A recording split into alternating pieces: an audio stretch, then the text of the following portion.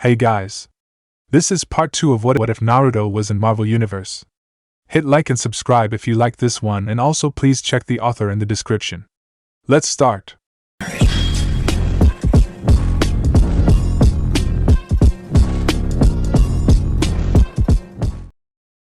Chapter 9, Loki. You call that Loki? Those were the first things to leave Ileana's mouth as Naruto entered the room. Said room was the valet's hotel room. The blood that had once lay in a pool in the hotel doorway was now gone, cleaned up by Naruto's clones. The blonde man walked past the agitated woman, walking into the living room to see Gabrielle, her sleeping son scooped up into her arms. Looking over into the open bedroom door, Naruto could see that Charles was laying on the bed, his body covered by the bedspread. A sudden wave of memories flooded into his head. The clone's experience of dropping out the acquired and the other AIM experiments at a hospital, allowing him to relax knowing that those poor people were now in good hands. "Hey!" Magic said in a harsh whisper. "Don't ignore me! Do you have any idea what's going on because of your little show? You're all over the news, for God's sake!" The blonde finished by pointing at the television, the local news covering the breaking story of how the city-wide war was now over, the rebelling side having been picked off by what reports were calling a one-man army. The story then shifted over to the coverage going on in Sokovia, the reporter stating that what many believed to be a freak explosion to have gone off in a privately owned military base. The owner of the company running said base, a man named Aldrich Killian, gave a brief statement just moments ago saying that the reason behind the explosion is just as unknown to him as it is to the general public, and that he and the remains of his organization are doing the best they can in their investigation.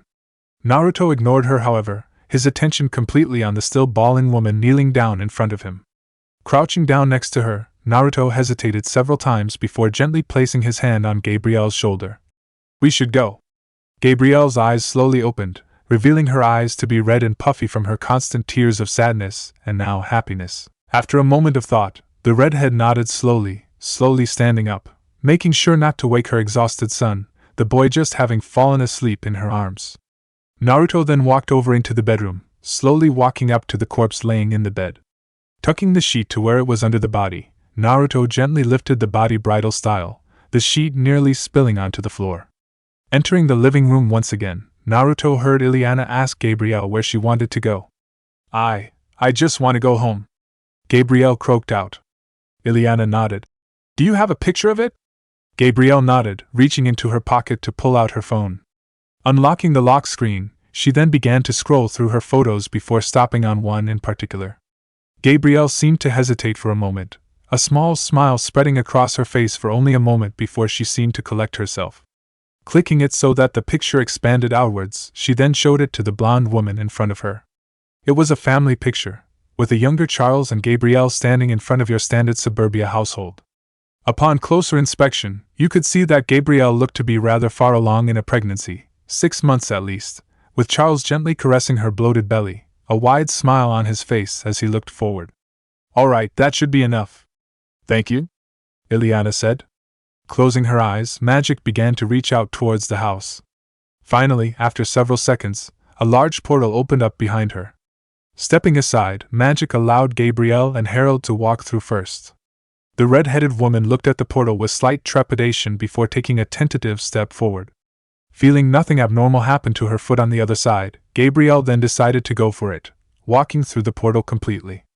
Ileana and Naruto followed after her, with a handful of clones following after him with the Valid family's luggage in their hands. As Naruto walked through the portal, he saw that they were now in a British suburbia, each house identical to the other, with the houses stretching on down the neighborhood endlessly.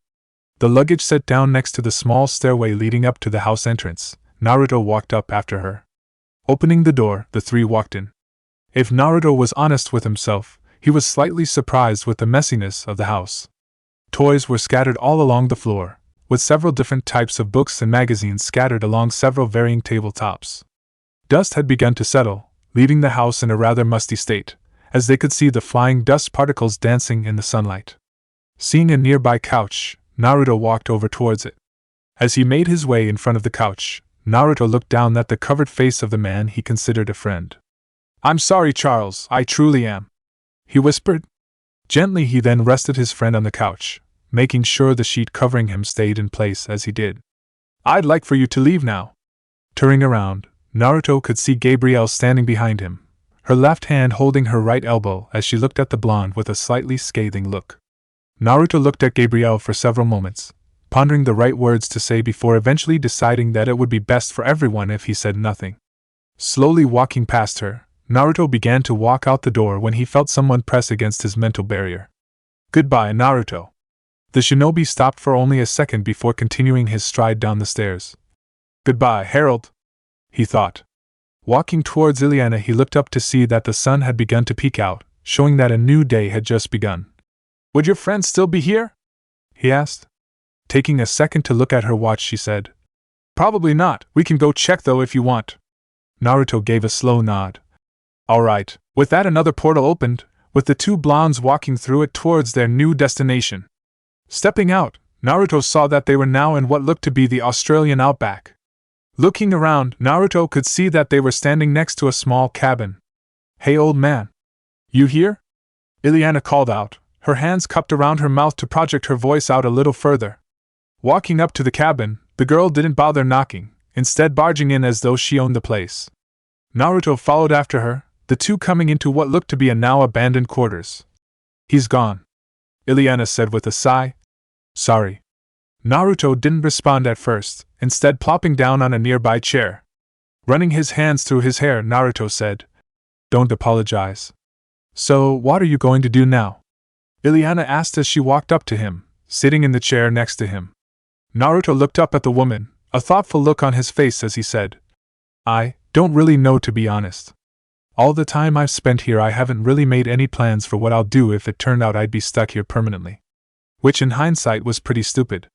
What am I gonna do for money? How am I gonna get a job? I don't have one of those diplomas you people value so much. I'm sure as hell not working for S.H.I.E.L.D. And what about Natasha? We've always had this understanding that I might leave eventually, but now I don't know what we're gonna do. Natasha? Ileana asked. Naruto nodded, answering the woman absent-mindedly. Yeah, she's my girlfriend. We've been going out for nearly a year now. The realization of that seemed to dawn on Naruto. Holy fuck, we've been going out for nearly a year now. Is that a bad thing? Naruto shook his head, a small smile on his face.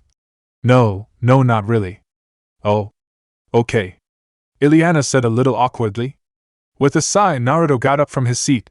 I do know one thing though. It's time I got back in the swing of things. I think it's time I introduced the world to a new kind of hero.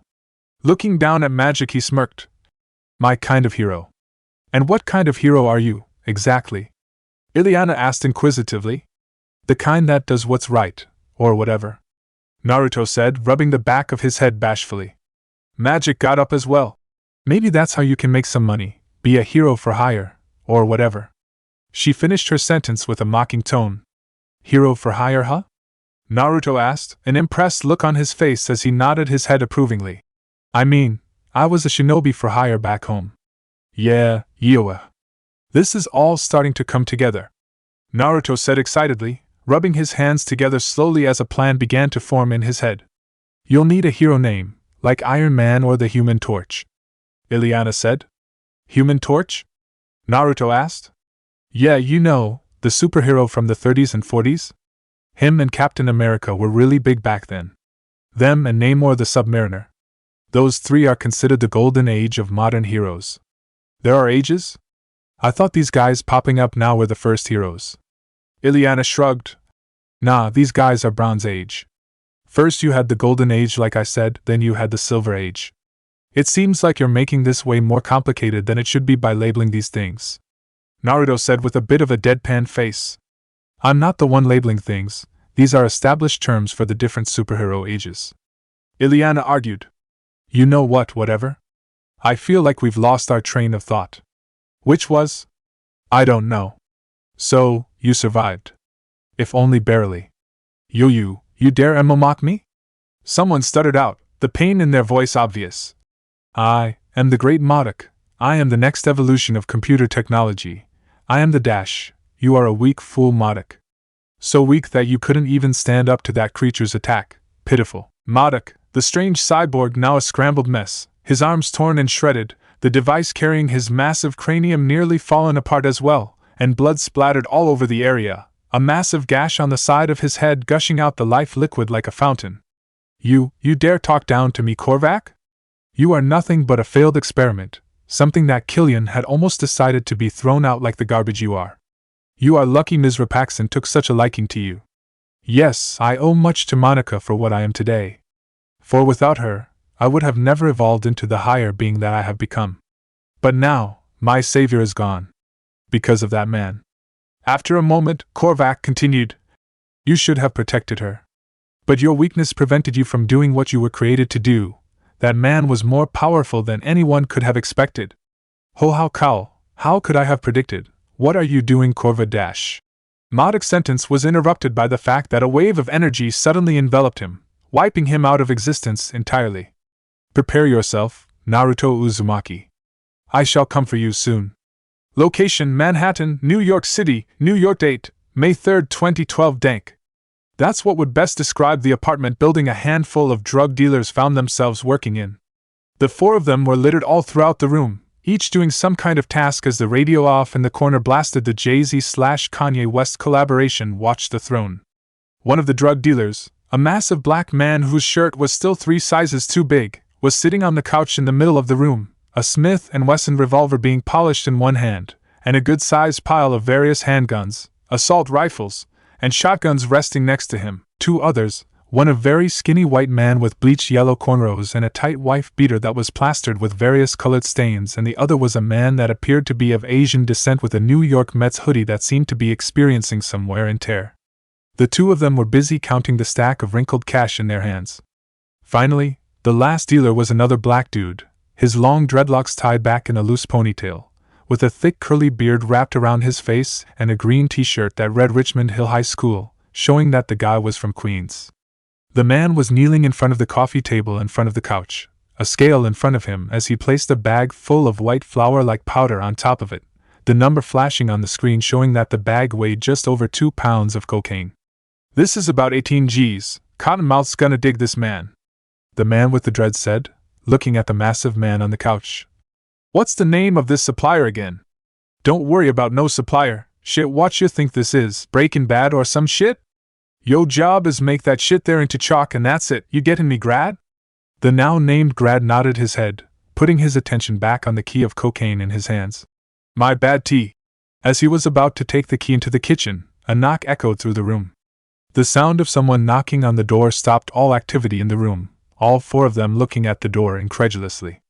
It was no secret what activities were going on in this room, so who'd be stupid enough to knock on the door? Is it the 5-0? The man in the wife beater asked, getting up from his seat as he reached for the gun stashed in his pants just above his ass. The Asian man looked at the man that spoke. Who calls a pig 5-0 anymore? Shut up. T harshly whispered before tossing the revolver he just got done cleaning to Grad. See who it is. Grad held the revolver in his hand, looking it over tentatively as he said, Me, for real? Yes, you. T said harshly, pointing towards the door harshly before reaching down for one of the assault rifles on the couch. Grad looked around the room, hoping someone would speak up for him so that he wouldn't have to be the one to deal with it, only to see the other 2 looking at him expectantly, obviously wanting him to answer the door as well. Slowly skulking towards the door, Grad raised the revolver up at the ready as he put his hand of the door. Looking through the peephole, he couldn't see anyone on the other side, causing him to sigh in exasperation. Giving a silent curse, he slowly unlatched the door lock before ever so carefully opening the door and peeking out through the crack to see who was on the other side. Seeing who it was, however, caused Grad to release a sigh of relief, opening the door wide open to reveal a man of Hispanic descent, the man having a shaved head with a dark brown hoodie on over his body, a wicked Mike Tyson ESC tattoo stamped right next to his left eye socket. Hector, you dipshit, T said in agitation. Why didn't you fucking say it was you? We thought you were a pig or something. Sorry man, kinda just slipped my mind, Hector said, entering the room to see the guns on the couch. Jesus, that's a lot of heat. Walking over towards the guns he picked up and began to inspect a 20-gauge shotgun. Yeah bitch, Coppermouth just promoted up to dealin' arms. Just made a couple big sales a couple nights ago. The Mets fan said, the man taking notice to the fact that No Church in the Wild began to play. Oh shit, turn that shit up man. Something that the wife beater was more than happy to comply to. Yeah. Hector said, holding the gun out in front of him as he inspected the gun's barrel. Yeah, I know. Bringing the gun up to himself, Hector then grabbed the bottom of the barrel. Then, without warning, he swung the 20 gauge into Grad's temple, cracking it open as he bashed the man's head in with all his might.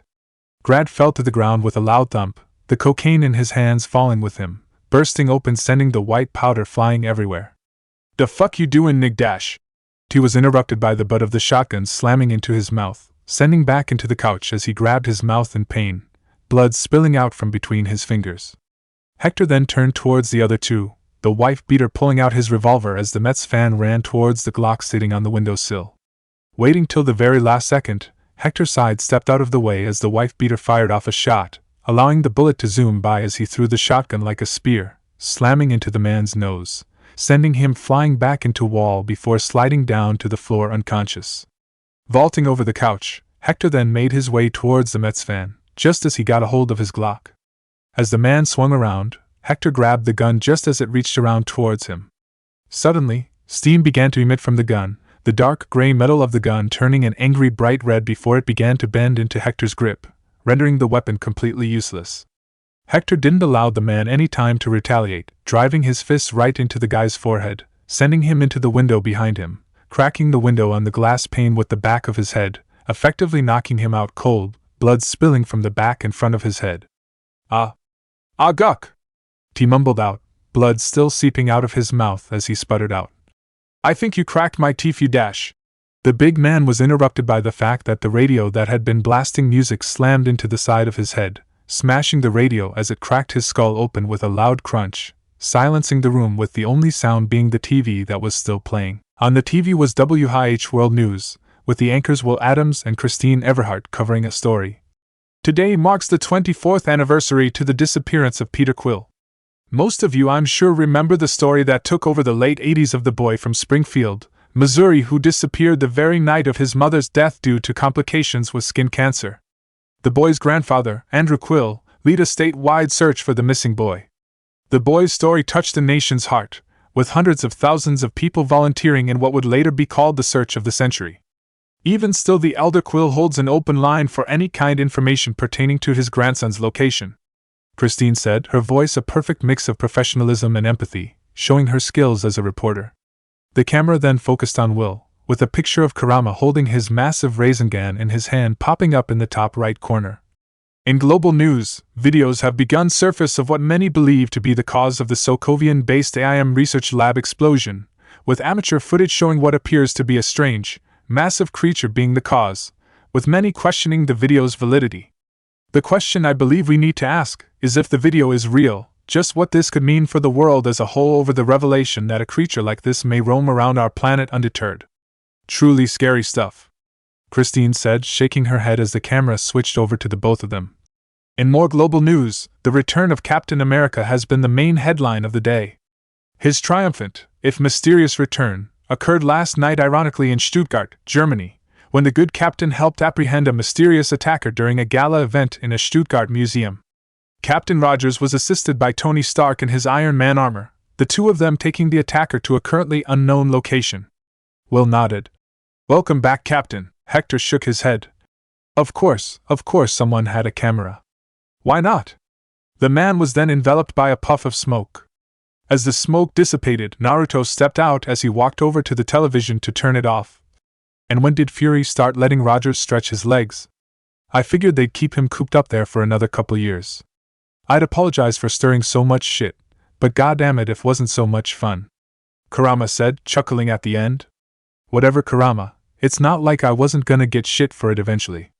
I'm honestly surprised Nick hasn't brought it up yet. It is pretty odd, I figured Fury would have gotten on your ass months ago. I mean, we caused a shit ton of damage. As Naruto was about to respond, he felt a sudden presence enter the room. It was a thick feeling, similar to Thor's but weaker, looser almost. While the massive blonde man's could be described as loud and flashy, this one was elusive, intelligent. Turning around, Naruto saw that he wasn't the only one conscious in the room anymore. The man was standing behind the couch looking around the room at his handiwork, an impressed expression on his face. Said stranger was very handsome in appearance, with an angular, lean face that reminded him of an Uchiha, only much, much paler. His slicked back black hair reached down to the nape of his neck, giving him a sophisticated look. His clothes were rather lavish. A dark brown overcoat that went down to his upper thigh covered a sage green button-up dress shirt. Wrapped loosely around his neck was a striped green and yellow scarf, the material making it look more expensive than all the clothes Naruto was wearing at the time. The most interesting thing about him, however, was the staff resting in his left hand. The stranger seemed to be using it as a cane, though it looked like some kind of weird weapon, seeing as how the staff was made out of what looked like a fairly sturdy metal and the fact that there was a glowing blue gem at the top, the stone humming with barely restrained power. Finally making eye contact with Naruto, the man spoke. My, what a fascinating creature you are. Gesturing around the room he continued. Barton truly was telling the truth about just how gifted you are. To think that such power would lie in a brittle being such as yourself. Naruto's eyes were narrowed at the man in front of him, consciously leaking out his chakra as he spoke. I know for a fact that Clint doesn't have any friends outside of S.H.I.E.L.D., and you're not a member. Nobody that dresses like that. As Naruto finished his sentence, his eyes roamed up and down the man's attire with a look of mocking on his face. So who the fuck are you? The man chuckled. I believe the enchantress may have told you a little about me. I believe she may have tried to contact you after my little excommunication. Did you kill her? I haven't heard a peep out of her since that day. Enchantress? Naruto asked before realization struck. You mean that Amora chick? Seeing him nod, he said. No, I didn't kill her. She asked me to take her, and after Thor got sent back to his home world or realm, or whatever. She told me you ordered her to take control of me, that true? But of course. The man drawled, a cocky smile on his face. That woman is so willing to please. So desperate for love, true love, that she'd do anything you ask of her if she thought she could get it. It's sad, really. Naruto was beginning to grow impatient with this man, flaring his chakra as he demanded. Just who are you exactly? Spreading his arms out in a grand gesture, the man spoke, his voice thick with narcissism. I am Loki, new ruler of this world. And I come with great tidings. And what would that be? Loki began to walk around the couch, making his way towards Naruto before stopping just a few feet away from him. That you're going to work for me now, he said menacingly, his walking cane soon becoming enveloped in a flash of light before it transformed into a much longer spear-like weapon. Raising his spear forward, Loki then made to gently place the tip of its blade in the center of Naruto's chest. Only for Naruto to grab a hold of the spear's shaft just before it touched him. I don't know what the fuck you think you're doing, Naruto started out. But I can tell you right now that it's not gonna fly. Oh really? Loki challenged as he began to put some muscle into it, trying to force his spear to make contact with Naruto, only for Naruto's grip to stay true, not budging even in the slightest. Naruto simply stood there, looking at the new ruler of Earth with a bored expression on his face. Is that really all you got? Feeling no change in Loki's attempt, Naruto decided to put an end to it. Alright, my turn. Forcing the blade away from him, Naruto then grabbed the bottom of the spear's shaft, before forcefully pushing Loki back. You're almost as much of a brute as my brother, Loki said, the strain in his voice obvious. Perhaps I've been going about this all wrong. Looking up, Loki made eye contact with Naruto, a wicked smirk on his face as he said, After all, why would I need to get control of your mind, when I have the very thing you've been searching for oh so desperately? Leaning forward, he then whispered in a brutally seductive tone. The Tesseract. If Loki expected anything, it wasn't getting slammed into the wall behind him, his body forming a dent in the foundation with a heavy crack. What the fuck did you just say? Naruto yelled, spittle flying from his mouth. Loki smirked, his voice a slight wheeze. The Tesseract, the cube, whatever you want to call it, is in my possession. How did you get it? Naruto demanded. From S.H.I.E.L.D., of course. What? Loki's smile grew, his crooked mouth giving him a malefic appearance. I took the Tesseract from S.H.I.E.L.D. just a few days ago.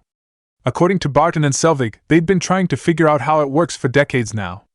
How strange that they wouldn't let you know about it. Decades? How does that make you feel? Loki asked, his staff glowing as he spoke. Angry? Furious? Betrayed? How does it feel to know that the people you've been working with for years now have lied to you? Telling you that the only thing that could send you home is lost, when it's been in their hands for nearly 50 years. Or about you, Flame, your woman, Agent Romanoff. Seeing Naruto's confused face, his smile only grew even more vile. Oh, that's right, you didn't know. How could you? Leaning closer, his lips nearly grazing Naruto's ear, he softly whispered. Her affections towards you are only orders given to her by her superiors. The love you share are orders. All to watch you, to make sure you stayed in line. To make sure you could be controlled. Kurama, you were right. Naruto thought. You were fucking right. All this betrayal, all these lies. Please, allow me to be the first to give you some truth. This planet, these earthlings are ants. They scurry along the ground, gathering what they can to survive, building their cities, gathering their food, but in the end, their lives matter little in the eyes of us. Those that have the power to squash these ants under our heel. And yet they question us, condemn us as monsters, as untrustworthy. And when they try and bite us out of a preemptive fear of extermination, who is to blame when we crush them for their insolence? Not you or I, that I assure you. Leaning back, he looked at the seemingly broken Naruto. Join me, Naruto, help me conquer these ants. Do this, and you can finally go home. Naruto, I have already defeated this world's protectors, the metal man, the soldier, the monster. That just leaves the last piece to the puzzle. I had planned on including you in their demise, but after all the juicy gossip Barton shared with me, and the fact that I've lost so many pieces already, I knew that I had to have you on my side, one way or another. Feeling Naruto's grip loosen, Loki jumped at the chance, pressing the tip of his scepter into Naruto's chest, allowing the power the staff held to enter the blonde man's body. And now you're mine, Loki said triumphantly. Release me so that we can leave. I believe it's about time the invasion started. Selvig should have opened the portal up by now. Did you not hear me? Let go of me, fool, Loki demanded, growing impatient that his new slave wasn't obeying his order. Was that supposed to do something? Naruto whispered. Loki looked at Naruto in utter shock, the god about to try and cast him under his spell once again, only for his body to be forcefully ejected from the wall. The two of them didn't stop, however, their forward momentum only increasing, with the only thing Loki could see being blurs and pain as Naruto continued to slam his through wall after wall.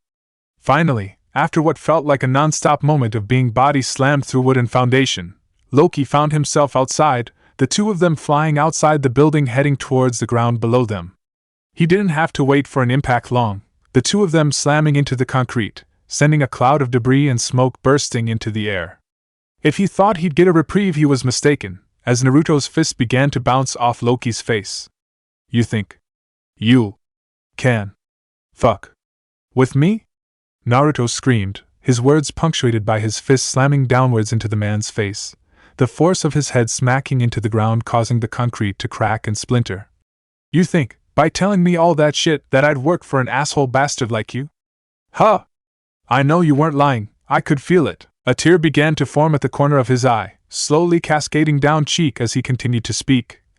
But even then, I would never do the shit you're talking about. I would kill myself before I became the very monsters I nearly died fighting against. His fist was about to come down once again, only this time it was being pumped with chakra, his full intent being to end this miserable man's life then and there. His body seemed to freeze at the sound that boomed across the city, his head instinctively looking up at the source. He was shocked to see what looked like a portal in the middle of the sky, with a beam of energy seeming to feed it coming from Stark Tower. After several moments of nothing else happening, a wave of creatures began to fly out of the portal, descending down to the city below, opening fire at the buildings as they reached them, igniting the city in a hail of laser fire. Looking down at Loki, Naruto saw that the man was sporting a bloody grin. It has begun. Rage filled Naruto as he looked down at the insufferable man before him. Stop it! Stop it now! He demanded. Now that it has begun, there is no stopping it. As Naruto was about to decapitate the man with his fist, a wave of laser beams washed over the area, blasting the cars around them, the resulting explosions causing panic and havoc as people began to scramble in fear, cars trying to swerve around each other only to be blasted to bits by the strange creatures and their chariot-like flying machines. Looking back up at the portal where hundreds of aliens were still spilling out of, Naruto could see what looked to be Tony in one of his armors flying up towards the portal, taking out as many of them as he could, the resulting flow of explosions reminding Naruto of a fireworks show. Forced to jump out of the way, Naruto scoffed as he saw Loki jump on board of the hovercrafts, the god zooming away from him towards Stark Tower. Naruto was about to give pursuit when several more blasts of energy came hurtling towards him, forcing him to evade once again.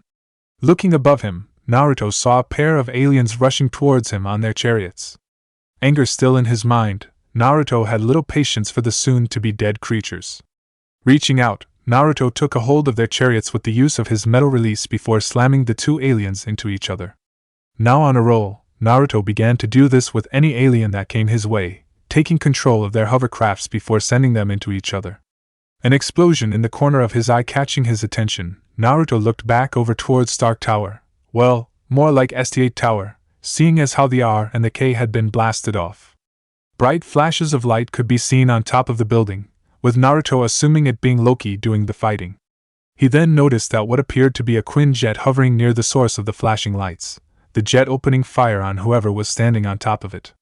The effort was for naught, as the jet was quickly shot down, causing the plane to spiral down to the ground below. Naruto was about to activate his six-pad Sage mode when a ground-shaking roar split across the city, shaking Naruto's very bones as he looked back up at the portal. Out of the portal slinked out a strange worm-like creature the size of your average battletoad, the likes of which could only be matched by Gamabunta or Gamakichi. The worm seemed to be wearing some kind of golden armor, with the mouth of the creature resembling a whale only with very, very sharp teeth. You gotta be kidding me. Chapter 10. No one man should have all that power. Chaos. That was the best way to explain what was going on. Lasers zipping past overhead, explosions ripping apart the pavement, and various vehicles scattered along the streets. Glass crunched and cracked under a woman's feet as she sprinted across the sidewalk, ducking her head under her arms as she tried to avoid getting pelted by debris. Looking up, she nearly screamed in horror at the sight of the giant flying monster as it flew just a couple blocks away from her, with what looked to be several aliens ziplining down to either the streets below or the side of the buildings themselves. Joy, get inside, now! Joy looked over to see her brother, his usually slicked back hair splayed out in a mess, his face scoffed with several bruise marks and a trail of blood leaking down his forehead. Quickly nodding her head, Joy ran towards the building, a Starbucks to be exact, ducking into the doors as she ran past her brother just before he slammed the doors shut. Looking around, Joy saw that everyone in the room was in a state of either panic or disbelief at the events going on outside. Walking over to her brother, she harshly whispered, "What the hell is going on, Ward?" The now named Ward slicked back his hair agitatedly. "Do you really think I know what's going on?" "Well, what are we supposed to dash?" Joy was interrupted by the fact that the side of the building exploded in a blast of fire and glass, the force of it blowing Joy and Ward backwards, the two landing on their sides in a heap. RRRINNNGG slowly, Joy raised up her head, her vision swimming as she looked up to see what looked like couple aliens enter the Starbucks, the rifles raised up as they began to fire upon anyone still alive. Blast after blast, pain scream after scream, the aliens executed the people who tried to take shelter. Finally, the aliens pointed their rifles towards Joy and Ward. Joy, Joy. Joy heard, the ringing in her ears finally beginning to wane before she finally clearly heard Ward screaming out, "Joy!" It was then that the alien closest to her suddenly flew forwards, its body lodging itself into the opposite wall. In the alien's place was a man, his leg stretched out from the kick he used to send the creature flying. Lowering his leg, he threw his fist outwards, a visible force leaving his hand that slammed into the second alien, which caused it to fly back as well in a sickening crunch. Relaxing his stance, the man looked around. Joy quickly made eye contact with him, unable to look away from the bright blue eyes the man held. Her own brown eyes roaming the man's form, she saw that he wore a simple brown jacket with an orange t-shirt underneath that read, "WTF, where's the food?" She'd have laughed at the absurdity of it if it weren't for the glass lodged in her side. As the man kneeled next to, he began to help her sit up, only for her to loudly wince in pain. "Where does it hurt?" the blonde asked, his voice sounding younger than she expected it to. Wincing once again, Joy spoke. My side." Nodding, the blonde's hand was enveloped in a yellow fire. Joy, seeing that he was reaching for her sigh, grabbed him out of instinct. The blonde man smiled at her soothingly as he spoke. "Don't worry, this won't hurt you. I promise." Joy didn't know why. This man was a stranger, emphasis on strange. But she felt she could trust this utterly strange man.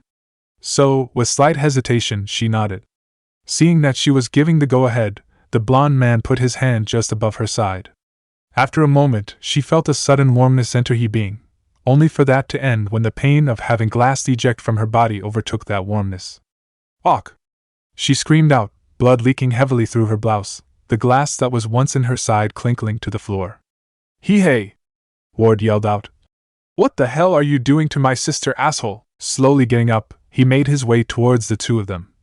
"Get the hell away from her, now!" Raising his hands up defensively, the man said. All right. I'm backing off." Getting up, the blonde took some steps back, allowing Ward to take his place. Joy looked down, raising her blouse up to look at the wound, only to be shocked to find that the cuts had closed up completely. Ward looked up at the man to see that he was putting in some kind of earpiece, pressing it as he spoke. "Hey Tony, it's me." Yeah, I'm on 33rd Street. "Alright, I'll try and meet up with everyone else." Looking up, Joy stuttered out. "Oh, how?" The man shrugged. "I'm evolved. Or so I've been told." Walking over, he looked out the window. "Do you guys have somewhere you can go, somewhere safe?" "Now wait just a second," Ward yelled out, getting up as he glared at the mystery blonde. "What the hell is going on? What is going on out there?" The man sighed. "As far as what's going on out there, I have no clue. All I know is that I'm gonna end it." "Who are you?" Joy asked, still in shock over recent events. Turning towards Joy, the man gave a wide smile. "Usually I'd lie and say my name is Nathan something or other. But today I'm going to just say fuck it." His body then became covered in a fire that had covered his hand, symbols splayed out along his torso and arms, the yellow fire licking out like a snake's tongue. "My name is Naruto Uzumaki, genin of Konohagakure, the child of Prophesy and the savior of my world." With that introduction, Naruto raised up off the ground. "And now, I shall be the savior of your world as well." Turning around, Naruto blasted off towards the battle, taking out a passing-by alien as he did.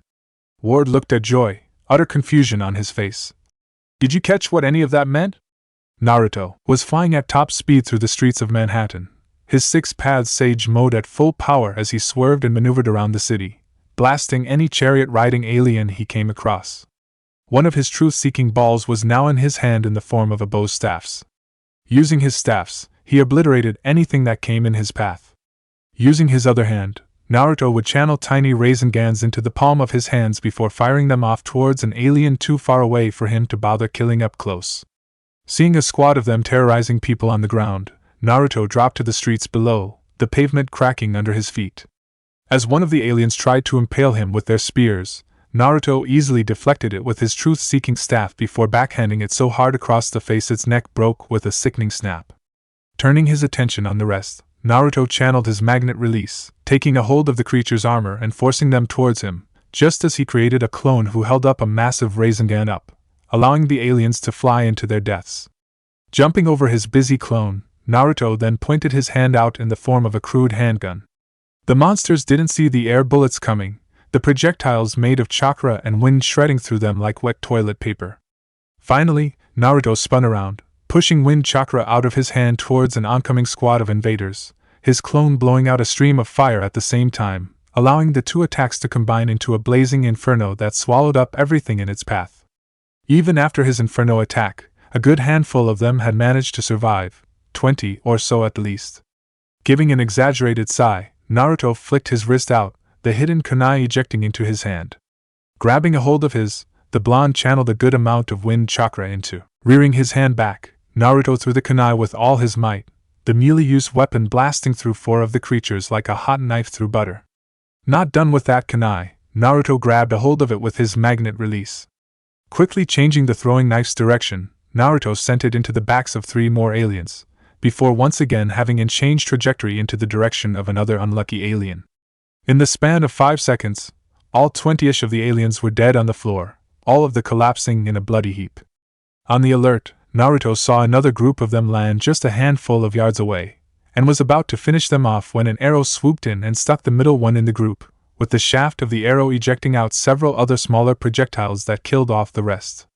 Looking over, Naruto saw Clint perched behind a car, his bow at the ready as he gave his blonde friend a nod Naruto ignored as he formed a Rasengan in his hand and threw it at the man, the ball of energy passing him by just an inch as it slammed into an alien that had made its way behind the sharpshooter.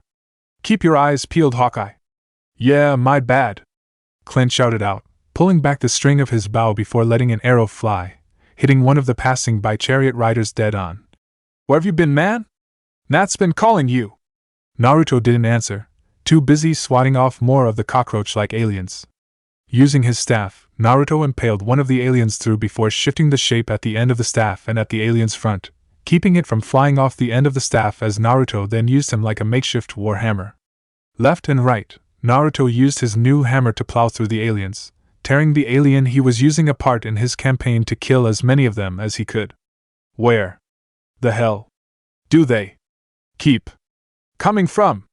Naruto yelled out, finally letting the poor creature go as his staff reverted to normal. Hearing a growl, Naruto turned to his right to see another alien, only this one was twice as big as any of the others, his hulking size kind of freaking Naruto out. His only warning that it was going to charge at him was the snot-ridden snarl it released. Not losing his cool, Naruto rearing his hand back, steam building at his elbow, building a huge amount of pressure before releasing it just as the alien got in his comfort zone. Boil release, erupting propulsion fist. The pressure released Naruto's fist zooming towards the creature's torso like a rocket, the force of it sending a quick ripple through its body before it exploded in a shower of alien flesh and blue blood, showering Naruto in the liquid. Was that really necessary? Turning around, Naruto saw Steve Rogers behind him, wearing a modified, skimpier version of his uniform. Is that costume really necessary? Looking down at himself, Steve used his free hand to pull at his duds. It's not that bad, is it? No, Naruto said reassuringly, walking up to him as he patted him on the shoulder. It's just a little tight is all. You're telling me. Turning around, Naruto saw Natasha walking over to them. Why bother asking Shield for a phone if you're not going to answer it? She demanded. Naruto was about to tell her to fuck off when Kurama said, Save City now, chew her ass out later, Naruto. Remember what's important. Naruto paused before scoffing, turning around so he wasn't facing the woman, much to her confusion. Hey, what's the matter, Dash? Natasha was interrupted by the fact that a field of lightning struck down just a few yards away, wiping out a group of oncoming aliens, followed by the god of thunder himself landing down just in front of where his lightning had struck. Getting up with a grimace as he held his side, he made his way over to the group as Steve spoke. What's the story upstairs? The power guarding the cube is impenetrable. The Asgardian explained, Tony zoomed by, chariot riders on hot pursuit. Thor's right, we gotta deal with these guys. How do we do this? Natasha asked. As a team, the captain answered. Naruto smirked at Thor as he slapped him on the shoulder. This is gonna be awesome. Thor threw Naruto's hand off his shoulder. I have unfinished business with Loki. Oh yeah? Clint asked as he prepared an arrow. Get in line. Naruto was about to speak when the captain said harshly, Save it. Walking over he continued, Loki's gonna keep this fight focused on us, and that's what we need. He was about to start issuing orders when Naruto interrupted. Hey, who's the dork on the bike?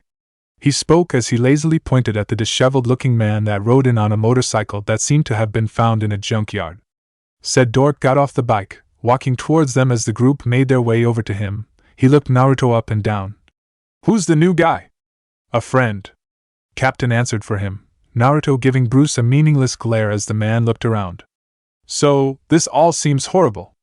Naruto shrugged. I've seen worse. When a single guy turns an entire city into a crater, call me. Stark, we've got him, Steve said as he pressed his earpiece. Banner? Tony asked. Rogers nodded. Just like you said. Tell him to suit up, I'm bringing the party to you. It was then that Tony zoomed past a building, only to be followed by the massive flying whale with armor on. Tony dived down closer to the ground, the whale following after him as they came flying towards the group. Naruto grinned. Now that is what I'm talking about. The ragged man then began to slowly walk towards the incoming monster, calm in the face of the massive beast. Steve stepped forward saying, Dr. Banner, now might be a good time to get angry. Turning around, Bruce calmly smiled as he spoke. That's my secret, Captain. I'm always angry. Turning around, his form began to grow, his muscles protruding outwards and his pasty skin tone turning into an angry green. Eventually his size became too much for his own clothes, as his shirt and shoes ripped off his being. Rearing his arm back, Banner swung his fist at the flying whale just as it was about to reach the group. The force of the punch was magnificent in Naruto's eyes, the green rage monster hitting the alien whale so hard its very armor peeled off, and its sudden loss of momentum flung the back of its tail forward, causing the creature to become vertical with the ground. Got it! Naruto and Tony yelled out, the blonde flinging his arms out as chakra arms sprouted from his body, grabbing a hold of the creature to keep it in place as Tony released a hail of miniature rockets at it, causing the whale to explode in a blast of fire, flesh, and blood. Holy shit! Naruto yelled out as his chakra arms slunk back into his body, then turning around to look at the green hulking monster in front of him, stars in his eyes as he cried out. That was awesome! Why didn't anybody tell me this guy was the Hulk? The Hulk didn't get to react to Naruto's fanboyish reaction, too busy with the fact that the army of aliens were now booing at them in a strange chorus of growls and shrieks. Realizing the fight had yet to be won, the 7 of them circled up, each one with their game faces on. Naruto summoned the rest of his truth-seeking balls, Hulk gave off a massive roar towards the crying aliens, Clint notched back an arrow, Thor began to twirl his trusty hammer Mjolnir, Natasha quickly reloaded her pistol, the captain secured his symbolic shield, and Tony finishing the ensemble as he landed down to complete the circle. A subtle tum could be heard coming from the portal, causing the team to look up and see even more of the whale-like creatures coming down to play along with dozens more of the chariot riders, prompting Tony to say, "Call it, Captain." Steve took that in stride as he began giving out commands. "Alright, listen up. Until we can close that portal, our priority is containment." Pointing up, he said, "Barton, I want you on that roof, eyes on everything. Call out patterns and strays. Stark, you got the perimeter. Anything more than 3 blocks out, you turn it back or turn it to ash." "Get a lift?" Hawkeye asked. "Right." Stark nodded, grabbing the dead eye he quipped. "Clench up, Legolas." With that, Tony and Clint went flying towards the building Steve directed them to head to. Turning towards Thor and Naruto, Rogers said, "Thor, you gotta try and bottleneck that portal, slow him down. You got the lightning, light the bastards up." Thor nodded as he spun his hammer around in a windmill motion before flying off. "Naruto, do you think you can take on the big guys?" Captain asked, referencing the massive alien, whatevers, flying across Manhattan tearing apart any building they came across. Naruto nodded. "I got just the thing." Bending his knees, the Jinchuriki jumped up into the air, the shinobi locking on to his targets as he headed towards them at top speed. Zooming past building after building, the blonde having to kill the occasional alien that got too close, Naruto placed his hands into a cross-like hand sign. Shadow Clone Jutsu, he thought. In a puff, 8 identical Naruto appeared, each wearing the 6 paths cloak minus the truth-seeking balls. Coming to a stop, the 9 Narutos raised their arms up above their heads, each channeling a different Biju's chakra. Before long, each Naruto was holding a raisin shuriken over their head, all 9 varying in shape and appearance, from a sand, blue flames, steam, lava, water, scale powder, ink and finally wind. Sage Art, Super-Tailed Beast Raisin Shuriken. Boom! Simultaneous explosion went off one after another, each rocking the flying whale that it hit, blowing its head and torso to pieces, forcing it to crash land down in the streets below. Looking over, Naruto saw that there were 3 other monsters for him to take down. Hearing a boom spilt across the city, Naruto looked up to see Thor let loose a wave of lightning at the portal, keeping any more of the freaky alien monsters from flying through. Looking over, Naruto saw Hulk smashing his way through building after building, tearing apart any aliens that crossed his path. Naruto smirked as he watched the green rage machine plow his way towards a building that was in the path of one of the alien whales, jumping out the window and keeping it from smashing into the building, pulling its head down and to the side, steering it away from the civilians. Not wanting to miss out on the fun, Naruto blasted over towards Hulk and the whale, landing on the tail as Hulk made his way up the head. Looking around, Naruto saw that the aliens had noticed he had hitched a ride, the lot of them heading towards him, and the angry banner. Not deterred, Naruto formed 2 truth-seeking balls into 2 bow staffs, twirling them around before cracking a couple of the aliens in the skull, obliterating their heads on contact. Keeping his stride, Naruto used his truth-seeking staffs to keep away anything that came in too close, while at the same time using his leftover orbs to fend off anything from a distance, using his ability to control the orb's shape to form them into pointed cone-like projectiles. Looking over, Naruto saw that Thor had landed on the creature as well, assisting the Hulk in fending off the aliens in near-perfect unison.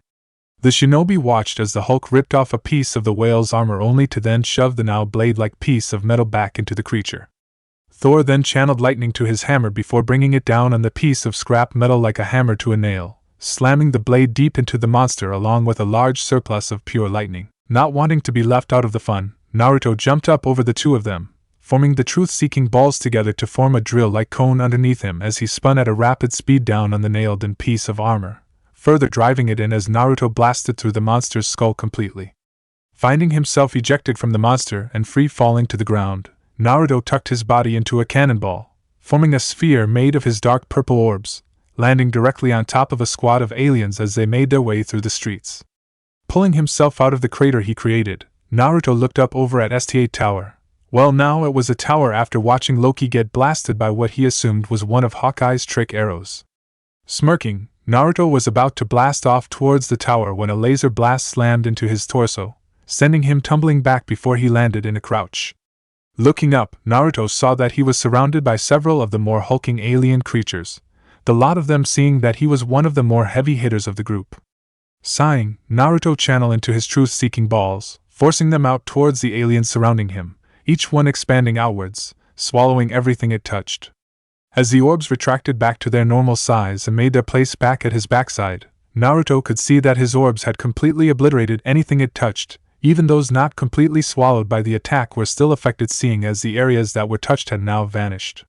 Turning towards the tower once again, Naruto flew up to the observation deck, peeking his head into what looked like some kind of lounging area.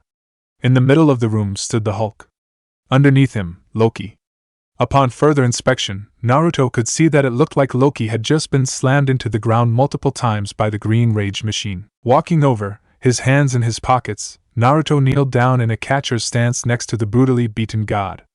Looking him over, he saw that Loki didn't seem to notice his presence, too busy giving out a pained whine. Poking him with one of his truth-seeking staffs, Naruto said, "I think you broke him." He finished his sentence by looking up at Hulk, who scoffed as he began to walk away. "Puny god," he growled out before turning around fully and jumping back out into the battle outside. Chuckling, Naruto looked around the room, seeing that it had gotten the shit kicked out of it due to the battle going on. It was as Naruto was looking at the shattered glass window that he assumed the Hulk threw Loki through that he felt the massive source of energy sitting just outside on the patio. Getting up, the blonde ninja walked through the hole in the glass, his eyes scanning the area for the power source. As a glow hit the corner of his eye, Naruto looked to his right to see Loki's scepter laying on the ground just a few feet away from him, the gem that seemed to power the weapon glowing a bright blue. Bending down, Naruto carefully picked up the bladed staff, feeling the energy pulsing in his grasp. It was then that he felt a sudden forceful pull on his subconscious, like how it feels when he enters his mindscape to speak with Kurama. After a moment of hesitation, Naruto allowed himself to be pulled through, immediately finding himself in a strange new place. Looking around, Naruto couldn't help but find himself amazed at the fact that it looked like he was in space, sitting on what looked to be some kind of asteroid. Gazing up into the stars, Naruto found himself transfixed on the vast space above him, watching in wonder as comets flew by and the looming planets softly orbiting overhead. Taking a few steps forward, Naruto found a long column of spiraling stairs leading up to an unknown location. Feeling drawn to them, the shinobi began the long trek upwards, the scepter in his hand and Kurama oddly quiet. As Naruto began to finally make his way to his destination, he began to make out what looked to be a massive throne made from stone, the chair fit for a king floating above the ground ominously. Walking calmly over to the throne, his path was stopped when a strange hooded being that blurred into his personal space. The creature was the definition of ugly, its wrinkled gray skin and crooked golden teeth almost causing Naruto to flinch in disgust. Its face covered by a strange-looking face mask that reminded him of a football player, with the rest being covered by a billowing hood. "Where is the Asgardian mortal? Why is it you are wielding our scepter?" the creature demanded, his voice a gravelly growl.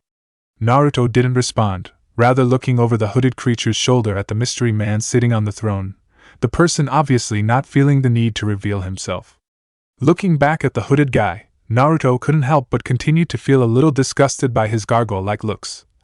"You ever think about wearing a mask that actually covers that disaster you call a face? 'Cause I'm gonna be honest with you, that whole football mask thing you got going on isn't working. You dare mock me, you a pathetic mortal? Do you not know whose presence you are in? This is the sanctuary of the Dark Lord Thanos, the most powerful being in the universe. Now tell us who you are, and why you are here and not the Asgardian Loki, or we shall teach you what happens when you disrespect the Mad Titan," the creature demanded. Naruto began to walk around, the two of them circling each other as he spoke. "So, I'm assuming you're the one that gave Loki his little army and this scepter thing. Am I right? If so, they weren't that tough."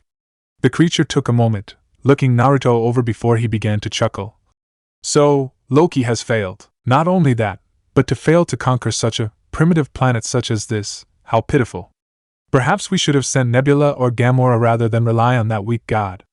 The man stopped his circling, Naruto following suit as the creature continued his thought. "However, from what I've seen, you and your companions are quite formidable. Perhaps Ronin would have been more well suited for such a task. You in particular have proven yourself to be a powerful being to be able to take down our Chitauri Leviathans. But no matter, for this slight, Thanos will plunder your planet to its very core. The hooded creature's monologue was interrupted by the booming voice that came from the throne. That is enough." With that, the throne began to spin around, revealing the being sitting upon it. The man was clad in a glorious gold and purple armor, giving the man a look of both that of a warrior and of a grand ruler. The man himself was massive, about twice the size of Naruto himself but just a head shorter than the Hulk, with obvious muscle mass showing even as it was hidden underneath his armor. The man's skin tone was a light purple, with obvious signs of middle age showing on his face with the thin wrinkles around his eyes and mouth. Speaking of his eyes, the sclera to his eyes were black with his irises reflecting a glowing purple color. To finish off the man's alien appearance, the man seemed to have lines running up his face from his chin to the scalp, the lines disappearing behind the man's battle helmet. The now named other immediately bowed his head in obedience. "Of course, my master. I'm sorry, my master." "Leave us," Thanos demanded, his head resting on his chin as he stared down at Naruto, his voice an unwavering boom of power and authority. Naruto didn't believe it was possible, but others seemed to bow even deeper. "Of course, my master, right away, my master." With that, other blurred over to the stair before descending down the stairs. Naruto turned to face Thanos, the two of them entering a stare-off of sorts, either one seeming to want to speak first. Finally, Naruto grew tired of the silence. "Why use Loki to get the Tesseract? Why not just come and get it yourself if you're the most powerful being in the universe?" Thanos simply chuckled, leaning back in his seat as he spoke. "Because I saw an easily manipulatable child that sought the glory of being king, even if it meant dealing with a being he knew could destroy him with a flick of his wrist. All I needed to do was provide him with a small fraction of my army, with my only demands being that he gives me the Space Stone in return." Chuckling again, he continued. "To put it simple, it was entertainment." Naruto narrowed his eyes at the Mad Titan. "So your invasion of Earth was just for entertainment, with you getting the Space Stone simply being a bonus? Are you truly that arrogant to think that you could get the stone at any time?" The Dark Lord smirked. "I have fought beings more powerful than you could possibly imagine, boy. You and your band of Avengers are mere playthings to me. If I felt the need, I could have simply taken the stone the moment I felt its energy burst from across the cosmos. Be glad you haven't pushed me so far that I would feel the need to retrieve the stone myself. If it were to ever come to that, I would crush the solar system under the heel of my power. Well then, looks like I've found a new purpose. And what would that be, boy?" Naruto simply smirked as he rested Loki's staff on his shoulder. "Stopping you, of course." Thanos smirked a bloodthirsty smile. "I await your challenge, Naruto Uzumaki." With that, Naruto felt his subconscious get pulled back to the real world, his eyes blasting open to see that he was back outside of Stark Tower, the battle still going on around him. "Naruto! Naruto!" Looking over next to him, Naruto saw Natasha standing there, a worried look on her face as she screamed out his name. The woman looked worse for wear, blood running down her lip and forehead, with scoff marks all over her person. "Naruto, we need the scepter to close the portal!" Natasha yelled out. Naruto looked at her for a moment, not really seeming to be paying attention to what she was saying, simply overwhelmed by the sudden feeling of betrayal he felt over the woman he loved. "Naruto, where the fuck have you been? I've been trying to get through to you for like 5 minutes, you goddamn brat.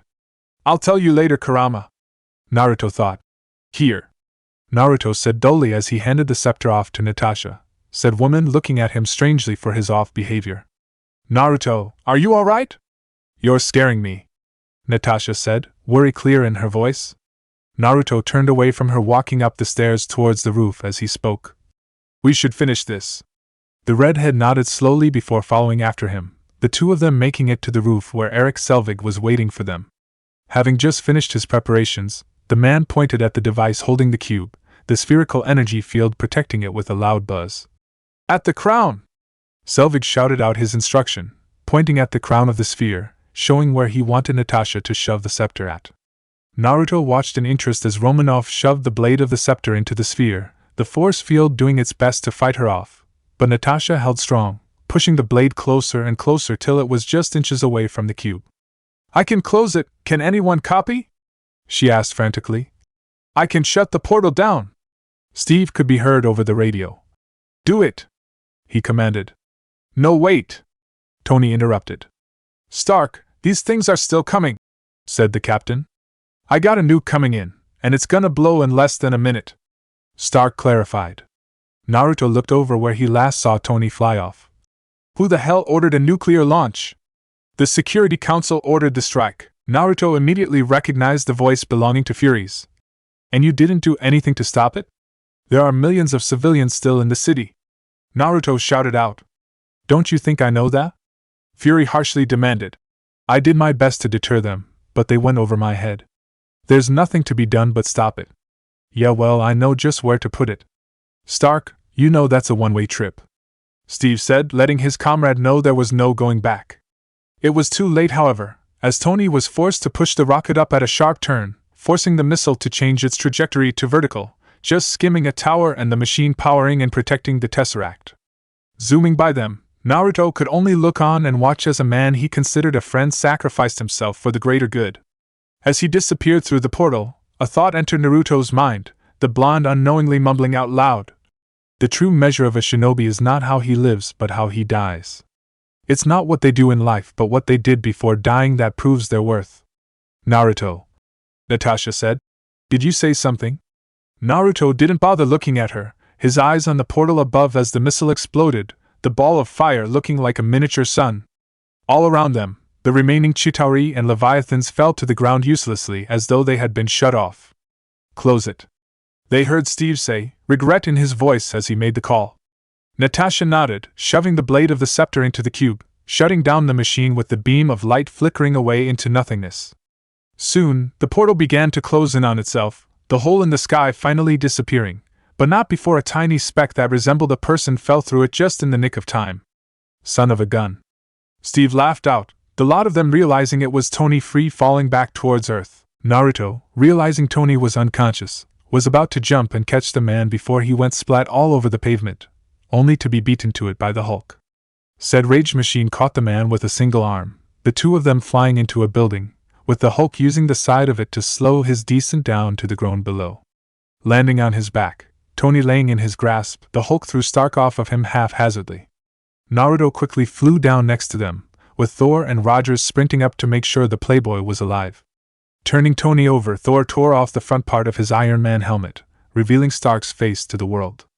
Steve quickly ducked his head down to check if he was breathing, only to raise himself back up with a look of remorse on his face. Naruto was about to see what he could do when the Hulk once again beat him to the punch, letting loose a mighty roar, startling the Iron Man back to the world of the living. Dude, seriously? Naruto yelled out agitatedly, picking his still humming ear after having the rage monster scream right into it. The Hulk didn't seem to care, pumping his chest with his fists like a gorilla. What the hell? Tony demanded. What just happened? Please tell me no one kissed me. He practically begged. Steve, still trying to catch his breath after the battle they had all just fought, breathed out rather pathetically. We won. Giving a sigh of relief, Tony rested his head down on the pavement. Lazily raising his arm up in a victory pump, he tiredly said, All right, yay, good job guys. Let's just not come in tomorrow, let's just take a day. Looking over at Naruto, he said, You ever had shawarma? There's a shawarma place like 2 blocks from here. I don't know what it is but I want to try it. Naruto smirked, allowing his 6-path sage mode to recede as he collapsed on his butt, resting his hands behind his back and allowing his legs to rest out in front of him. If they sell ramen, I'm down. Do you have any idea how long it's been since I've had some good ramen? There's such a thing as good ramen? Tony asked. Before Naruto could argue over the merits of ramen, he was interrupted. "We are not finished yet," Thor said, looking up at a tower. Tony looked around. "Then shawarma after, right?" Naruto watched as the group, supposedly calling themselves the Avengers, circled around inside the helicarrier, the lot of them celebrating a job well done. With Loki now safely imprisoned, the God's scepter being kept safely away from, and the Tesseract now in Thor's possession, the lot of them could now relax, if only for just a moment. The blonde ninja had decided not to participate in the fun, rather hanging back to watch. Feeling a strong hand clasped down on his shoulder, Naruto looked over to see Thor standing just behind him, 2 glasses of beer in his hand. Handing one over to Naruto, Thor took a long swig of his own before speaking, wiping his mouth of the foamy suds as he did.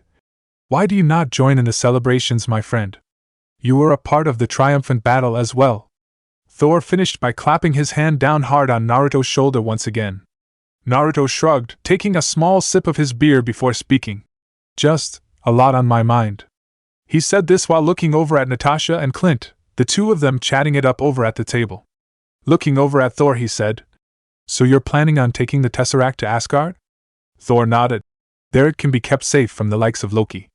"And what of the people that helped Loki?" Naruto asked. Thor laughed nonchalantly. "Should they show their faces, we of Asgard shall smite them down. But what if these people are more than you guys can handle?" Thor looked at Naruto with a look of suspicion on his face. "What are you saying, my friend?" Naruto sighed. I might have met the guy that gave Loki his army, and he's no joke. His lackey called him the most powerful being in the universe, and you believe this lackey's words? That is quite the claim to make," Thor said. "Trust me, Thor," Naruto said. "This guy is bad news. The power he was giving off was crazy high, a kind of power I haven't felt in a long time." As Naruto said this, an image of Madara Uchiha popped in his mind. "Then what would you suggest?" Thor asked. Naruto took a moment before saying, "I think it would be safer in the hands of a single person, someone that can keep the stones safe, out of sight, out of mind, and can fight against anyone this guy sends their way." The Asgardian looked Naruto up and down. "And who would you suggest?" "Me. My friend, surely you jest. Better in my hands than off in some vault that can be broken into at any time," Naruto said, remembering the story told to him by Thor not long ago of what happened with him and Loki on Asgard. "And what would you do with the stone, other than send yourself home with it?" Thor accused. "You're right when you say I plan to use it to get home. But that's just to see from my own 2 eyes what's happened there. When I'm done, I will make it my mission to find the rest of the stones, and make sure that they are in safe hands, and if not, I'll put them in my own. And when this man comes for you, and he will if you go through with these cockamamie schemes of yours, what will you do then?" Thor asked. "If I can't handle it on my own?" Naruto asked. Seeing Thor's nod, Naruto looked around at the celebrating team, a small smile on his face. "Then I know just who to call for help." Thor looked at Naruto for a long time, his once relaxed face now one of utter concentration, the man truly weighing the ups and downs of allowing Naruto to protect the Tesseract. Finally, he said, "I have your word you will protect it with your life?" Naruto gave a hard nod, his eyes filled with steely determination. "You have my word." "Then you have my word that I will come to your aid in your quest, should you require it," Thor said, raising his hand for a handshake, something that Naruto quickly grabbed, the 2 hands squeezing the other with nearly all their might. Letting go of his hand, Thor then extended his glass out. "To Coulson." Naruto smiled a sad smile, still finding it hard to believe that his friend had died while trying to stop Loki. Had Naruto known of that, he doubted he'd have allowed the god of mischief to live. Raising his glass up, Naruto sullenly toasted. "To Phil." With a clink of their glasses, the 2 blonde men swung back their drinks, each one finishing it off in no time, with Naruto setting the now empty glass off to his side. Thor then pulled Naruto into a quick bear hug before departing over to the group, the massive Asgardian pulling Bruce into a one-armed hug of his own. "So, you're leaving." Turning around, Naruto came face to face with Nick Fury. Seeing Naruto wasn't about to respond, Nick began to speak. "I hope I can trust that you'll return dash." His sentence was thrown off by Naruto driving his fist into his face, sending the leader of S.H.I.E.L.D. to the floor. Looming over Fury, Naruto calmly said, "That was for lying about the Tesseract." Kneeling down, Naruto grabbed him by the collar of his trench coat. Bringing him up so that they were face to face, Naruto whispered out, Why? Naruto demanded. Why would you lie about that, when you knew what was happening on my planet? I might have been able to do something, I'd only been gone for a week. But you had to lie, you had to make sure I was trustworthy, even if it meant that my people had to die. Tears were now rolling down his face. The party that had been going on before had stopped, with Steve making to possibly try and break it up, only for Tony and Bruce to hold him back. And then you made Natasha spy on me, get close to me. You had her make me think she loved me, all so that I could be kept at line. Was I truly that untrustworthy? Was I truly that much of a threat? After all I did to help you in your organization, all the people I've killed for you. Were any of the friendships I'd formed here genuine? Natasha? Clint? Phil? Did any of them actually consider themselves my friend, or were they simply ordered by you to stay close to me? Looking over at Clint, he shouted. "Huh?" Clint looked Naruto in the eye, his face as serious as ever as he spoke. Of course you're my friend. The same goes for Coulson. The small feeling of happiness that was felt when Naruto heard that was overwhelmed by the feeling he got at seeing the look of guilt he could clearly see on Natasha's face. Not bearing to look at her any longer, Naruto looked back at Fury. Taking a calming breath, Naruto whispered out, "I'm down with you." Dropping Fury to the floor, he walked out of the room. Naruto was standing in the small research room, looking down at the tesseract that was now in his hands. Naruto could feel the power that the tesseract was holding, the stone in the center pulsing at Naruto's touch. "I'm thinking it's a container for the actual stone, you'll probably have to break it open," Kurama suggested. Naruto nodded, and was about to enter his six-path sage mode once again when he felt an all-too-familiar presence at the other side of the doorway. With a swoosh, the doors slid open, Natasha stepping in slowly. Her walk at a turtle's pace, Natasha stopped just a foot away from Naruto, the woman staring at her lover's back. For what felt like ages, the two of them stayed in a silence with enough tension that it was nearly palpable. Finally, Natasha spoke. Naruto, I am so don't. Naruto said firmly. Turning around, he said, "Was any of it real?" "Of course it was don't lie to me," Naruto shouted out, slamming his fist onto the table next to them. Taking a calming breath, Naruto looked at Natasha for a moment before continuing, his voice once again devoid of emotion. "I know that it was a mission," Clint told Loki while he was under his spell. "And don't try and pull the Loki could be lying bullcrap because I know for a fact that he wasn't." Natasha's face was a look of desperation as she grabbed a hold of Naruto's jacket. "Naruto, please Resting his hands on her shoulders, he gently pried her off him. "Just tell me, was any of it true?" The agent known as Black Widow seemed to fight with herself for a moment before slowly saying, "Yes. But at first it was an order. Fury gave it to me so that I could gain your trust, so that I could report to him if you started showing any kind hostile tendencies towards us, and to give you a reason not to betray us. But after a while, things became different. I started to feel things for you." Tears were now flowing freely down her cheeks, a look of utter shame on her face as she continued, looking him in the eye as she spoke. "My feelings for you are genuine, I swear to you. I haven't loved anyone like I love you, please understand. Did you still report to Fury about me, after that night?" "I see," Naruto said, his eyes dead as he continued in a whisper. "Did you tell him about Kurama, about what I am?" "I see. Naruto, please, you have to understand, they were I'm going to say the same thing I said to Fury," Naruto said. Now not only his voice, but his face as well had zero emotion, as though he were no longer human, but some kind of machine. "I'm done with you." Naruto then walked past her, the tesseract in hand as he made his way out the room. "Naruto, please!"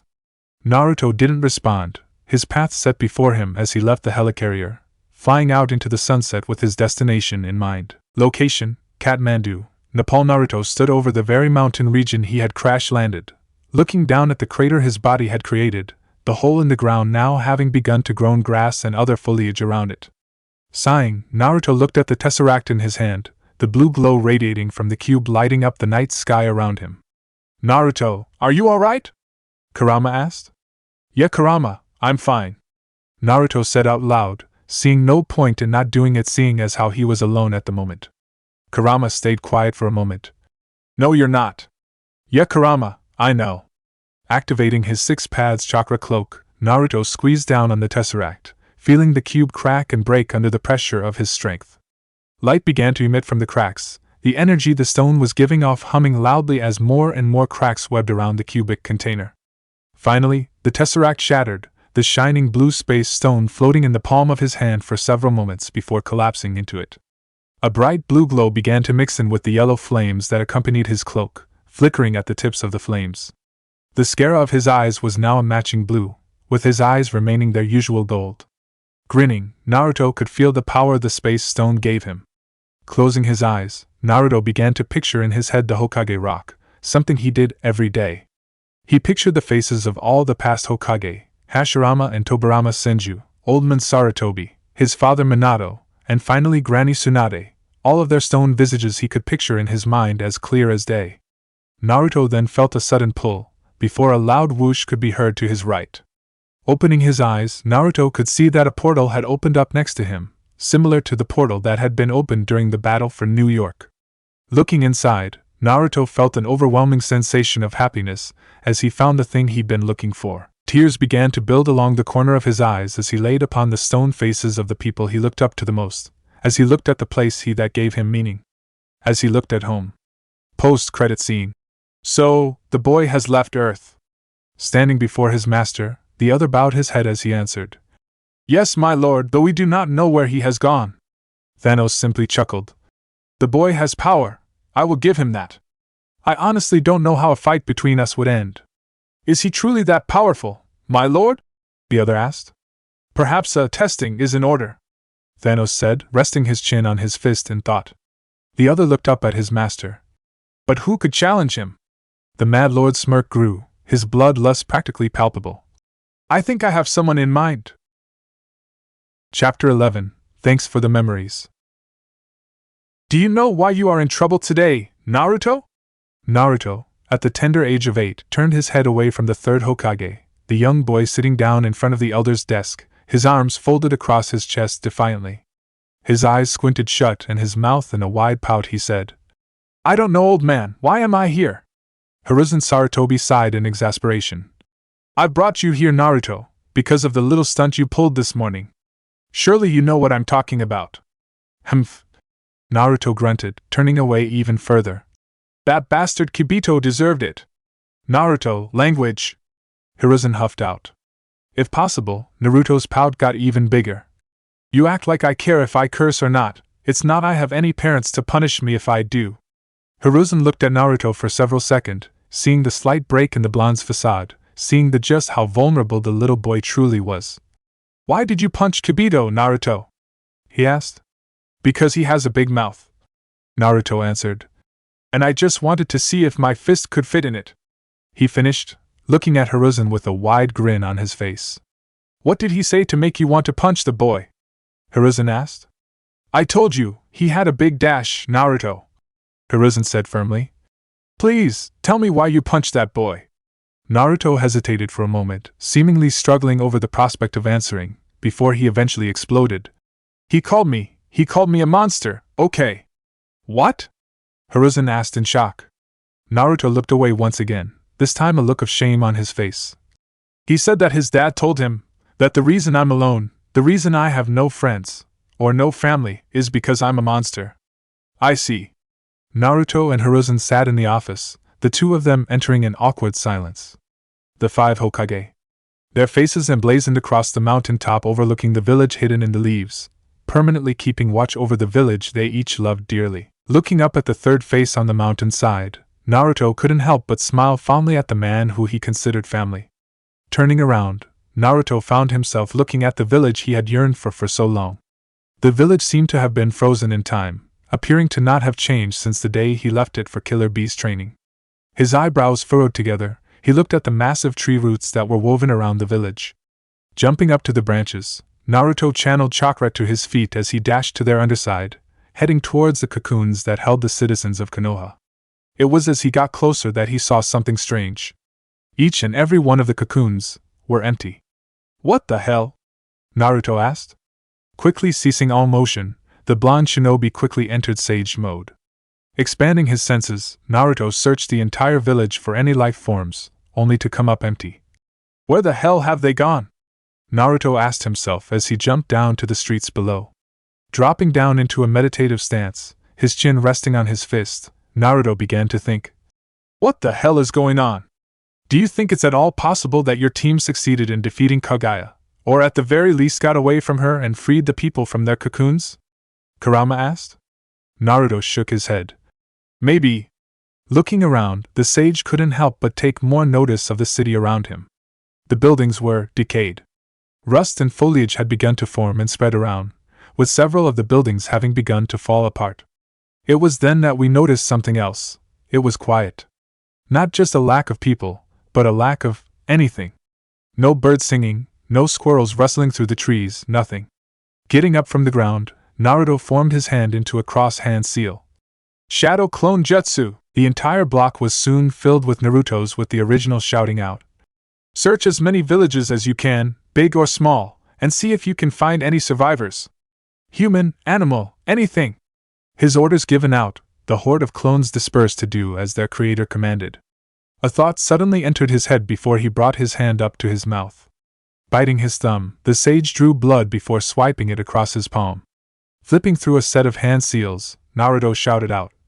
Summoning Jutsu! Nothing happened. Don't you think I know that? Naruto asked agitatedly, rubbing his hands through his hair in aggravation. Maybe you should go to the last place you were on this planet? Kurama suggested.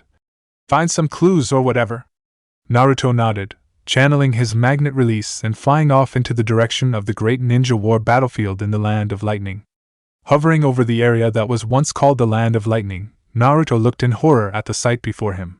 The country was now a massive crater, lava boiling and spewing out over the surface, molten rock gleaming in the sunlight, towers of ice stalagmites blasting outwards towards the sky, and in the center of it all was the massive structure that was the God Tree. The bodies of hundreds of thousands of white Zetsus were littered all across the area, each and every one of them torn to shreds and obliterated. As he hovered, the memories of the clones he sent out to do recon invaded his mind sporadically, showing him that each village was no better off than Konoha, each and every one a ghost town. What happened here? Naruto asked. The carnage that he saw below him couldn't have happened long ago, there's no way. Descending to the ground below, Naruto found a safe place to land as he inspected one of the white Zetsus splayed out before him. It was the battle, to end all battles. Turning sharply, Naruto came face to face with the catalyst to everything that had happened in the ninja world, Black Zetsu, third son of Kaguya. Emerging from the molten rock beneath him, Black Zetsu swayed halfway out of the ground, its black humanoid form hunched over and its olive-green eyes stared at Naruto in boredom. Coming out fully, Zetsu was forced to jump to the side to keep Naruto's Kurama cloak fist from driving into his face. What happened here? Naruto shouted out, following after the backpedaling Zetsu. Tell me what you did. Me? Zetsu asked. This was not my work. Catching up to Zetsu, Naruto drove his knee into his stomach before bringing his fist down on the creature's temple with the force of God. Grabbing him by the neck, Naruto lifted him off the ground. Then whose? Naruto demanded. Zetsu didn't seem to be bothered by Naruto trying to close his windpipe, not even trying to pry the blonde off of him. Why do you think Kaguya was so desperate to activate the nativity of a world of trees? It wasn't to bring peace or anything as trivial as that. It was so that she would have an army at her side when they came. Who came? Naruto demanded. Kaguya isn't the only of her kind, there were two others. Two others who have eaten a god fruit of their own, and have gained the ultimate power said fruits hold. Unlike Kaguya, however, they were not satisfied with a single fruit. After draining the fruit and tree of all their chakra, the two of them would go to the next world, and the next, and the next. Kaguya knew that they would come eventually, and that she would need an army to defend against them. Hence, the infinite Tsukuyomi, and the nativity of a world of trees. Zetsu explained. Sweeping his arm across the battlefield, he continued. This is what happens when gods squabble. Destruction. What happened to Kaguya, to the others? To my friends? They killed each other. The others, Momoshiki and Kinshiki, killed off the army Kaguya formed with ease, and it was not long before the three titans ripped this country apart. And that was before Kaguya took them to her dimensions, similar to what she did with you and your friends. The fight lasted for years, decades, with Momoshiki killing Kinshiki and taking his chakra to become even more powerful. Eventually, Momoshiki finally managed to absorb the last of Kaguya's chakra, what little there was left, killing her. Almost as an afterthought, he continued, her chakra, along with the chakra of the rest of the Biju. Kaguya is dead? Naruto asked, stunned by the news. What about this, Mamashiki? I killed him in his weakened state. Zetsu said. It was rather easy, the man's chakra was at practically zero, and after he came here to absorb the chakra within the god tree, I took advantage of him having his guard down. The creature had a defeated look on his face. It was the least I could do, for taking away my purpose. Your purpose? Naruto asked. Your purpose? Slamming Zetsu's body down with all his might, the ground exploding outward, forming a crater around the all-black creature. What about everybody else's purpose? Every man, woman, child that you killed, the countless innocent lives you've snuffed out, all for the sake of making sure some people don't take that monster of a woman's chakra. There's nothing left. Naruto began to bring his fists down on Zetsu's head, the black chakra that made up his body splattering around his closed hands, covering his hands in the black liquid. Iruka, Sakura, Sasuke, Kakashi, Hinata, Kiba, Shino, Tsunade, Shikamaru, Ino, Choji, Kurenai, Konohamaru, Shizen, Killer Bee, Gaara, Kankuro, Temari, Shikaku, Matatabi, Isabu, Son Goku, Koku, Saiken, Chomei, Byuki, everyone. All gone. Each name he brought his fist down on Zetsu's face, the creature reforming after each strike. I hate you. Naruto brought his fist down a final time, with all his might, his hand driving through Zetsu's head into the ground below, shattering both the earth and his fist on contact. Naruto, Hiruzen said softly. Naruto looked at the elder, a look of defiance in his eye as he spoke. You better not pity me, old man, you hear me? Do you think I pity you, Naruto? Sarutobi asked. Naruto scoffed. I don't know. Looking Hiruzen in the eye, he continued. But I've gone my whole life without the pity of others, and I don't need any of it now, believe it. Getting off of Zetsu, Naruto huffed as he tried to catch his breath, sitting down next to the still laying down monster. Eventually, Zetsu's head reformed fully, with the creature slowly getting up from the ground, the two of them sitting quietly next to each other. Your friends, they died quick deaths. The Uchiha put up quite the fight, but not even he could match her might. Hatake and the pink one fell soon after. Do you really think that that's going to make me feel any better? Naruto asked as he slowly made to stand up. No, just thought you'd like to know they died honorable deaths. The least I could do for the man that will be ending my miserable existence. The two of them stood there for several minutes before Naruto spoke. And what about the toad summons? Or the rest of the summoned animals for that matter? Dead as well. No living thing on this planet survived Kaguya's technique. Every last thing was turned into a white Zetsu. Gamakichi, Grandpa and Grandma Toad, Gamabunta, all gone. Looking over at the tree looming over him, Naruto felt an overwhelming need to destroy something. AUGH! Naruto screamed out, forming a massive tailed beast ball in his hand before firing it off, the beam of pure chakra rocketing towards the god tree. Boom! I do not pity you, Naruto. Hiruzen reassured. Naruto nodded. Good. After that declaration, the blonde child seemed to mentally withdraw into himself, growing unusually silent. The two stayed in that silence for a long time, Hiruzen staring down at the boy in his care as he spoke around his pipe. Naruto, you know that Kibito boy is wrong, don't you?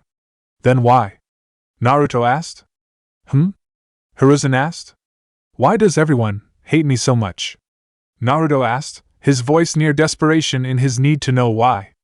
With a sigh, Hiruzen leaned back in his chair. People hate what they do not understand, Naruto, and you, Naruto, are someone they do not understand. But why? Naruto asked. What's so hard to understand about me? A flash of sadness spread through Hiruzen's eyes for only a moment, only to disappear as fast as it came. That is something that not even I can answer. I hate them. Hiruzen, startled by Naruto's remark, said. What? Naruto got up from his seat, throwing his arm out as he yelled. I hate them. The villagers, Kimito, his dad, everybody. Now right in front of the Hokage's desk, Naruto slammed his hands on the top of it. All they do is ignore me, pretend like I don't exist, treat me like I'm a monster. I hate them. Hiruzen looked at Naruto for a long moment, Is that how you plan on living your life, hating them just for the sake of hating, even though it is only a minority of them that truly see you as this monster? Leaning forward, he continued, would that make you no better than the people that call you a monster? Naruto looked at Hiruzen in surprise, stepping back from the desk. But, balling his fingers up into tight fists, he continued, but would you like to hear something my sensei once told me, Naruto? Looking up at Hiruzen in surprise, Naruto asked, your sensei? Sarutobi nodded. Yes, my sensei, the second Hokage, Tobirama Senju. A very wise man who, on my first day under his tutelage, told me, it doesn't matter what you do, you may live or die as you like. However, no matter what road you may end up taking, remember to always protect the people that are precious to you. Precious people? Naruto asked. Hiruzen nodded. Yes, people who you love with all your being, people that you live and die for. But what if I don't? What if I don't have any precious people? The third Hokage gave a small chuckle. Am I not precious to you, Naruto? What? Naruto asked. What of your friends at school, or Iruka-sensei, or the Ichiraku family? Are they not all precious to you? The images of Choji, Shikamaru, Iruka, Old Man Ichiraku and I am popped up in Naruto's mind. A small smile spread across Naruto's face. Yeah, they are precious to me. Good. How long has it been since my battle with Kaguya? Naruto asked, remembering that Zetsu had said that the battle between the Otsutsuki had taken decades. 76 years. That long? Naruto asked, nearly dropping to his knees in shock over hearing how long he'd been gone. I've been gone for 76 years? Zetsu nodded. For nearly 5 decades I have waited for something to come along. An anomaly I hadn't foreseen. Something that could finally bring an end to the era of the Otsutsuki. Turning to face Naruto, Zetsu's face scrunched in a look of agitation. So, what are waiting for? End it. Kill me. Naruto, because of you, this has happened. Naruto said slowly. Looking around, he smiled sadly. Every war or conflict. My mom and dad. The Biju and their Jinchuriki. Madara, Obito, Itachi, held the whole Uchiha clan. So many lives lost. Because of you. Raising his hand out, the blonde enveloped himself in the six-path sage mode, a tailed beast bomb. As the ball made of pure chakra grew in power, 3 identical but much smaller spheres appeared around it, orbiting around the original tailed beast ball. Planetary tailed beast ball. The firing of the attack from Naruto's palm sent a sonic boom, the ground beneath the blonde shattering outwards, forming a crater beneath him. Being at such close range to Zetsu, it only took a second for the attack to reach him, before a flash of white spread through the area. Naruto, get over here! Yeah, Sakura, I'm coming! Running over to the pink-haired girl, Naruto came to a stop just a few yards away, stuffing his hands in his tracksuit pockets.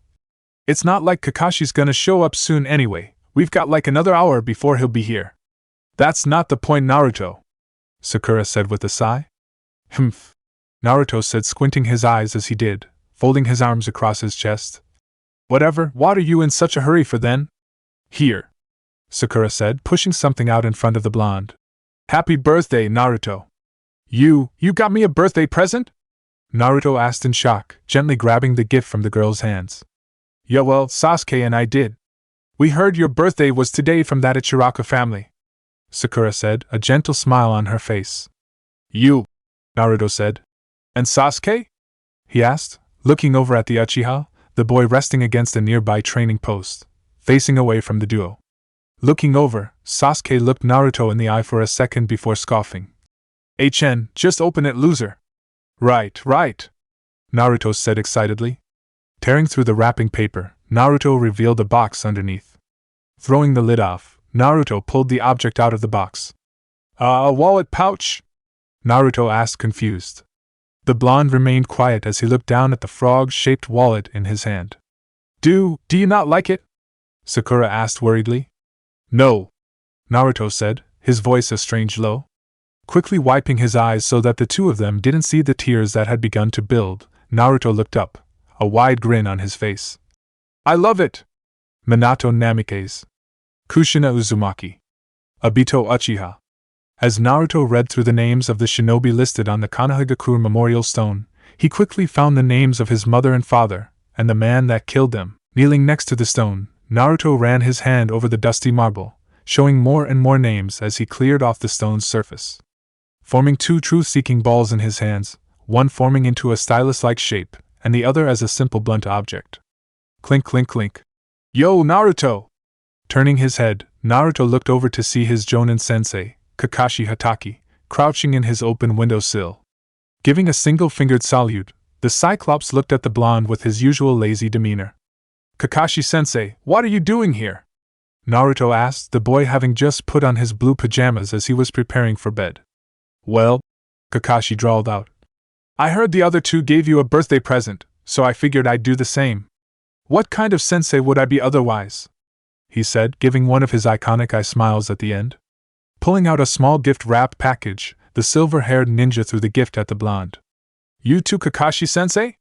Naruto asked in shock. Giving a megawatt smile, the blonde began to unwrap the gift. Tearing through it quickly, the blonde held the gift out in front of him. Ika violence? Kakashi gave him a thumbs up. I haven't even read it yet, so that means we can read it together, isn't that great? The scarecrow asked in perverse excitement. The man was disappointed, however, when he found the book thrown into his face, the book bouncing off his forehead, sending Kakashi flying backwards. What the hell is wrong with you, huh? Naruto yelled out, his fist waving angrily in the air. I'm freaking 13 years old, I shouldn't be reading that crap, especially with a creep like you. Slamming his window shut, the blonde stormed over to his bed, angrily throwing the covers over himself as he laid down into the bed. Creep? Kakashi asked weakly. Kakashi Hatake Sasuke Uchiha Sakura Haruna. Looking at the names of his teammates, he wrote on their names on the stone. Wiping the sweat that had begun to build along his brow, he continued to write the names of his fallen comrades. Hinata Hyuga, Niji Hyuga, Rock Lee, Ten, Kiba Inuzuka, Shino Abirame, Shikamaru Nara, Ino Yamanaka, Choji Akamichi, Kurina Yuhi. Clink clink clink. Surely you don't think you can beat me, Naruto? Standing in front of Naruto stood Irika Umino, Naruto's former academy instructor. Irika Umino. Just because you spent a couple years training under Lord Jiraiya doesn't mean you can take me on. His arms resting behind his head, eyes squinted shut, Naruto spoke excitedly. We'll see, Irika-sensei. I've gotten pretty badass over the last couple years. Just ask Kakashi-sensei. Smirking, Irika got into a taijutsu stance. I heard about your fight with Kakashi. Rest assured when I say I won't be holding back like he did. A tick mark spread across Naruto's brow. What was that? He shouted out comically. Are we gonna do this or what? Irika asked, a confident look on his face. Naruto didn't bother responding, rather charging towards his one-time teacher. Quickly creating a duo of clones, the triplet blondes began their barrage upon Irika, said man backpedaling as he blocked and parried each strike. Seeing he wasn't getting anywhere with his assault, the original Naruto and one of his clones jumped back and allowed the remaining clone to continue his fun with Irika. Seeing that Naruto was planning something by jumping back, Irika knew he had to take out the clone quickly. Grabbing his incoming fist, the ponytailed man used the blonde clone's forward momentum and pulled the duplicate towards him. Taking advantage of the clone's unbalance, Irika sent a flat palm strike towards its elbow, snapping the bone immediately and popping the clone in one fluid move. Irika was then forced to lean his head to the side to avoid a fist emerging from the cloud of smoke the dispersed clone made, once again backpedaling to avoid the last remaining Naruto clone. Out of the corner of his eye, Irika could see that Naruto had created another clone, said clone helping him form a Rasengan in the palm of his hand. I forgot he could perform the fourth Hokage's technique, Irika thought. Not wanting to be on the receiving end of the attack, Irika made sure to make quick work of the Naruto clone, quickly deflecting a backhand, withdrawing a kunia from his weapon pouch, and driving the multi-purpose blade into the clone's side. Gotcha! Naruto screamed out, the blonde having jumped in the air and descending on Irika. Jumping back just in time, Irika was forced to bring his arms up to block the flying debris the Rasengan created. Naruto, trying to pull his hand out of the crater his attack had created, was forced to freeze when he felt the cool feeling of a kunai against his throat. Yield, Naruto! Irika said triumphantly. Hee hee! Naruto chuckled, looking up at Irika with his classic squint-eyed smile. He said, I guess you got me, Irika-sensei. Hee hee, I guess I did. Not. Irika was surprised to hear those words not come from Naruto sitting next to him, but rather from what sounded like down below him. Dirt and grass exploded outwards as another Naruto jumped out of the tunnel he had created, grabbing Iruka in a full Nelson, holding his former teacher with all his strength as the Naruto clone pulled out a kunai of his own, pointing the tip into Iruka's jugular. Yield! The two blondes said at once. I yield, Iruka said reluctantly. 2 puffs of smoke swallowed him, showing that both of the Narutos had been clones all along. Hearing the blonde troublemakers laugh just a few yards to his right, Iruka looked over to see Naruto walking out of the tree line, his arms once again folded behind his head. I sure got you, Iruka-sensei? Walking over to his sensei, Naruto offered his hand out to give the still-sitting Iruka a helping hand up to his feet. Chuckling, Iruka took his former student's hand, allowing him to pull him up to his feet. Dusting himself off real quickly, Iruka couldn't help but marvel at just how different Naruto was compared to his last day in the academy. He was like a totally different person. Iruka-sensei, Naruto said, seeing that his favorite sensei had been looking at him for several seconds now without saying a word. Are you alright? Startled by the question, Iruka shook his head clear before speaking. Yeah, Naruto, I'm fine. Oh, okay then. Naruto was surprised to feel his mentor rest his hand on his shoulder. Looking at Iruka, he couldn't help but feel an overwhelming warmth at seeing the look he was giving him. It was a look he'd seen before, a look he'd never really received. It was the kind of look he'd seen Shikamaru's dad give him after the Sasuke retrieval mission. The look of a proud parent. I'm so proud of you, Naruto, Iruka said, his voice thick with pride. Of the shinobi, of the person you've become. Both of his hands now on Naruto's shoulders, Iruka looked Naruto in the eye. And I want you to know that I believe you will make a splendid Hokage. Thank you, Iruka.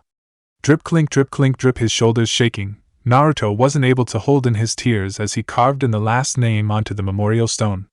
Tears were spilling down from his eyes, descending his cheeks, and dripping off of his chin to the ground below. Naruto didn't bother wiping his eyes, too busy finishing his work. The final touch carved in, Naruto leaned back to look at his handiwork. Iruka Yumino. Alright Naruto, enough jacking around. Naruto, in the middle of trying to form a Rasengan in his hand without the use of a shadow clone, lost his concentration at Jiraiya's words. The ball of chakra quickly destabilized in his hand, causing him to give his mentor a heated look. Damn it, pervy sage, I almost had it that time. Chuckling, Jiraiya said. Trust me, brat, you're still a couple years away from being able to form a Rasengan by yourself. Just consider it a blessing you can do it at all. Naruto scoffed. I have to get stronger, pervy sage, otherwise what's this training trip all about? This trip was to focus on gaining control of the beast inside of you while keeping away from any kind of civilian population. Last thing we need is the people of Konoha freaking out because they think the Kyuubi has been let loose on them once again. Jiraiya explained. I don't think I'll ever be able to master that chakra, pervy sage. I can barely hold 1 tail, let alone 9. Naruto said, remembering his fight with Sasuke just a few months ago. Is that the only reason why you don't want to use that power? Jiraiya asked. Naruto sighed. Shikamaru and Sakura are already asking questions after my fight in the Chunin exams. I just don't think it'd be a good idea to use it as much, especially the amount I used against Sasuke. Do you really think your friends will think differently of you if they ever found out? Do you really think so little of them? Naruto looked away, unable to answer that question. I don't think if you're honest with them about the circumstances revolved around you that they would hate you. If anything, I think that their respect for you will only grow. But that's if you come out and tell them, rather than them finding out and coming to their own conclusions. Jiraiya said softly. A smirk spread across his face. Especially that feisty pink-haired girl, Sabura or whatever. Naruto gave a small smile. Sakura, her name is Sakura. Naruto stood in the middle of the Hokage's office, running his hand across the tabletop that was covered in layer after layer of dust. Wiping the dust that had accumulated on the tips of his fingers, Naruto made his way around the desk. Grabbing a hold of the swivel chair, the blonde shinobi gently turned it over to the side. Carefully, Naruto rested his body into the chair. Swiveling back around, Naruto sat behind the Hokage desk fully, finally fulfilling a lifelong wish. It seemed foolish, childish even. But ever since he first stepped into this office as a boy, Naruto had envisioned himself sitting behind the desk, the Hokage hat resting upon his scalp. Running his hands over the chair's worn leather armrest, Naruto couldn't help but feel a small sliver of satisfaction. Come on, Granny, please! A blood vessel began to pulse along Tsunade Senju's temple as she looked at the blonde boy in front of her. What have I told you about calling me that, Naruto? Leaning back into her recently acquired chair, she sighed before saying, Besides, only the Hokage is allowed to sit behind this desk. A dumb brat like you hasn't earned the right to sit in this chair. Yeah? Geez, you're as stingy as the old man, Naruto said, crossing his arms in a mild pout. So, how's your teammate, the Uchiha? Tsunade asked. Naruto shrugged. He's alright, I guess. Sakura's been babying him ever since you woke him up, so I'm sure he's fine. You like that Sakura girl, don't you? Tsunade asked, hearing the slight jealousy in his voice when speaking of Sakura pampering the Uchiha boy.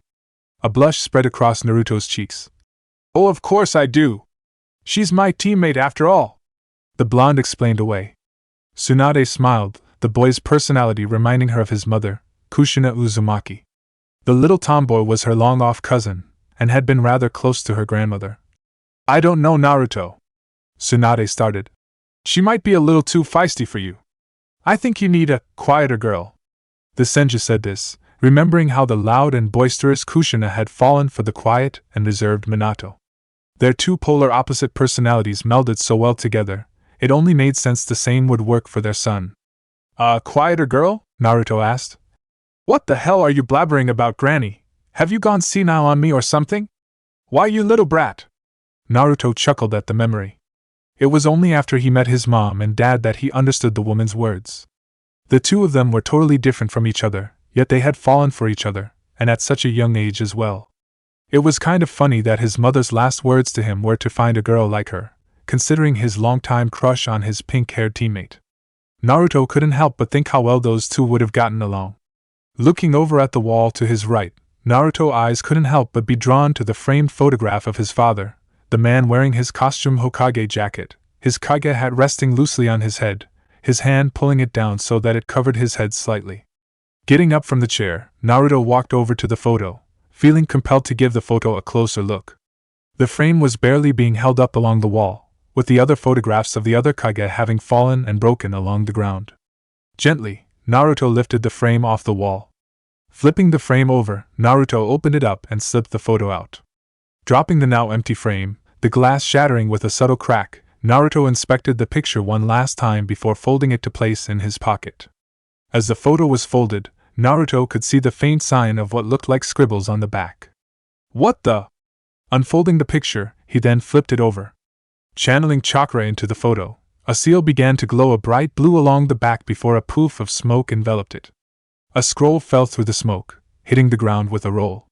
Folding the picture back up and placing it in his pocket, Naruto kneeled down to pick up the scroll.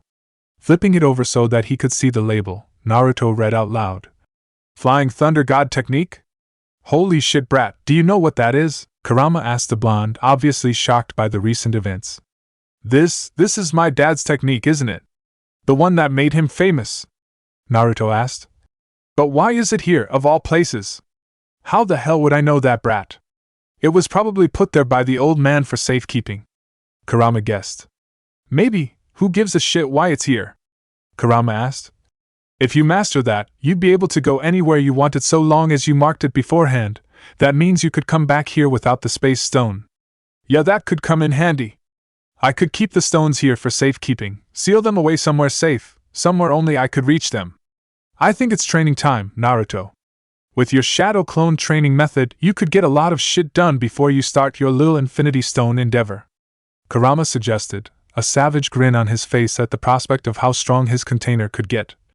I know we may have just gotten here, Naruto, but I think it's time we left. There's nothing more you can do here. Looking down at the scroll in his hand, Naruto nodded as he said, I'm gonna need some supplies. Crack! With a loud crack the door was kicked open, the sun's rays bathing into the room, revealing the place to be a weapons shop. Stepping over the shattered door, Naruto looked around the room. Various weapons were on display, from katana, wakizashi, kodachi, to numerous types of kunai that differed in size and shape. Walking in fully, Naruto created a group of clones. Grab as many weapons as you can and seal them into a scroll.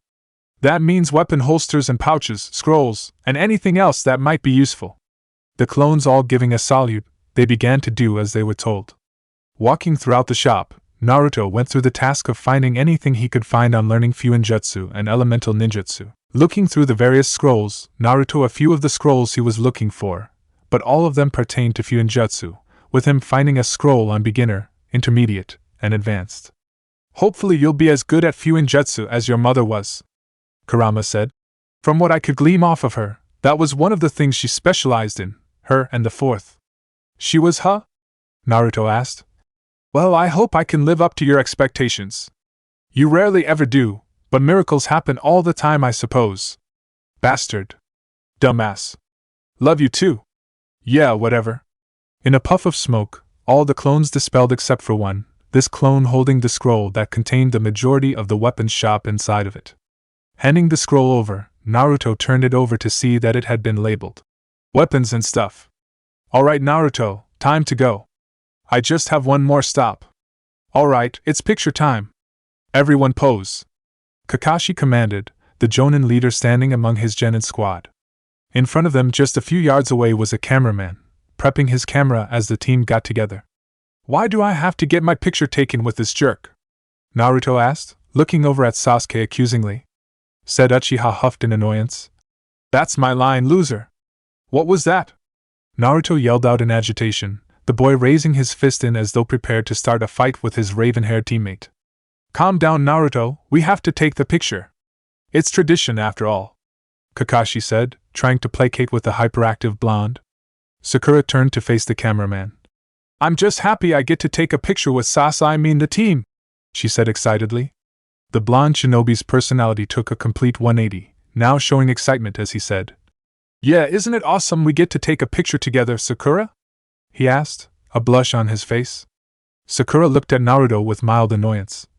Sensei, can we leave Naruto out? Come on, Sakura, Naruto said in defeat, causing Sasuke to chuckle at the blonde. Hearing this, Naruto once again grew furious as he got face to face with the Uchiha. Quit laughing. Sasuke quickly matched Naruto in his annoyance, the two of them now literally butting heads. Make me, the Uchiha demanded.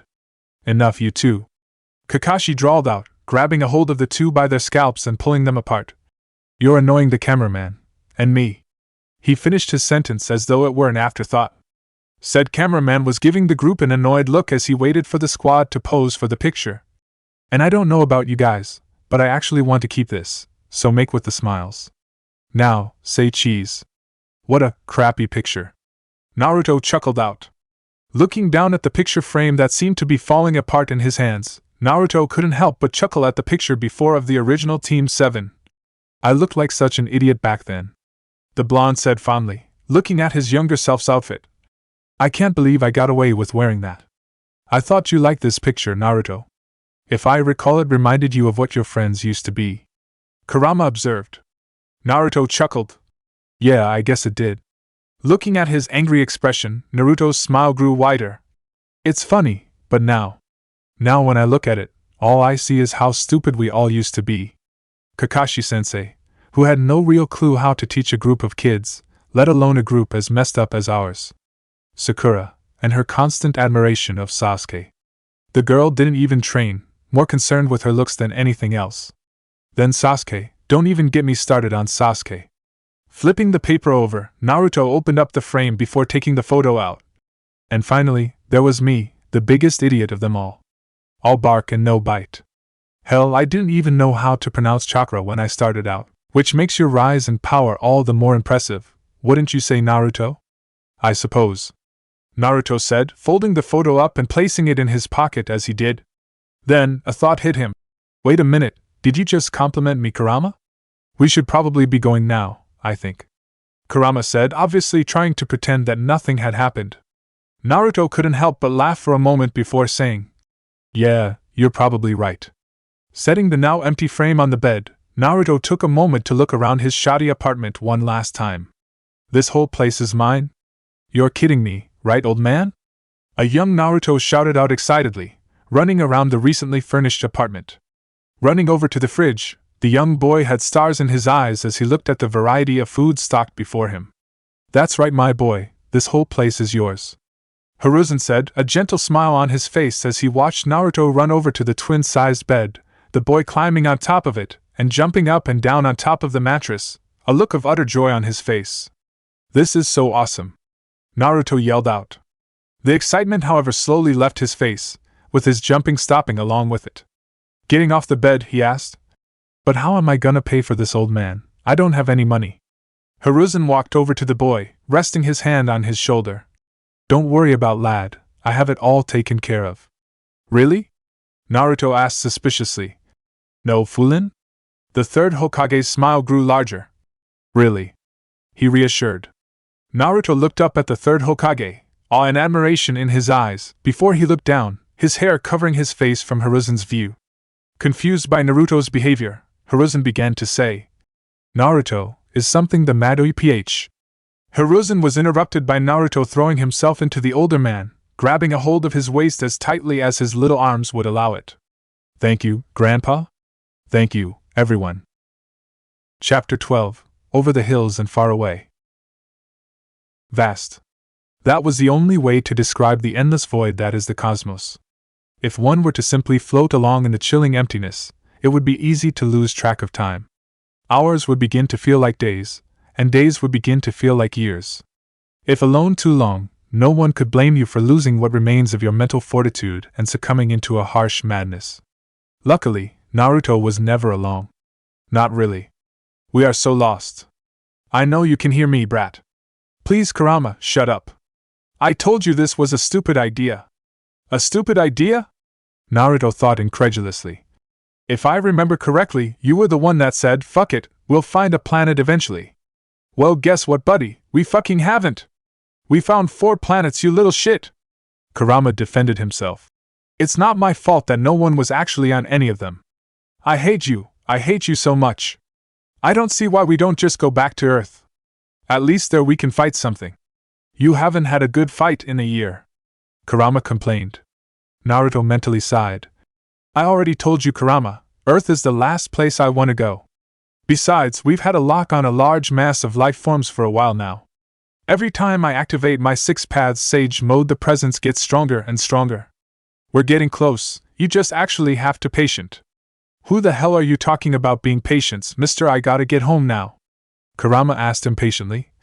"You're the most impatient person I've ever met, and that's saying something considering I was sealed within your mother for 30 years. I hate you." The two of them entered a moment of silence, neither of them saying a word as Naruto rocketed through the void. His body was covered in his 6 paths granted chakra shroud that protected his body from the natural terrors of space while also using his mastery over wind to create a chakra-encased breather of sorts, allowing him to safely travel along the stars. Naruto, for a moment, was allowed to enjoy a moment of peace. That is until Kurama spoke up again. "You know what I just thought of?" "What?" Naruto thought tiredly. "When we eventually run into these life forms, how exactly do you plan on, speaking to them?" Naruto blinked several times, his mind replaying his tenant's questions a few more times before it registered completely. "Shit. Exactly?" Naruto stopped his flight, floating for a moment as he thought. "I can't believe that didn't cross my mind. It's not like there's some kind of common tongue or whatever. That stupid sci-fi stuff." The blonde began to rub the back of his head as he tried to think of an answer. Kurama sighed. "If only you still had that magical necklace or whatever that ancient woman gave you," the fox said suggestively, trying to drop the hint for his container. "Yeah. If only," Naruto said, rubbing his chin in thought. "Yeah, if only you had sealed in a scroll a few years ago." "Yeah, I know. I'm such an idiot." "Yeah, you really are," Kurama thought to himself. "You sealed it in a scroll, you fucking fool!" the Biju shouted in agitation. Words can hurt," Naruto thought pathetically. Reaching into the pouch fastened to the back of his pants, Naruto pulled out all of the scrolls resting inside of it. Fumbling through them, the ninja finally found the one he was looking for. Opening it up, Naruto found the seal he was looking for before shoving a small amount of chakra into a cloud of smoke enveloping him. Flying away from the lingering cloud, Naruto looked at the prayer beads of Sarasvati given to him by the Ancient One when he first arrived on Earth. Smiling at the memory, Naruto wrapped the beads tightly around his forearm. "There, that should take care of that, I hope." "Captain?" Turning his head over his shoulder, Stakar Ogor looked at his first mate. "What is it, Martin X?" The man looked to be in his 50s. his graying black hair slicked back lazily along his scalp. Strapped over his body was a thick blue leather jacket with golden rings protruding from his shoulders. "If it's mainframe, tell her I'm busy."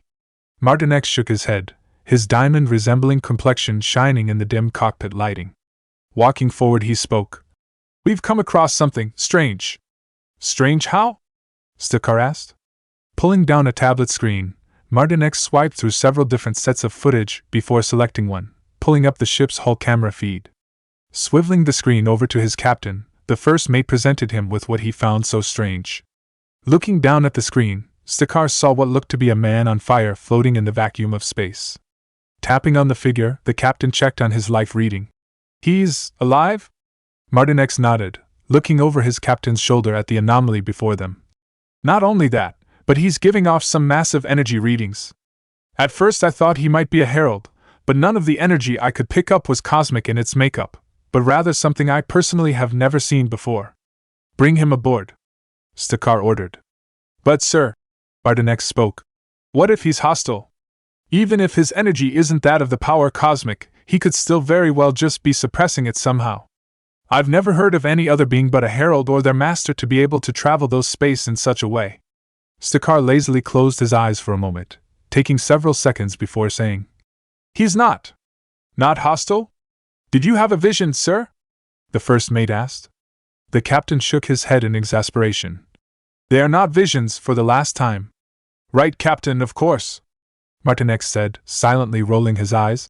"I'll have Tyab activate the tractor beam at once. Are you coming along?" "Yeah, I'll be there in a minute," Stakar said, seeing that a call was coming in. Waiting until Martin X had left the room, he finally answered the call.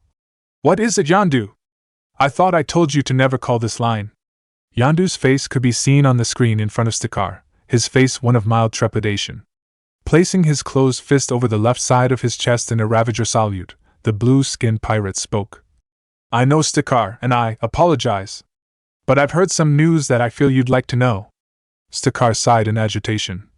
"And what news would that be?" "I've heard word that your score has been spotted on Hyberlac." "And where exactly did you get this information from?" Stakar asked. Yondu hesitated for a second before saying, "Quill and Kraglin heard it while taking a pit stop on a nearby port station." "Do you have his exact coordinates?" The blue-skinned pirate nodded. "Of course." Yondu seemed to have an internal struggle before saying, "Stakar, can we dash? Don't ever call this line again, Yondu. I won't warn you a third time," Stakar said, steel in his voice as he cut off the feed, cutting Yondu off in the middle of his sentence. A woman stood near the airlock door, waiting patiently to be given the go-ahead to open the door to enter and speak with the mysterious fireman. Looking at a screen that played the camera feed in the small room, the woman found herself fascinated by the man. Now that he was conscious and on board the ship, he was no longer engulfed in the strange yellow flames, showing that he appeared to be in his mid to late 20s, though she could be wrong considering his face was covered by near shoulder-length blonde hair that had a spiky mess to it, along with a thick beard that was a slightly darker blonde color.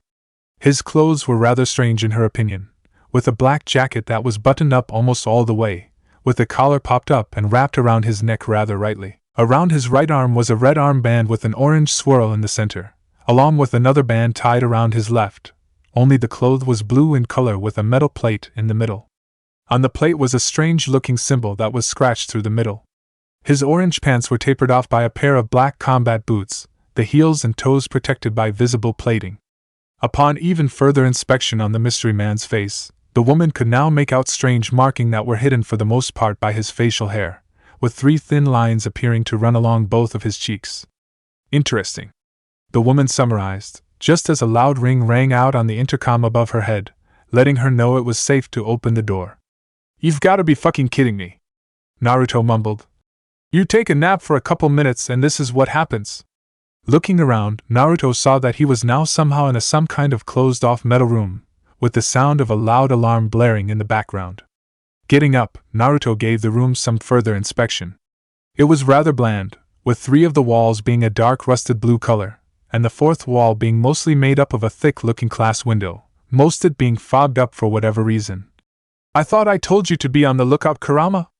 And I thought I told you to fuck off?" Kurama grumbled with irritation. "Just be glad I kept the cloak going, Otherwise you'd be here with your eyes popped out of your skull. Touché, Naruto thought. It was then that a figure could be seen through the fogged-up glass. Standing at attention, Naruto prepared himself for whatever fucked-up-looking creature was waiting for him. With a loud ringing sound and a silent swoosh, the wall flew upward, revealing that the figure on the other side was in fact a woman. Looking to be in her early 20s, her small frame was covered by a dark blue leather ensemble that consisted of tight pants and a loose jacket. Under the jacket was a black shirt that looked to be made out of some kind of wool material. The girl walked towards him slowly, her hands raised up in what Naruto could now confirm was the universal sign of coming in peace. She was rather attractive, with straight black hair that went down to her shoulders, with a face that screamed natural beauty. "We don't mean you any harm." The woman spoke slowly. "Do you know where you are, who we are?" She finished by pointing at the emblem on her left shoulder, the golden piece of metal resembling fire. Naruto shook his head. "Sorry, whatever your name is, but I have no idea what's going on here." "My name is Terra," she said calmly. "And you're in the Virgo system. We picked you up after spotting you out floating adrift." "And who are you guys, exactly?" "We are the Stakar Ravagers clan. Welcome to the Starhawk." Naruto looked past Terra's shoulder to see a rather peculiar-looking thing.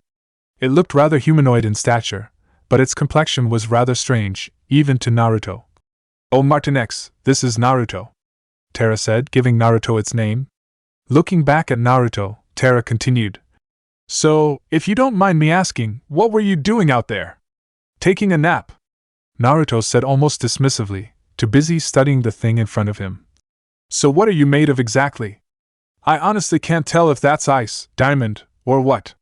And if it is made of ice, how the hell aren't you melting right now, 'cause it's like 70 degrees in here?" "My skin is made up of a silicon isotope organic crystal, not that that's any of your business," Martinex said, looking at the strange being before him with mild skepticism. "And how exactly could you survive out there long enough like that to take a nap?" "Trade secret," Naruto said, still focusing on how cool Martinex's skin looked. "But son, there's no point in questioning further. The kid isn't going to tell you a damn thing." A deep voice boomed behind them, causing all three to look at the source.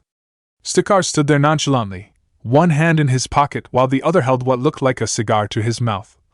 "I would like to know what it is you were actually doing out there. Not many beings in this universe can just fly around like that and survive. And why exactly do you want to know?" Naruto asked, not really wanting to get into another situation similar to what happened with Fury years ago. Stakar gave him a long look. "I'm asking because I'm wanting to make sure I'm not harboring a herald." "A what?" The two men looked at each other for several seconds, one in silent judgment and the other in confusion. Finally, Stakar spoke. "You're not very bright, are you?" "Oh, I like him," Kurama said with a chuckle. Naruto rubbed the back of his head, sighing in agitation. "Sorry that I'm not fluent in your alien mumbo-jumbo. I've only been at this whole exploring the galaxy thing for a few weeks now."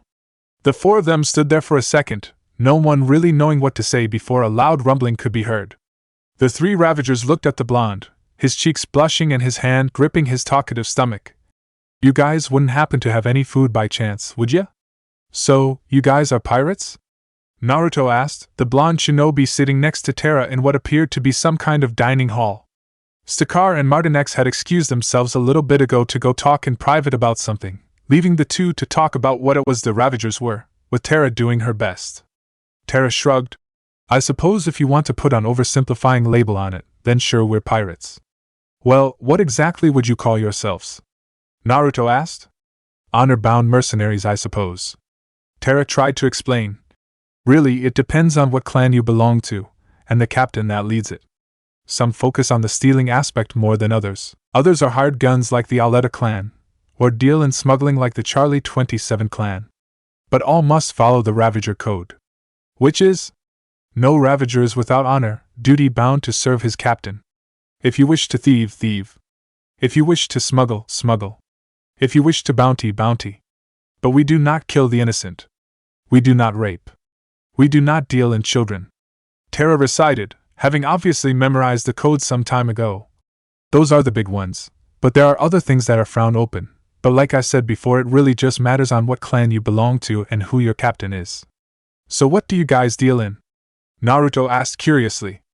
"That kid would be bounty hunting," Stakar said, walking into the room with Martinex following after him. The man had taken off his jacket, his chewed-up cigar still sticking out of his mouth. We go after the biggest bounties we can find and turn them into whoever will pay the most.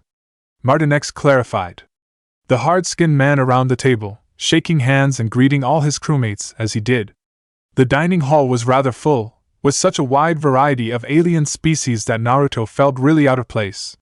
Most had given him long suspicion-filled glares when he entered the hall, but had backed down at seeing Terra walking alongside him. When the crew realized their captain had entered, every last one of them raised up their glass and chorused out "Captain." Stakar waved his hand lackadaisically at his crew, this obviously being a common thing. Sitting down next to them, Stakar rested his elbow against the tabletop. "So, what system are you from, kid?" "No clue," Naruto answered. "My planet is really far away from here. It took nearly 4 days of non-stop flying before I reached another planet." 4 days of flying isn't that long, kid," Stakar said with amusement. Naruto took a big bite of whatever kind of meat he was given. The food was pretty good, though he was a little put off by the purple color at first. His mouth still full, he spoke. "It is when you're going at the speed of light, or at least I think that how fast I was going. Just know that I was booking it pretty good." The room was quiet for a second, the three Ravagers not really knowing what to say after hearing that. After nearly minute, Martinex spoke. "How could you have possibly been moving at that level of speed? You know that fire cloak of mine?" Seeing everyone nod, he continued. "Once I go into that form, I can do a whole lot of cool things, one of them being complete control over magnetism. All I have to do is propel myself from the magnetic field of, say, a planet or star, and boom. I can also fly through other means, but this is the fastest way." Naruto didn't see any reason to not tell them. If he ever had to fight them, his magnetic release was only one of hundreds of abilities he had. "That's actually very impressive," Martinex surmised. "Considering the fact that there are countless stars in the galaxy, let alone the universe, it wouldn't be hard to pick up on one and simply use its magnetic field as a springboard. And I'm assuming that cloak of yours protects you from the harsh environment of space as well?" Naruto nodded. "Yeah, and I use a neat little trick with wind to help me breathe.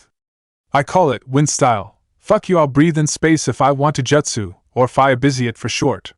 He finished with a smirk, enjoying the look Martinex was giving him. "So where were you heading exactly?" Terra asked, changing the subject. Naruto shrugged. "I was heading towards a planet that I could feel had a lot of life forms on it, and then go from there. The only planet near here is Ego, which has 0 intelligent life forms," Martinex informed him. "The planet is considered inhospitable. You'd have probably died had you tried to go there." Naruto hummed. "Strange, I know I could feel life forms on that planet." Shaking his head, he said. "Oh well, there's probably some kind of dumb space logic to explain it that would probably go over my head." Looking at Stakar, he said. "Good thing you found me then, otherwise I might have been a goner." He finished with a chuckle. Stakar shrugged. "It's not every day you see a kid on fire floating around in space. But that can't be the only reason." Naruto persisted. "You had no idea whether I was a threat or not, but you helped me out anyway. Why?" The burly man looked Naruto over for a second before shrugging again. "My people are born with the ability of precognition." When Naruto's face scrunched up in confusion, Stakar explained further. "It's the ability of having foreknowledge of an event." "So you can see the future?" Naruto asked, trying to wrap his head around such an awesome ability. "In a way, though for me it's more of a brief picture of something. I can use it at will, but whatever I see is random, so it's not really all that practical." "So what did you see?" Naruto asked. "When you saw me, I mean. You had to have seen something to let a total stranger on your ship." Stakar closed his eyes. "I saw you and Terra having relations." Naruto's eyebrows shot upward in shock, debating in his head whether Stakar was just messing around with him, and then at Terra to see her shaking her head at her captain. "How aren't you freaking out about this?" he asked, mildly surprised to see that the woman wasn't really reacting to the news. "Because that's the problem with our ability. Fate isn't something that is set in stone, it can be changed under the right circumstances, such as the involved parties knowing about it beforehand. Now that my father has told us about our possible relationship, there is now a chance it can be avoided." "Wait," Naruto said, looking back and forth at Stakar and Terra, taking note in the fact that they had a slight resemblance. "You guys are?" Terra sighed. "He's my father, yes," Is that really that shocking? No, I guess not. Naruto said. It's just kinda strange to see a man talk about his daughter's possible sex life so casually is all. Why? Martin X asked. What is so strange about a father wishing for his child to mate? I'm gonna pretend you didn't just say that. Naruto grumbled. And now that we've gotten that out of the way, Sakura interrupted, effectively changing the conversation. We can now get down to business. Which is? Naruto asked.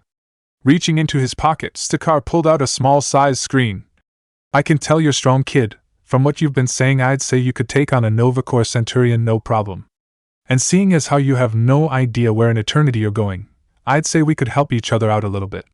I'm listening, Naruto said. Pulling up an icon on the screen, Sakura slid it over to Naruto, the blonde picking it up to see the picture plastered on it. Naruto raised an eyebrow at what looked like a wanted poster. The creature in the headshot was rather strange in Naruto's opinion, with it looking as though it were a lion with a humanoid form. His long dark gray hair merged with his beard, giving it the look of a mane, with the end of the beard tied off in a ponytail. His dark grey skin was chiseled and hairy, his bare torso revealing his sculpted chest and abs, and his tree trunk arms were nearly bursting at the seams with blood vessels. His legs were covered by blue pants that was covered by various pieces of silver armor. Looking back up at Sakura, he said, And who the hell's this guy? His name is Blaster the Living Bomb Burst. He is considered by the Nova Corps as a universal threat with a bounty of 3 billion units. After months of searching, we've been informed that he is currently hiding out on the planet Hyberlac. Sakura reached over and scrolled down on the screen. As you can see, however, he's as much of a monster as his bounty would suggest. In the past 30 years since he's been active, he's destroyed dozens, if not over 100 cities, along with killing millions of people during the war. War? Naruto asked. It was Martin X who answered. The Xandarian Kree War, or the 1,000-Year War as it's called now, has plagued the star systems for just over 1,000 years. It is only now that talks of peace are happening between the two sides, but the Kree are an arrogant people, so there is much bluster in their negotiations. It may take decades for a treaty to be signed, if it gets signed at all. The Kree have used bluster when they themselves can't muster up the firepower to conquer certain planets, so they send the living bomb to level a few key areas before they swoop in and do the rest. And you guys are planning to go after this guy? Naruto asked. Sakura shook his head. At first, no, we've been just trying to pick up a location and alert the Nova Corps, on the demand that they pay us half the reward, which is fair all considering. Leaning forward, he looked Naruto in the eyes. But with you, I think we might actually have a shot at taking this guy on. And let me guess, if I do this, you'll give me a ride to a livable planet. Naruto said. We'll take you to Xandar, that's the perfect place to get your bearings. We'd have to go there to drop him off to get the reward anyway. That, and we'll give you 25% of the take. 25%? Terra and Martin X asked at the same time. Don't you think that's pushing it a bit, Captain? Martin X asked. Of course not. Sakura answered. We were gonna only take half the original cut anyway. 3/4 of it isn't a bad trade. Naruto began to think it over, truly weighing the pros and cons of the situation before him. On one hand, he could just say fuck it and ditch these guys here and continue what he was doing before. The problem with that being that he had no clue as to what he was doing or what he was looking for, case in point being the apparent source of life he was heading for was inhospitable, and that he could have died had he tried to go there. On the other hand, he could catch a ride with these guys to a place that could help him figure out an actual plan of action, with the only drawback being that he'd have to fight an apparent living bomb, which really wasn't even a drawback since he'd been looking for a good fight for a while now, along with the fact that he'd be getting paid a shit ton of money or units, or whatever it was these aliens called their currency. Just do it, brat, jeez. Is there really any harm? Smirking, Naruto couldn't help but agree with the Biju. Alright, Sakura, you got a deal. Being forced to watch all of the Star Wars movies by Clint, Naruto couldn't help but have his own ideas of how space travel worked. When Martin X had told the blonde that Hyberlac was 9 galaxies away, Naruto immediately figured that they were going to go into hyperspeed or warp speed or whatever it was they used to travel. Which is why he waited, bouncing on his heels in excitement, for Sakura's crew to set the coordinates in for the rocky planet of Hyberlac. Bushya, what's the approximate time of arrival? Sakura barked out, lounging in his captain's chair. Bushya, a strange-looking creature with pink reptilian-like skin and a pair massive lime-green eyes turned towards his captain, his words in a low pitch. TOA is approximately 7 hours, Captain. How many jumps? Skakar asked. 17, sir. Naruto looked over at Terra, puzzlement on his face. Jumps? He asked. Terra didn't bother looking away from her station as she spoke. Jump points are portals, meant to help with interdimensional travel. In the simplest way of explaining it, the jump point creates a small makeshift wormhole that shortens the distance between points A and B. It's the quickest way to get anywhere in the galaxy. Oh, Naruto said. After a moment of thought he continued. So, no warp speed or anything like that. Terra looked up at Naruto. You mean like traveling at the speed of light? When he nodded, she said, Don't be stupid. Turning back towards her screen, she addressed her father. Captain, the jump point is just over 275 clicks ahead of us. Skakar looked down at his helmsman, a rather small creature, its face and body resembling that of an insect from Earth. Sam, let's get a move on. My thoughts exactly, Captain. The man spoke in a thin, raspy voice. Reaching his three-fingered hand over to the throttle, Sam cranked it forward, causing the ship to blast from her lazy cruise to a full-speed zoom across the stars. Naruto made to instinctively grab a hold of something after the sudden increase of speed, only to realize that his body hadn't lurched at all. Looking around, Naruto could see that no one else seemed to be affected by it. The cockpit is stabilized thanks to anti-gravity. You shouldn't ever feel the effects of how fast we're going, otherwise we'd have all passed out by now. Martin X explained from his spot behind Skakar's chair, the two of them being the only ones standing in the room. Naruto nodded, still taking a careful first step before making his way over to Skakar and Martin X. So, what's the game plan here exactly? You, Martin X, and myself will be going down to the surface. We'll be having Terra waiting in her M-ship to pick us up in case things go south. Martin X and myself are the only ones that could take this thug on long enough not to die after a few minutes, so there's no point in sending down an entire squad. Should Blastar be too much to handle, we retreat. There's no point in killing ourselves when we can escape and just send in the Nova Corps to do it. Skakar explained. And if we take him out, drinks are on me. Jump point in 10 clicks, Captain, Terra said. Captain, Sam said, his eyes still up ahead paying attention to what was going on in front of him. Are you sure that it's a good idea for only the three of you to take on the living bomb? I feel that this entire endeavor is foolhardy. I might not be in my prime, Sam, but I can more than handle myself. The same goes for Martin X. As far as the kid, I feel like he'll be doing most of the heavy lifting. Skakar said, almost dismissively. Naruto decided to speak. Oh, I can handle myself, trust me. Giving Martin X a friendly pat on the shoulder as he walked over to Skakar's chair to get a better look at the person he was talking to. Sorry if this comes off as rude, Sam said, his eyes still forward. But I don't. We're about to hit the jump point, Captain, Terra informed.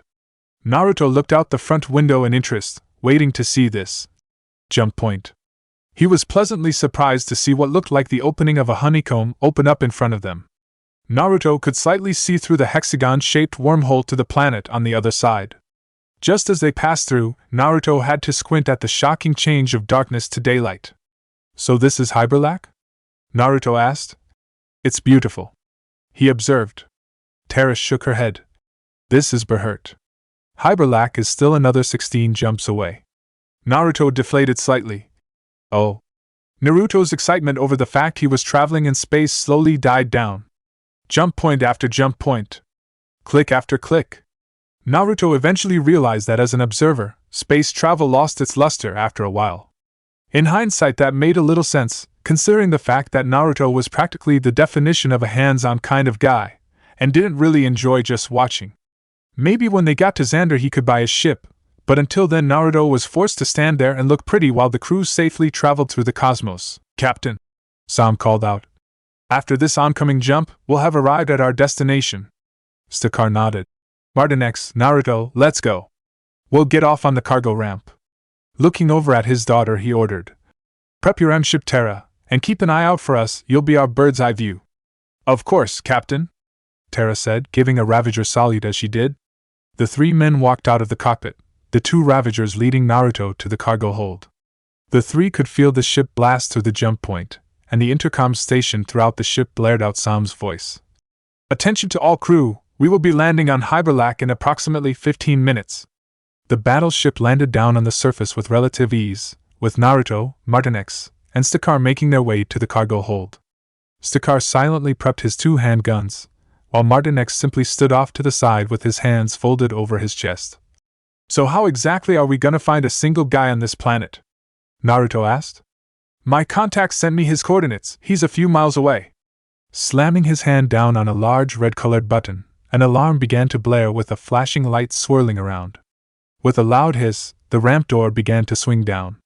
Covering his eyes with his hand, Naruto couldn't help but whistle in appreciation at the sight before him.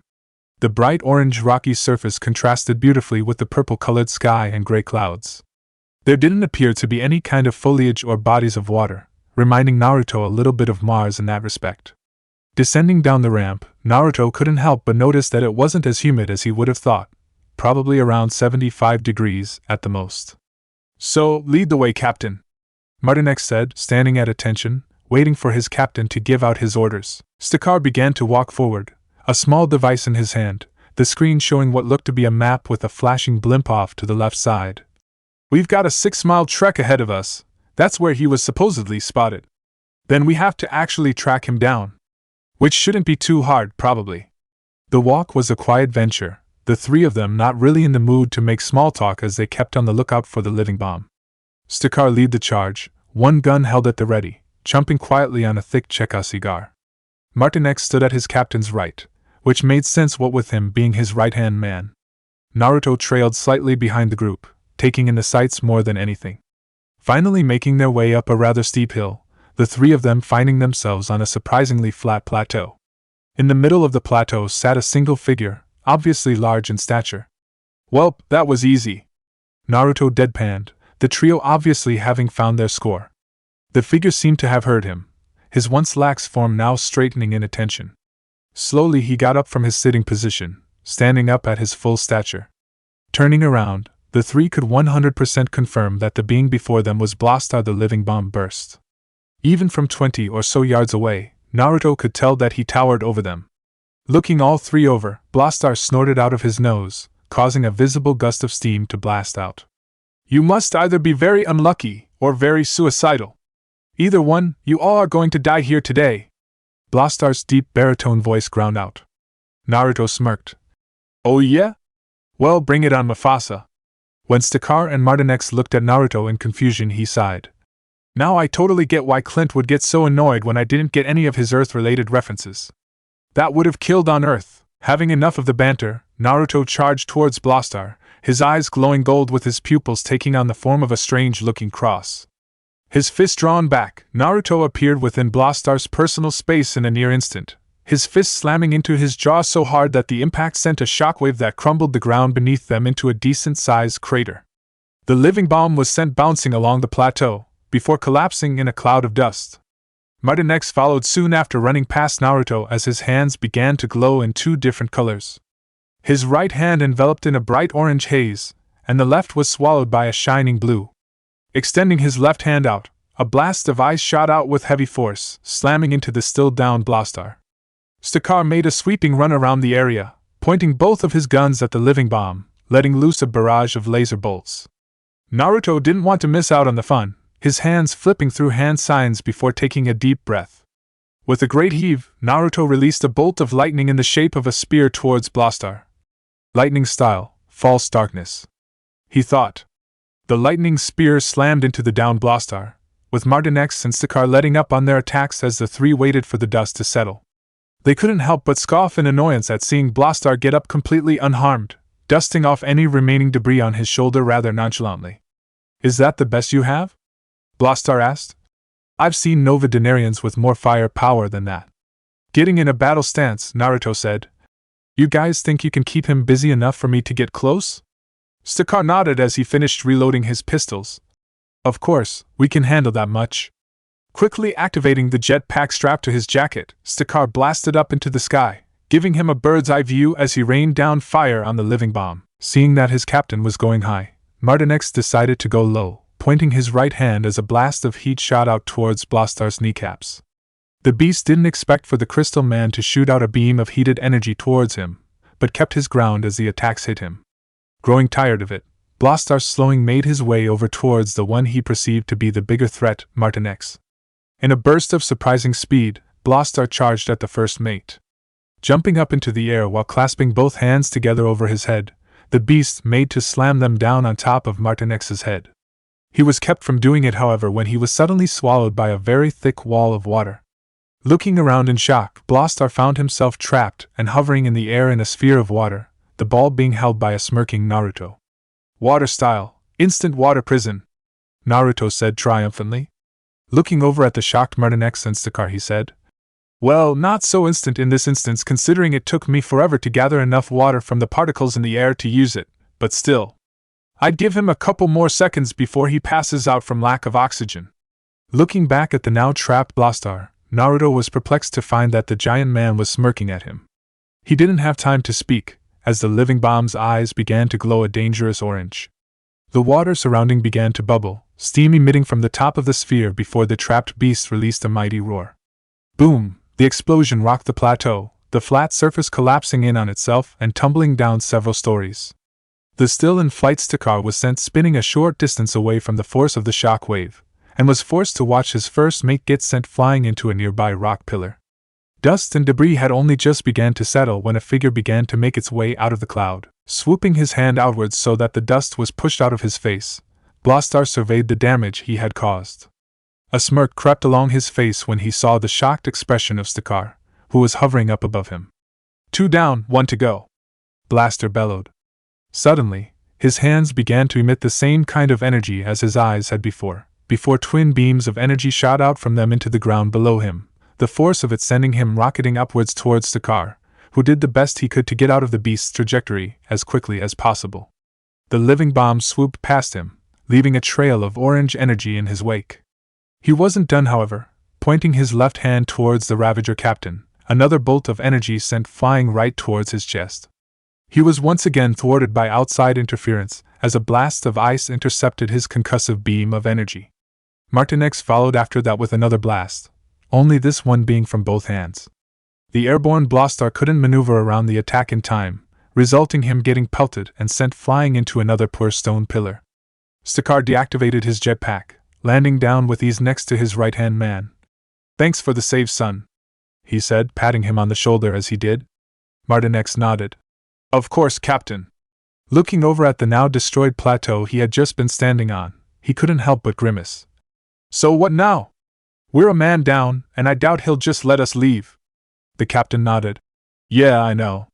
We probably could have planned this better." "Yeah, probably," Martin X agreed. Their conversation couldn't go any further, as Blastar slowly made his way out of the dust cloud he had created with his landing. Once giving a snort reminiscing a bull, the beast growled out, "I grow tired of this, time to D-dash." Blastar's death threat was cut off by the fact that Naruto had appeared in front of him in a flash of speed, his leg extended back with steam building along his leg and foot. Boil release, erupting strong foot. With a mighty swing of his foot, and an added burst of released steam, Naruto's foot rocketed into Blastar's jaw, sending the juggernaut flying into a nearby cliff side. Not done with him, Naruto dashed towards him, giving a quick open palm strike into his sternum as he reared his other hand back, said hand taking the shape of a tiger hand sign. "Daytime tiger," he roared, the air around his fist taking the shape of a tiger's head.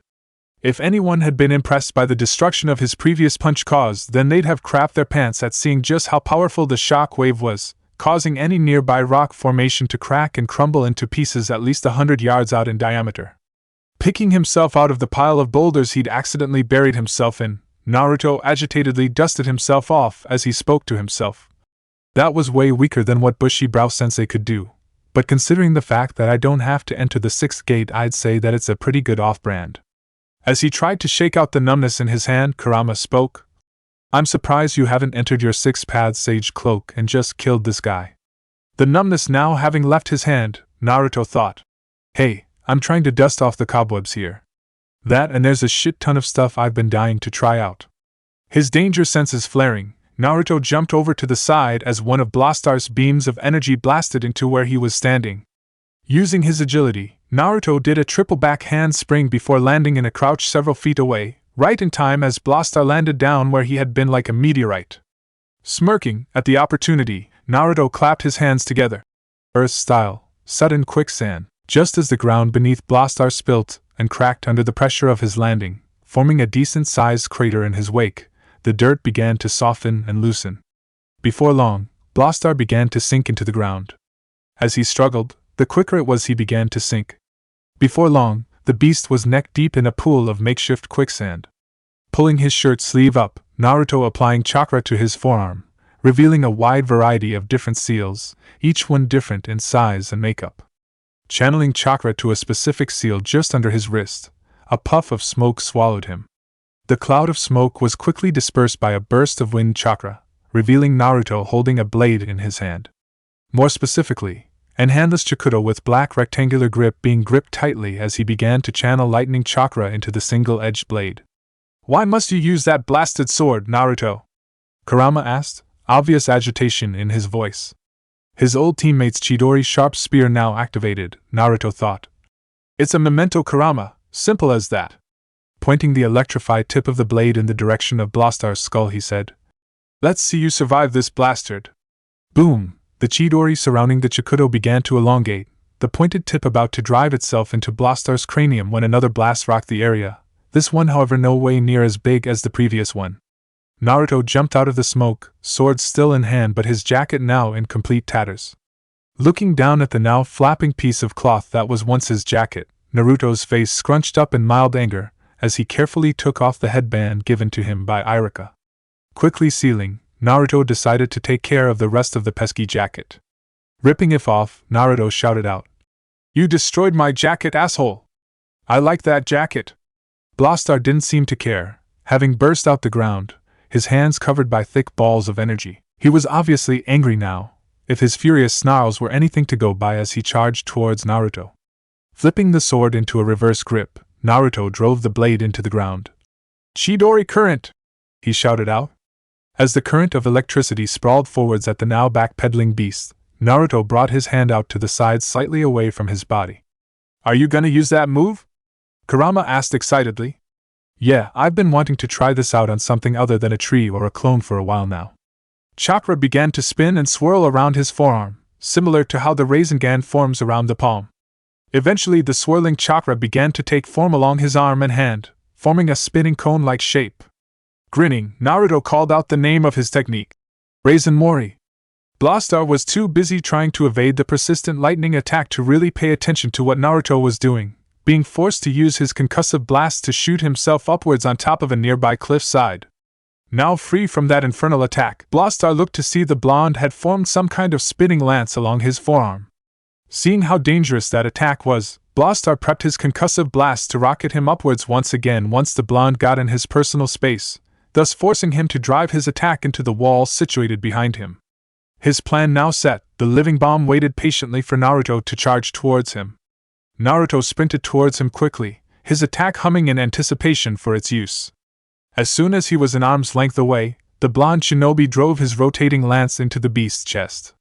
His attack was thwarted however as Blastar propelled up once again into the air, the beast rocketing several yards up. Blastar thought he had successfully dodged Naruto's attack, only for that thought to be squashed when Naruto appeared out of nowhere. It wasn't straight-up speed. He just appeared. Almost as though he teleported, his thoughts went no further as Naruto drove his Raisin Mori into the beast's chest. Naruto smirked as his attack landed. Unlike your run-of-the-mill Rasengan / most of its variations, the Raisin Mori wasn't a grind, drill, and burst. This was just a straight-up drill and get fucked up. If the attack didn't kill you from the impalement, it did when it grinded into whatever it was touching, say, organs, for example. The living bomb burst fell to the ground with a sickening crunch, blue blood flowing from the gaping hole in his chest. Naruto landed next to Blastar in a silent crouch, giving him a quick once-over before turning to look at the stunned Stakar and Martinex. At first he thought they were shocked at his show of prowess, only for that to be proven wrong after catching something in the corner of his eye. Time began to move in slow motion as he turned his head over to the still collapsed Blastar, the living bomb's hand lifted up and pointing towards him, said hand covered in his signature ball of energy. Martinex was about to shout out in warning when he felt a sudden presence right in his personal space. Turning around with his hands glowing their respective energies, the first mate was surprised to find Naruto standing behind him. "Oh, how the hell?" There was no way Naruto would have had enough time to get from where he was to where he is. He'd have to have teleported or something. His attention was brought back to Blastar, as a beam of energy rocketed out of his hand, the attack plowing into a cliffside a couple 100 feet away. When the attack hit, the blast blew the cliff to Kingdom Come, leaving a massive crater and cloud of dust and debris in its wake. Trade secret, Naruto said with a smirk. I'm glad I prepped beforehand, otherwise that might have gotten a little messy. He finished as he looked at the spiral-shaped seal on Martinex's shoulder blade. Stepping forward, Naruto said, The bastard is harder to kill than I thought he'd be. I think it's safe to say that he can only take one more hit though. As an afterthought, he looked over at Stakar. Are they wanting him dead or alive? Dead or alive, it doesn't matter. Stakar answered. Just make sure to leave enough for a DNA test. Naruto nodded. I got just the thing. Channeling a precise amount of chakra into his fist, Naruto held out his unoccupied hand, using his control over magnetism to lift Blastar up into the air. Bending his knees, Naruto jumped upwards towards the now floating living bomb, his fist nearly overflowing with chakra as he reared it back. Once again in arm's length, Naruto slammed his closed fist into Blastar's face. Cherry blossom impact. While the attack wasn't nearly as strong as most of the others that had been thrown around that day, it was more than enough to finally knock Blastar out, the massive alien slumping into unconsciousness as he flew through the air. Righting himself in midair, Naruto levitated silently as he waited to see if Blastar was actually knocked out. Creating a clone, he sent the clone to give him a few testing kicks to the side. When the living bomb didn't even stir, Naruto threw the clone a sealing scroll. Here, seal him up. And put a few paralysis seals on him while you're at it. Don't want him causing a ruckus when we unseal him on Xander. What are you doing to him? Stakar asked as the two Ravagers walked towards the clone. The clone shrugged. Sealing him away. It's pretty much a pocket dimension that will keep him in stasis until he's unsealed again. In a huge puff of smoke, the hulking Blastar disappeared, having been transported into the storage scroll. Wounding the scroll back up, the shadow clone tied it together in a tight knot before tossing it back at his creator. Giving a quick thumbs up, the clone dispersed in another puff of smoke. Descending towards the ground below, Naruto joined the Ravager duo. The three of them stood there, the three taking solace in the fact that it was quiet once again. Unsealing his old headband, Naruto silently tied it around his bicep. Looking back at the two, they could see their confusion over the piece of cloth. It's my shinobi headband, it shows my village affiliation. The two nodded in understanding, the Ravagers using a similar thing with their colors and the shape of their Ravager's flame emblem. So, what now? Stakar holstered his pistol with one hand while running his hand through his hair with his other. Looking at Martinex then Naruto, he said, Now we head for Xander. Chapter 13, She's Gone. Wow. Those were the only words Naruto could use to describe the city of Xandaria, capital city to the planet of Xander. Unlike Earth, where a city lives in a county, which lives in a state or region, which lives in a country, which lives in a continent, Xander wasn't divided, but united under a single flag. This seemed to be a major similarity in several major world powers such as Hala or Skrullos. Terra had felt the need to inform him about the Xandarian way of life, with Xander being ruled by their empress, Adora Volt. The ruler is selected by a council of governors and military leaders, with the prerequisites being that they needed to have served at least 10 years within the Nova Corps, with their ranking needing to be denarian. They also need to have spent another 10 years in a high government position, and finally need the backing of several dozen government leaders throughout the world. And that's just to be nominated as a candidate. There was a lot more vetting that needed to be done, and then there was the worldwide vote that took place when it was narrowed down to 2 people. Usually, the Emperor or Empress of Xander is in their late 50s at the youngest, but Empress Adora was in her early 40s, described as a military prodigy, went through the ranks with ease and became the governor of some regent when she was 25. Speaking of ranks, apparently their military's ranking system is similar to that of the elemental nations. The corpsmen are genin, the millennians are chunin, the denarians was a go-between, though Naruto supposed he could compare it to a special jonin, and finally centurions are jonins. Then you have the Nova Prime, who Naruto could compare to the Hokage in several ways. Supposedly, all soldiers in the Nova Corps have access to the Nova Force, a source of power created and sustained by the Xandarian government. The power, however, is kept under check. Once again, this is all hearsay, because the power can cause various side effects depending on the mentality of the user. from heightened aggression to full-blown madness, with the Centurions are vetted heavily to ensure that they won't succumb when given complete access to it. The city of Xandaria was incredibly large, with towering skyscrapers that eclipsed the buildings within New York City entirely, their structure however being more circular in shape. Set in the middle of a body of water, the city was shaped after the Nova symbol, a 6-point star to be exact, whether it was natural or man-made unknown to Naruto, the blonde man too busy marveling at the shining metropolis. What impressed Naruto the most about the city was that it was massive, around the size of Rhode Island altogether. "Impressive, isn't it?" Terra asked, walking up next to the still flabbergasted blonde. "Though I think that the city of Creed is my personal favorite, a little less snobbish." "Snobbish?" Naruto asked. Terra shrugged.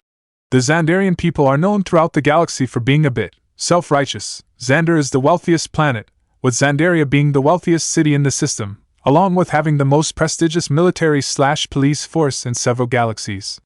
The ninja gave a slow nod. "So you guys mentioned a war?" "The 1,000-Year War," she clarified. No one truly knows what the catalyst was, though the popular belief is that the war started when a Kree battleship destroyed a Xandarian transport unit carrying civilians.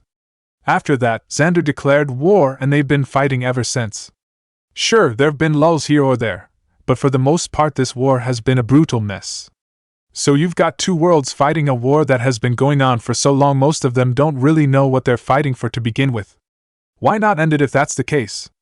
Well, one of the major reasons for the Xandarians' vast wealth is that they've made a massive profit off the war. Terra folded her arms under her bust. Then you have the Kree people, most of whom are heavily militarized, with a good handful of their military leaders being highly fanatical in their belief that Xandar needs to be wiped from existence, Ronin the Accuser being the most outspoken. Naruto shook his head. Still, for a war to last 1,000 years. That's just unthinkable to me. They've been having peace negotiations for a decade now, but it's a slow process. Hopefully it will end within the next few decades, but who's to say? Naruto looked over at Terra. Do you really not care? Terra shrugged again. War is good for business as far as the Ravagers go. Xandar or Kree will send out a bounty, or someone will need something smuggled in or out of somewhere, or something needs to be stolen for some strategical nonsense. Do I want the war to end though? I suppose. Naruto was about to continue when Martinex spoke up behind him, his head poking out from the doorway. We'll be landing in half an hour. From there I'll have Terra and Stover take you to the broker to get you a unit transfer apparatus. From there we'll get your unit account set up so that we can transfer to you your units. His head retracted back, only to pop back as he spoke again, more than likely as an afterthought. Also, the captain would like to meet you down in the hangar before you depart. Got it, thanks. Naruto said to the retreating first mate. Stover? He asked to Terra. The daughter of Stakar began to walk over to the door. He's pretty much our accountant. He'll make sure you get a good Yuta and that your payment transfers smoothly. Naruto followed after Terra, an eyebrow raised. Yuta? It's what people call the unit transfer apparatus. If you're going to travel around the galaxy, you're going to need to get a grip on the lingo. Scoffing, Naruto said. I'm trying my best here, Terra. Give me a break. Is that the same kind of trying your best as when I tried to teach you how to fly a M-ship for the first time? Terra asked. Because if it wasn't for me you would have crashed into that cliffside. Looking over her shoulder, she smirked at the now pouting blonde. Naruto couldn't help but think about his first flying lesson, something Stakar had insisted upon. Terra had taken him out while they were fueling up the Starhawk, the woman sitting in the co-pilot chair, showing Naruto all the things he'd need to know. From the throttle position on his right, to the fuel gauge, to the autopilot controls, and so on and so forth. What Naruto found interesting was that if programmed in, the co-pilot could take control of the ship at any point with a shift of their throttle, with the pilot being able to do the same as well. According to Terra, this was because there are some things the pilot can't see, and with how volatile the starways are, it's safer just to have the co-pilot take immediate control rather than give the warning verbally, have the pilot take notice, and for the pilot to then take action. So, as soon as Naruto had a pretty good understanding of where everything was, Terra handed him the reins. Stupid decision on her part. He had almost immediately lost control of the ship, nearly crashing them into the side of a cliff before Terra took back control. Much to his consternation, Stakar and his crew were quick to let him know how poor his piloting skills were, claiming that Terra was a better pilot than he was at 5 years old. The rest of the month-long trip towards Xander consisted of Terra and Naruto working on his piloting, with Naruto taking out one of their worse-for-wear ships out in case he decided to crash it. Once again, thank goodness for the prayer beads of Sarasvati and its ability to not only allow him to understand every language verbally, but any written language as well, otherwise there would have been no way for Naruto to read the instruction manual given to him by Terra.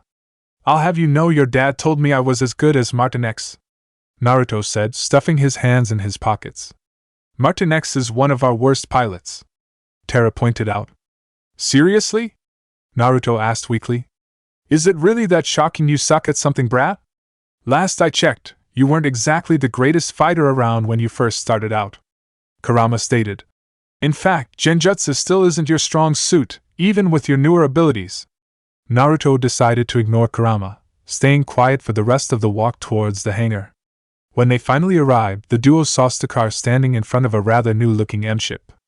The ship wasn't actually shaped like a M, that simply being the English translation to the Arcturon word it really resembled. If Naruto were to describe it, he'd say it was more like AX with the center split, and connected by a horizontal line. Anyway, the ship was lean and slick, with its main color scheme being red with purple accents. It was slightly smaller than the standard M-ship, more than likely more suited for a small group rather than an entire crew of people. Stakar, his arms folded across his chest with his standard cigar slipped between his fingers, took notice of them. "You sure you don't want to join my crew, kid? We could use someone as destructive as you, that's for sure.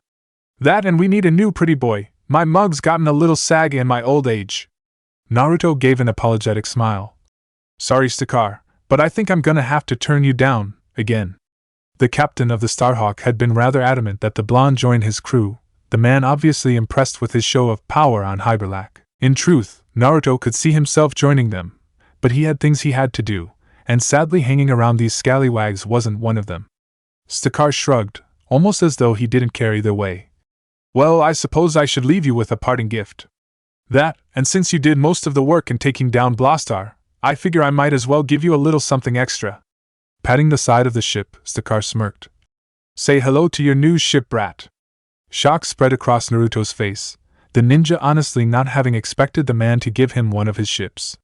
From what Terra and Martin X had told him, you were only given an M-ship when you had proven yourself as a Ravager. So, for Stakar to give him one of his ships, even Naruto could tell this was an oddity. "The thank you, Stakar," Naruto said, truthfully thankful for this gift. Stakar patted Naruto on the shoulder. "Well, can't have you taking any more naps in space, now can I?" Naruto chuckled. No, I suppose not." Stakar then turned towards Terra.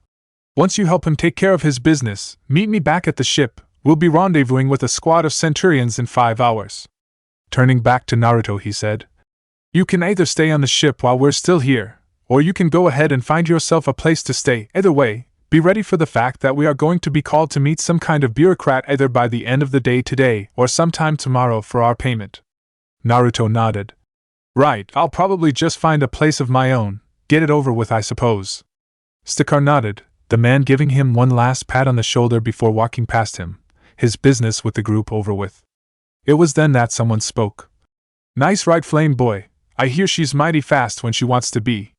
Turning around, Naruto saw a man resembling a hairless rat walking over towards them. The ninja had seen him periodically around the ship, the guy usually sticking to himself as far as eating in the mess hall and walking throughout the ship went. "Flame Boy?" Naruto asked incredulously. "And you're Stover, I'm guessing?" Stover nodded. "Right on the first guess, and that's what the crew's been calling you, what with you being on fire when we found you and all. Super original." Naruto deadpanned. The rat man shrugged. "No one's ever called a Ravager creative." Naruto stood inside a rather small building, the place no bigger than your average fast food restaurant. Looking around, the blonde could see various pieces of expensive-looking jewelry and trinkets, some truly confusing Naruto as to what their purpose was. Apparently, this broker's jewelry business was a front, his true business being more black market in nature, with him being the go-between in most dealings. Broker would be contacted by whoever, them wanting something valuable that was hard to obtain. Broker would then contact someone like the Ravagers for instance. The Ravagers would find and confiscate the valuable object, they would give it to Broker, he would pay them, then the broker would sell the object to the employer. Standard stuff. Today, however, such under-the-table dealings weren't necessary, as Naruto's group was looking for a cheap but durable yuta for the blonde warrior. Broker, who seemed to be of the same species as Stover, looked at the Ravager duo with slight apprehension. You do realize just how incredibly unorthodox this is, I hope? When you called me, I was under the assumption that you were looking to do business, actual business. Stover scoffed. You know damn well we don't deal in business with you, broker, not after what happened with Yondu. Nodding over to Naruto, he said, We're only here because you sell cheap yutas, which Flame Boy over here needs if he wants to survive. Don't make us regret coming here, broker, Terra spoke in. You're lucky our captain didn't call in an embargo after he heard of the business you and Yondu were dealing in. He still deems you as useful, seeing as how a majority of our clans use you and your business. But that can change. That subtle warning seemed to have cowed Broker, as he gave a quick bow, his voice quivering in worry as he spoke. Of course. My apologies, I'll get what you're looking for right away. Just a moment. Naruto stepped forward, his eyebrow raised in curiosity as he asked, Embargo? Does Stakar really have that kind of power? Stover turned to Naruto. Stakar is the longest-running captain in the history of the Ravagers, with his original team being the most infamous among the galaxy. And since every member of that team is now a captain of their own clan, all of whom are influential in their own right, Stakar's word carries a lot of weight. So what did this guy do to piss him off so much? Naruto wondered. Stover faced away from him. That's Ravager business, Flame Boy, and last I heard, you're not a Ravager. Seriously? Naruto asked skeptically. Naruto, Terra said, her voice firmer than usual. Just drop it, it's a personal issue. It seems this Yondu and Broker did something frowned upon, probably something to do with that Ravager code of theirs. Kurama surmised. No shit. Naruto thought. That's obviously what's going on. I'm just curious as to what went down for Stakar to get that pissed off. The ninja decided to shut up, not seeing reason to continue a conversation that would obviously rather be ignored by the two Ravagers in his company.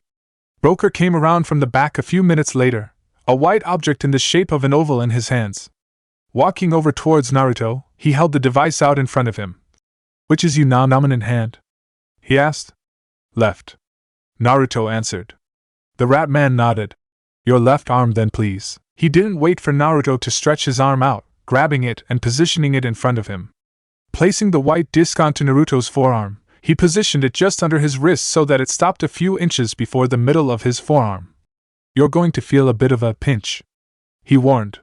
It's going to one motherfucker. Thank you, come again. Naruto nodded with a smile on his face as he began to walk away from the stand, the blonde ninja now by himself as he walked around the shopping district. After getting his yuta, which hurt like a bitch when it was internally wired into his forearm. After that, the Ravager duo set him up with a hotel before going on their way, telling him that they had his contact information via his yuta, which could apparently make calls for some reason. Feeling kind, Stover lent Naruto a couple hundred units to hold him over until he got his cut transferred over, the rat man feeling the need to tell him that he was taking it out of his portion, asshole. Now on his own, Naruto decided to walk around and see the sights, the other worlder having found cluster of shops forming a quaint little shopping district hidden in the massive city. His first stop being a small little clothing shack, Naruto bought a cheap gray jacket that was zipped up to his lower chest, the top portion of the open collar flipped up and over. Now looking for a bite to eat, Naruto looked through the various stands, his eyebrows raised at the strange-looking things they were selling. He honestly couldn't tell if they were fruits, vegetables, or something in between. He attempted several times to get assistance, but the place was so crowded it was hard to get a word in. A tap on his shoulder caused him to turn his head over to see a woman, her head mostly covered by cloth, similar to a hijab worn by Muslim women back on Earth, only that it kept a bit more of her face from view. His eyebrow raised, he said, Yes? The woman looked up slightly, more of her face coming into view. Her deep caramel skin tone was smooth, with full red lips that were pulled into a small smile. Amusement could be seen in her dark brown eyes. Strands of slightly wavy hair fighting to escape their confinement showed Naruto that she had dark brown hair that was almost black. She was truly beautiful. The rest of her clothes were pretty standard as far as he'd seen, with a faded green long-sleeve shirt and gray pants. You seem to be having trouble, she said, her voice having a surprising smoothness. Naruto chuckled. That obvious? She nodded. Zandaria is a hub for all varieties of people, some from the edge of the known universe.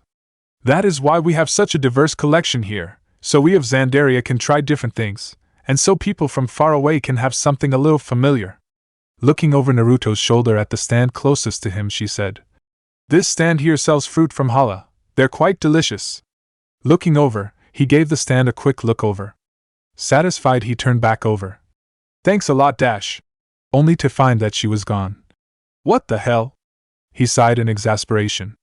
Buying the less weird-looking fruit at the stand, Naruto left the shopping district, now fighting his way through a crowd through a narrow alleyway. All around him he could hear the sounds of bustling restaurants, science spinners shouting out why you should visit their store, and fly vehicles zooming by hundreds of feet above. Finishing off the purple piece of fruit, Naruto thought, "That was actually pretty good. I'd prefer an apple or something, but whatever. You're lucky for that Good Samaritan, otherwise you'd still be walking around like an idiot." Kurama chuckled out. "Yeah, I know." It was then that he spotted something in front of him. Speak of the devil. There, walking a few yards in front of him, was the mystery woman. Deciding to walk over and give him his belated thanks, something else caught his eye. A man, or what he was assuming was a man, was stealthily making his way towards the mystery woman. His head in the shape of a curved cone, with pointed ears and a skin tone that was a mix of gray and yellow. Wearing a dark gray jacket that was a few sizes too big, Naruto watched as the man bumped into the woman. The two of them stumbled, one a display of decent acting ability. Giving the woman a quick apology, the man went on his merry way. By the time the woman realized her bag was missing, he was already gone, submerged into the crowd. Naruto was already on the move, weaving his way as fast as he could through the ever-thick crowd of people. Making his way next to the woman, he said, "Did you see where he went?" Looking up in surprise, it took her only a second to recognize the man she had assisted earlier. Yes." Pointing over to the right, Naruto followed her finger over to an alleyway. Nodding, Naruto made his way over. "Excuse me," he shouted. "Pardon me," he bellowed. "Move, damn it!" he finally screamed. His cries went unheard, the blonde ninja forced to practically swim through the sea of people. Finally breaking through, Naruto sprinted into the alleyway the woman told him the thief escaped into. As he entered, he immediately saw him walking casually, his hands in his jacket pockets. Just as Naruto was about to take the guy out, someone flew past him. The mystery woman, much to his shock. Showing a speed he honestly wasn't expecting, Naruto watched in mild fascination as the man noticed her coming his way, and made a run for it himself. Running up the side of a building, the man grabbed a hold of a ladder on the side. Scaling up the ladder with the quickness of a spider, the man was quickly followed by the woman, pulling off the same moves he had, only with a grace and ease he'd only seen back on his planet. Not wanting to be left out, Naruto ran up and jumped onto the side of the building, sticking to the side with his chakra. Making his way up to the roof of the building just a few seconds after the first two, Naruto came to the sight of them pulling off some impressive parkour, jumping and flipping over any obstacle that came in their path. Only, while the thief's was a little more raw, his movements reeking of inexperience, the woman moved like a cheetah on the hunt, with a tamed grace that screamed decades of training. "Who the hell is this chick?" Naruto asked out loud as they both jumped across the ledge of another building, both landing with a quick roll before continuing the chase. "You know you could end this with a flick of your wrist, right?" Kurama asked testily. Naruto smirked. "Where's the fun in that? This isn't something you see every day, Kurama." That was until the thief pulled out something from his pocket and turned around to face her, the object being what looked like a knife. Before the man or woman could move another inch, Naruto's hand wrapped around the thief's wrist, the sound of his bones popping out of place heard by all around. "What?" the man asked, his face scrunched up in pain as he looked at Naruto in surprise. "Anyone ever tell you it's not nice to steal from a woman, force her to chase you across a set of rooftops, then pull a knife on her?" Naruto asked, his eyes narrowed dangerously. "Where did you come from?" the woman asked. "I had it handled, by the way." "I'm sure you did," Naruto said, not taking his eyes off of the thief. "You were running and jumping around like a spider monkey. It was impressive, honestly." "Spider monkey?" the thief asked. Naruto squeezed his wrist even harder. "I don't think I was talking to you, Hermie." "Hermie?" the woman asked. "From Rudolph the Red-Nosed Reindeer?"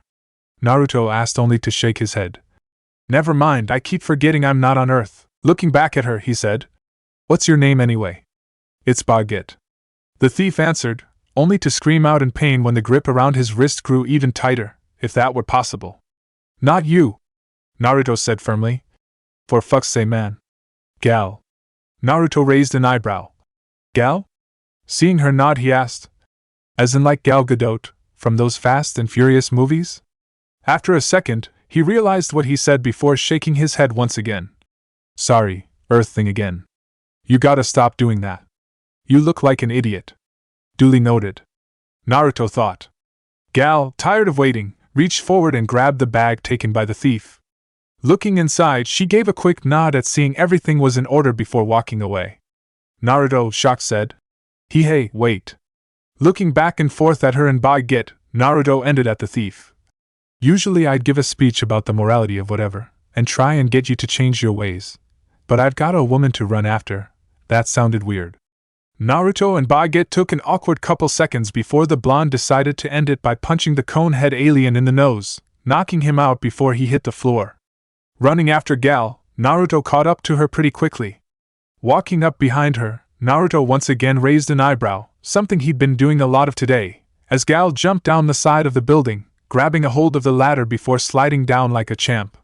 Jumping down, Naruto landed on the ground in a slight crouch, stuffing his hands in his pocket as Gal landed next to him. Are you following me? Gal asked. Naruto shrugged. Not really. I'm just curious. Of? You. Gal stopped in her tracks and looked over at Naruto. Eyeing him up and down, she said, And what about me are you so interested about? How about the fact that you pulled off some impressive parkour for a bag of whatever?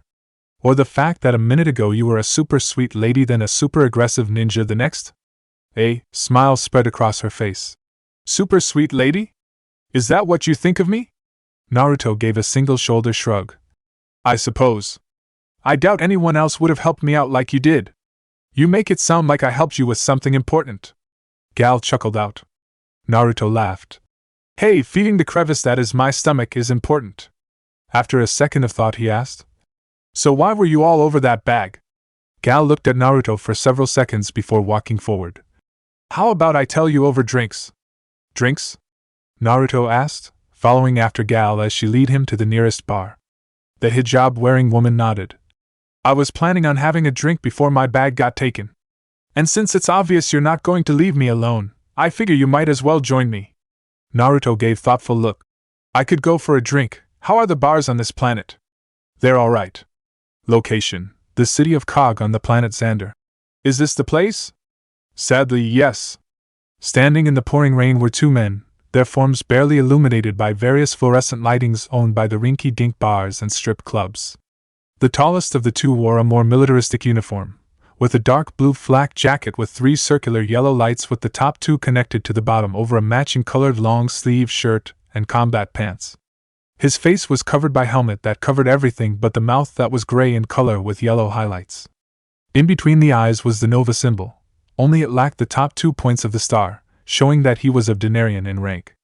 So are we gonna stand out here in the downpour, or are we going to go inside? The Denarian asked. The shorter of the duo wore a dark green trench coat over a button-up gray shirt, only the collar was propped up with a long-sleeved shirt that was a darker gray. A hat was perched rather lazily atop his head, covering his blue-skinned face from the rain by at least a little bit. Pulling out a small package, the man opened it up and pulled out a piece of candy before popping it into his mouth. Taking several satisfied chews, the man took a deep sigh before making his way inside. The door was halfway open when he turned back towards the Denarian to say, I'd watch my step if I were you, Denarian. Saul, one of the interns, wasn't watching where he was going and tripped on a limb.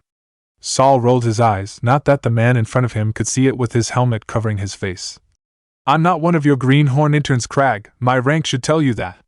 Crag shrugged, popping another piece of candy into his mouth. You'd be surprised how many Denarians I've seen act like fools, promoted because of the blood in their veins rather than the blood they've spilt. A smile spread across his face. And we both know which kind you are, Garthan of House Saul. Did you ever actually fight in the war? Or were you too busy scrounging for gutter tramps? Saul fired back. Funny. Crag chuckled. And I'll have you know I did both. The two were now fully in the room, with Saul having to keep himself from gasping at the sight before them. The bar was flooded with various colors of blood, from green, blue, to purple. The colors were splattered all across the floor, walls, and furniture. Saul couldn't help but be reminded of mixed paint, the colors spilling into each other. Laying in that pool of color was a mountain of corpses, none of them in one piece. Arms, legs, heads, various organ parts, it was a people salad. I can't believe he was here. Of all places, Saul said, kneeling down and turning over the corpse laying in front of him. It was a woman, wearing what looked like a waitress uniform, her left leg cleaved off and her entrails spilling out onto the floor beneath her. Poor woman! How could she have ever thought her life would end so painfully? Crag shrugged. She should have ran the second he entered the bar. She was dead the second he entered the bar. Saul fired back, resting her back like she was before. Was there security footage? Reaching into his pocket, Crag pulled out a small tablet. Swiping through, the detective found the footage he was looking for before pulling it up and showing the screen to the Nova officer. Of course we did, this is right as he enters. Saul took the tablet out of Crag's hands. He watched with interest as a man walked through the bar door. He was tall, needing to duck under the doorframe in order to enter, with thick muscles that screamed strength. His blonde hair was tied into a tight little ponytail which was sticking out of a silver helmet that looked like something worn by the slave warriors of Sakar. Strapped to his back was a mini armory, with a long sword, battle axe, shield, and a handful of other weapons placed in strategic places. Green armor covered his shoulders, forearms, thighs, and legs, leaving his chest and biceps bare. Walking over to the bar, the warrior took a seat, ordered a drink, and then proceeded to mind his own business. It wasn't long until he was given his drink before he was confronted by one of the patrons at the end of the bar. Is there any sound to this? Saul asked.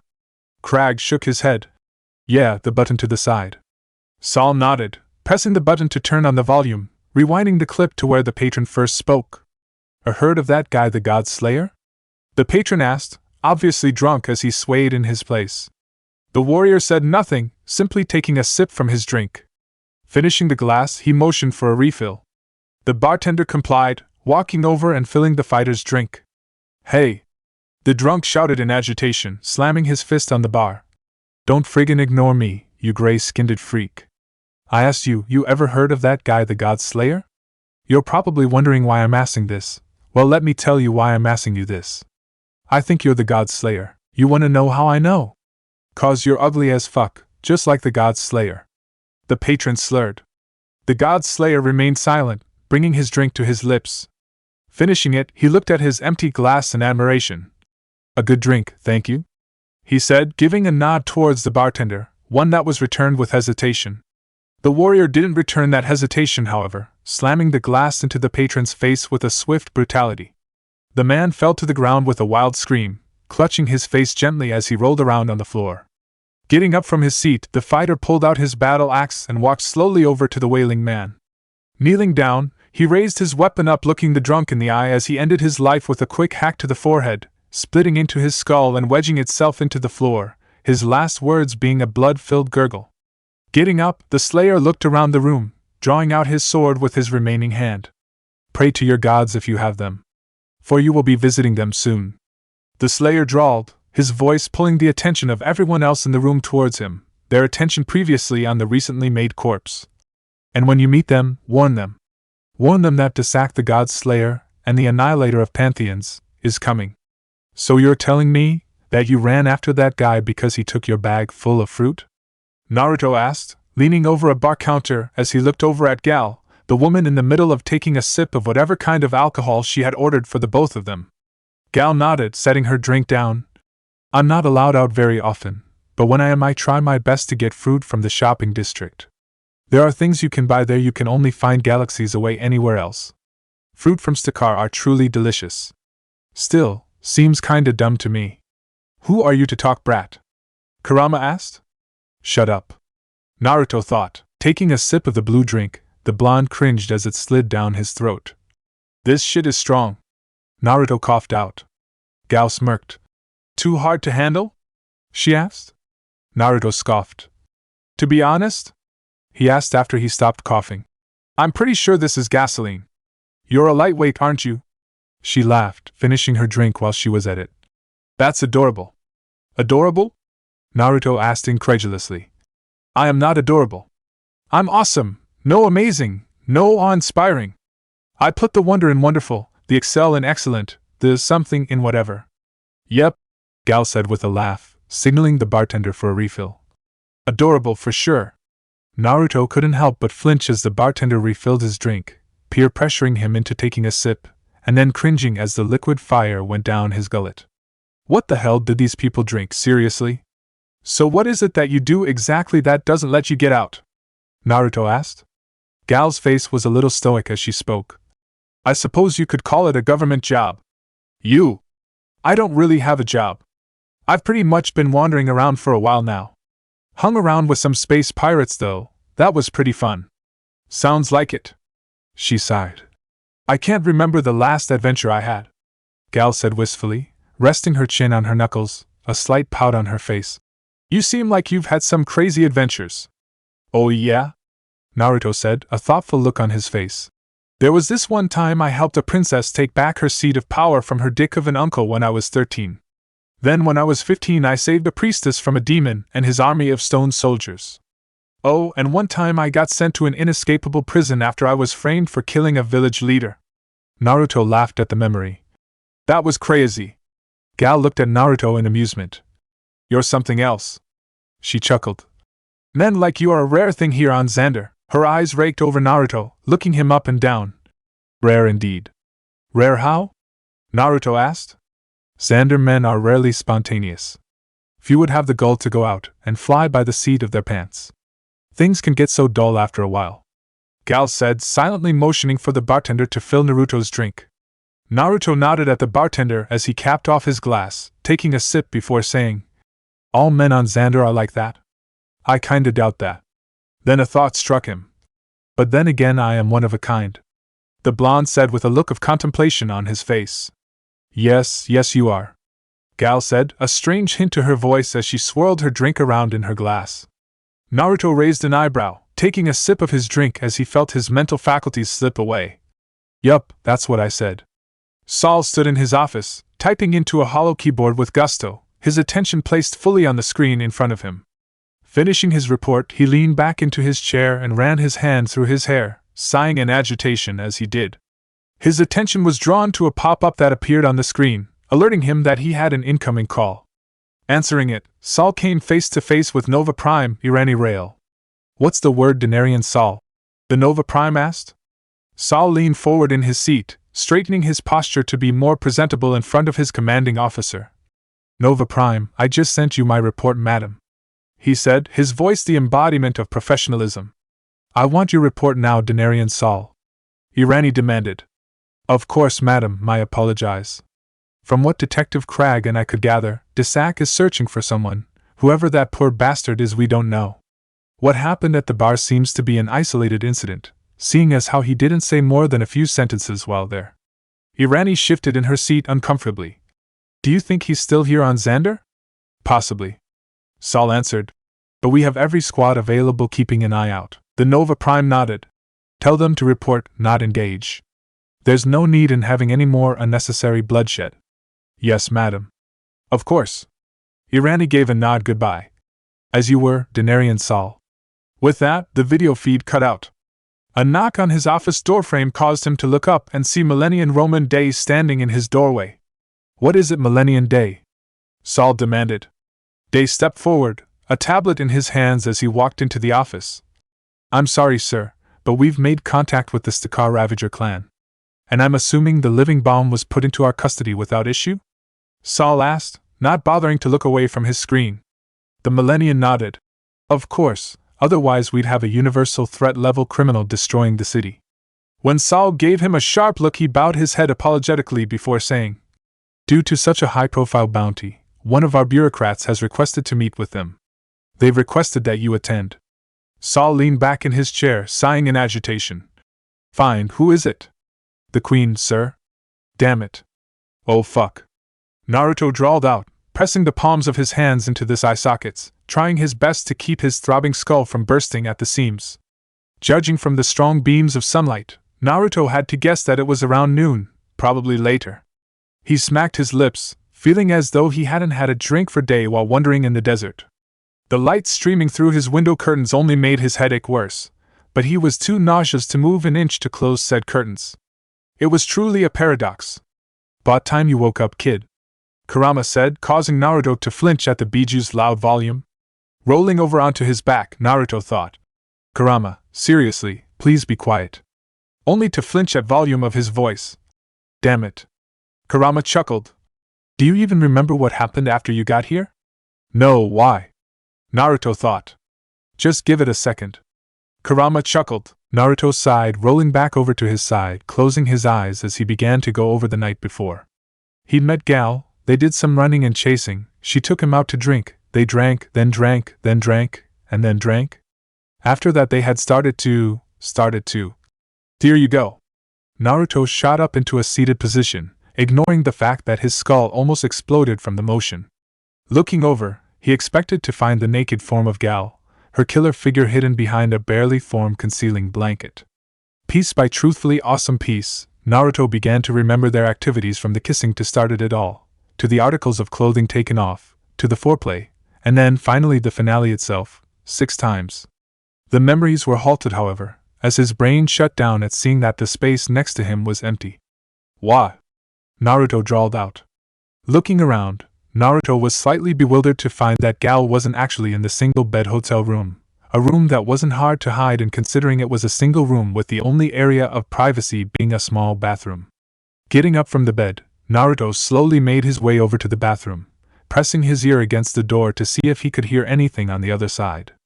Upon hearing nothing, Naruto hesitantly opened the door, should it turn out that she used the facilities really quietly, only to find himself disappointed when he found the small room empty.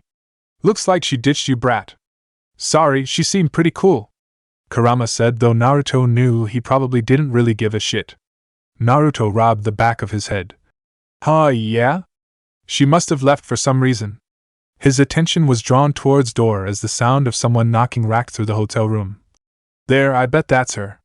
Walking over to the door, Naruto swung it open only to find himself disappointed to find it was Terra and Martinex on the other side. "Damn it." Terra and Martinex walked inside, the daughter of Stakar saying, "It's good to see you too, Naruto." Looking around the room, Terra scrunched her nose in disgust at the clothes littered throughout the room. "Maybe you could pick up and put on your clothes so that we can go meet the bureaucrat." Chop chop. She finished by clapping her hands together twice. Yeah, Naruto said, waving his hand at the woman dismissively. Wow. That was the best way to describe the room he was shown into by the Millennium Escort Squad. The room was massive in size, around half the size of a football field in length and as wide as the length of a basketball court. Its color scheme being gold with red and blue highlights, with the roof being held up by rows of columns that were set against the walls. In the center of the room was the Nova Corps symbol tiled into the floor, the star gleaming in the golden lighting. Set in 2 single-file rows was a horde of Nova Corpsmen, all of whom were Denarian in rank. The 2 rows of men were facing the other, not moving an inch as the 3 Ravager clansmen and Naruto walked towards the throne. Naruto could feel their stares, all of them waiting for either one of 4 to make a wrong move.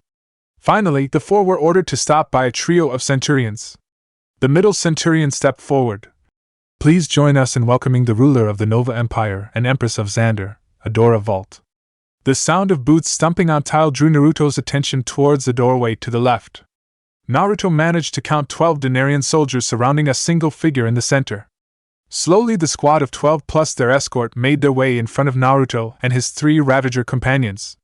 Breaking apart, the men in front of the Empress split up along with the ones at her side, all of them lining up behind her single file, their hand at their sides as they waited for their ruler to speak. The Empress now in full view, Naruto was able to actually get a look at her.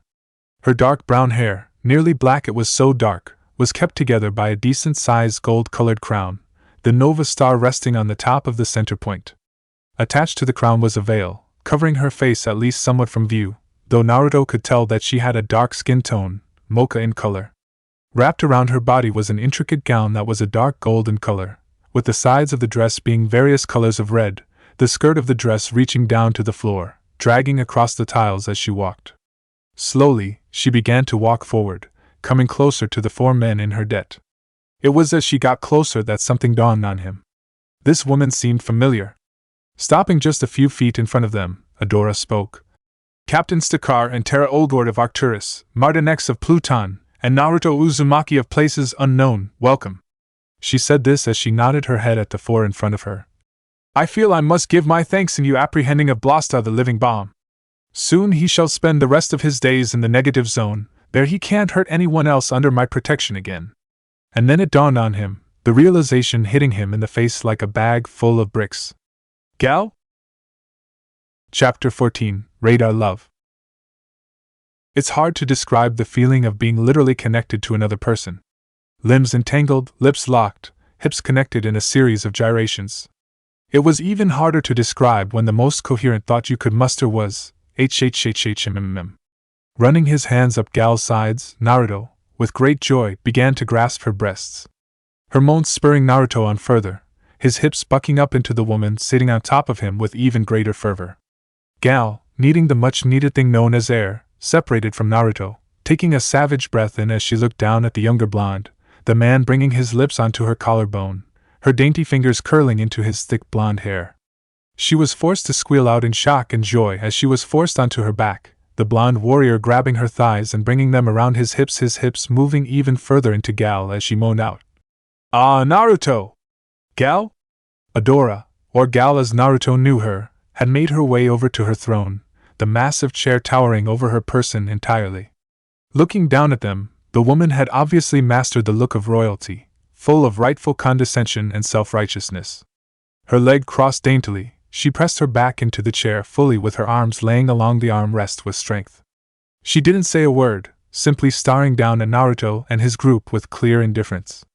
Well, shit. Kurama mumbled, the beast honestly shocked by recent revelations. Naruto was looking up at her in confusion, blinking rapidly as he tried to process what was going on in front of him. Gal was Adora? Adora was Gal? What the fuck was going on? He was about to speak again when he felt a hand on his shoulder.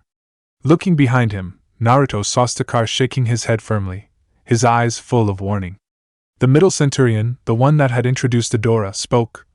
You are a guest here, Uzumaki. Remember that next time before you embarrass yourself by confusing our queen for whoever it is you think she is. He spoke firmly, a frown showing through the open piece of his helmet. Naruto narrowed his eyes. I'm not confusing her for anybody, I think. The high-ranking Nova officer reached for the firearm at his side. Watch your tone, boy. Centurion Dune, enough. The room was a startling quiet, Adora's voice echoing through the hall as she looked down at one of her highest-ranking soldiers with scorn. Remember where you are, and who it is you are speaking to. Not only is he a guest, but he is also responsible for apprehending the living bomb. Is he truly someone you wish to cross? Dune bowed his head towards his empress. My apologies, madam. He then turned to Naruto, his eyes narrowed dangerously. And you have my apologies as well, Uzumaki. Naruto didn't respond, staring up at Adora, his face scrunched in confusion as he tried to sort through what was going on. She's pretty badass. Kurama concluded. Stakar stepped forward. I don't mean to interrupt, whatever this is, but what about our payment? Adora turned her attention to the Ravager captain. Your payment has been sent to the account number you gave us. Thank you for the service you've provided my people. Looking over to the Centurion to Dune left, she said. Yar, please have your men escort Stakar and his men to their ship. Yar bowed to his empress before straightening upward, nodding towards a group of Denarians in the middle of the file. Said men stepped forward, the four Nova officers forming a diamond formation around Naruto, Stakar, Martinex, and Terra. Everyone began to walk towards the exit, everyone but Naruto. The blonde warrior stayed his ground, not taking his eyes off of Adora, the two staring at each other in a stubborn battle of wills. Uzumaki. Yar said, nearly shouting. Your business is done here. Please do not make a scene. The Denarian closest to Naruto walked over to and grabbed onto his shoulder, not that the ninja paid him any mind. Leave him, Centurion Yar. Adora spoke, not taking her eyes off Naruto as she said. Everyone is dismissed. The chorus of stomping boots on tile echoed through the throne room, each and every one of them saluting their ruler with a stance practiced millions of times before. Just as they started to make their way to the exit, Adora said, finally taking her eyes off Naruto. Centurion Dune, who was it that you had working on the Desak case? Denarian Saul, madam. Dune answered. The Empress nodded. Denarian Saul, stay behind please. You as well, Centurion Dune. The two Nova officers did as requested, the Denarian standing behind his commanding officer, hovering over his shoulder like a parrot. The four waited patiently for the room to clear, the silence heavily awkward.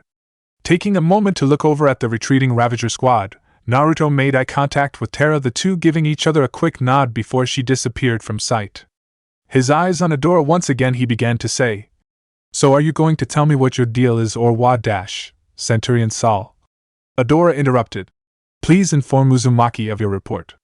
Saul raised a questioning eyebrow, but after a sharp look from Dune, stepped forward nonetheless, his arms folded behind his back as he gave his report, his body facing Adora but his head turned towards slightly at Naruto. On the previous day, a slums house bar in the city of Kog was visited by Desaxterixion, a man whom calls himself the God Slayer and the Annihilator of Pantheons. Despite his ridiculous aliases, that doesn't prove him to not be dangerous. His kill list is quite vast, exceeding even Blastars. This proves true, as every patron in that bar was slaughtered. While we don't believe there to be any ulterior motives, we do find his arrival here to be suspicious. Naruto raised a brow. Suspicious how? Suspicious that he shows up the same day as you, actually. Saul answered. Your exploits have already spread far and wide across the galaxy, along with the nature of one of your abilities. The Denarian shrugged. Considering Desax's title, it really isn't that far-fetched for him to come after you to see if the rumors are true. Rumors? Naruto asked. It was Dune who spoke. That you have the powers of a celestial. A roll of his eyes as he said it. Naruto shook his head. I'm sorry, but I'm new to all of this. Rubbing the back of his head, he said, What the hell is a celestial? The closest thing that will ever come to a god. Being so powerful they can manipulate the very fabric of the universe. Dune explained, obvious exasperation in his voice. We should totally fight one of these celestials. Kurama said. That last guy you fought was a lightweight. And what does this have to do with me? The blonde asked.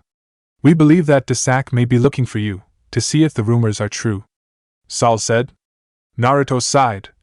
You already told me that. I mean, what exactly do you want me to do about it? Find the guy? 'Cause I have no idea how I'd even go about it. Of course not.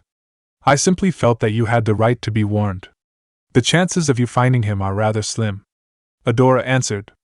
And if he kills more of your civilians? Naruto asked. We'll take care of it, Uzumaki. Dune said. The Nova Corps is more than capable of handling him. Naruto nodded, stuffing his hands in his pockets as he waited for the conversation to continue, only for the room to grow quiet. He waited and waited, looking around the room to see that Dune and Saul were shifting around just as uncomfortably. His impatience growing too much to bear, Naruto finally snapped. Is that all? He asked. Yes, that is all. Adora said, her voice an example of perfect stoicism. I see. That was all that needed to be said. Naruto walked out of the throne room, his hands in his pockets and his head low as he came up to the Ravager trio, the three waiting patiently for him outside. He walked past them without saying a word, forcing them to follow him. Terra was the first to speak. So what did you want? Just letting me know that some maniac may or may not be looking for me. Standard stuff. Naruto murmured. Who exactly? Martinex asked.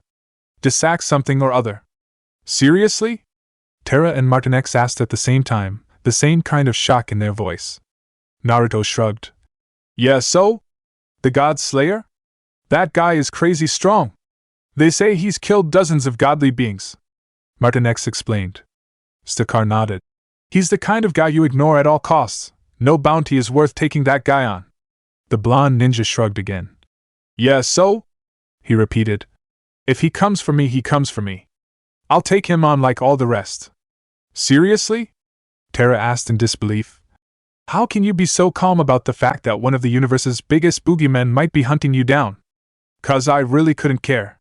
Terra's disbelief only grew. What the hell is your problem? Naruto didn't say anything, continuing his trek towards his ship. The walk to the docking bay took 20 minutes of silence, the blonde not really feeling like saying anything. Opening the bay door to his M-ship, Naruto was halfway up the ramp when he stopped to turn towards the Ravager trio. Well, I don't really know what to say. Rubbing the back of his head, his eyes squinted shut, he grinned. It's been fun, I guess. Stakar chuckled, walking forward to extend his hand out for a handshake, a gesture Naruto quickly returned. I hope this isn't the last we'll see of you, Naruto Uzumaki. I can say the same, Captain. Naruto chuckled back. If I need anything stolen, I'll make sure to get a hold of you. The Ravager captain nodded. I know just the clan. Looking over at Martinex, he said. See you later, Diamond Guy. Martinex sighed. It's not Diamond. The blonde ignored him, turning towards Terra instead. We'll have to race sometime, when I'm not so mediocre, of course. Terra gave a hesitant smile. So I won't have to expect a challenge for another couple decades, I guess? Ha ha. Naruto said sarcastically. Walking fully into the ship, the bay door began to close, the blonde giving a final wave goodbye to the people that gave him his start in his latest adventure. The door closed, Martinex turned to his captain. Do you think we'll be running into him again, sir? Stakar smirked. Oh yeah, I'd bet my stash of cigars on it. The kid's just too interesting not to run into again. Terra watched as Naruto's ship lifted off into the air, gliding forward in a swift motion. Goodbye, Naruto Uzumaki. Darkness had befallen Zandaria, the planet's twin moons hovering above, lighting up the night sky. The cool, breezy air feeling incredibly soothing against Adora's skin, the Empress looking down on her city from her impressively big balcony. Her nightgown sweeping along her legs, riding the wind rather easily, the woman leaned against the railing, a Chekha cigarette jammed in between her lips, her fingers gently caressing the thin blue cylinder. Pulling the cigarette away from her lips, Adora closed her eyes as she released a breath, smoke billowing out of her mouth like an agitated dragon. Looking down at the cigarette, Adora gave a heavy sigh before flicking it into the city streets below. Straightening upwards, the Empress walked back into her room. Running her hand through her hair, Adora looked up only to jump in shock when she realized she wasn't the only one in her room. You know, your security sucks. Like really awful. But then again, when it comes to sneaking into and out of places, there's no one better than Naruto Uzumaki. Sitting down on Adora's bed, his legs crossed with his hands behind his back propping him up, Naruto tilted his head slightly, his face blank as he looked Adora in the eye. Adora crossed her arms under her breasts. What are you doing here, Naruto? She asked. The blonde got off of her bed. You know what I'm doing here, gal. That's not my name. It is to me. The Empress scoffed. You're acting like a child. Like a child, huh? Naruto asked, taking a step forward, his face now dangerously serious. Yes. Adora said, just as serious. Now I suggest you leave. I don't think you'd like to see what my security can do. Naruto was now standing just a few inches away from Adora, his nose at her forehead as his form eclipsed hers. And I don't think they'd like to see what I can do. I'm pretty sure I've already seen what you can do. The two stood there, not saying a word as they allowed Adora's words to float around for a while before Naruto finally burst out into laughter. Taking a few steps back, Naruto rubbed the back of his neck. You know, I really wasn't expecting that. Adora sighed, though a slight smile adorned her face. What are you doing here, Naruto? What I'm doing is trying to figure out what your problem is. Naruto said matter-of-factly. The Queen of Xander walked past Naruto. My problem? She asked. My problem is that I am the Empress of this planet that is the capital to an empire that has been one of the universe's most influential for thousands of years. From the mountains of paperwork, the constant political controversy, the endless number of soldiers who have died fighting a war I am now responsible for, no matter how hard I try to end it, and a sea of Kree soldiers who would like to see me dead, after a long and arduous session of torture, rape, and dismemberment, of course. Turning around sharply, she continued, So excuse me for wanting to have a moment where I wasn't a queen, or a ruler, or an empress. Excuse me for wanting to just be gal.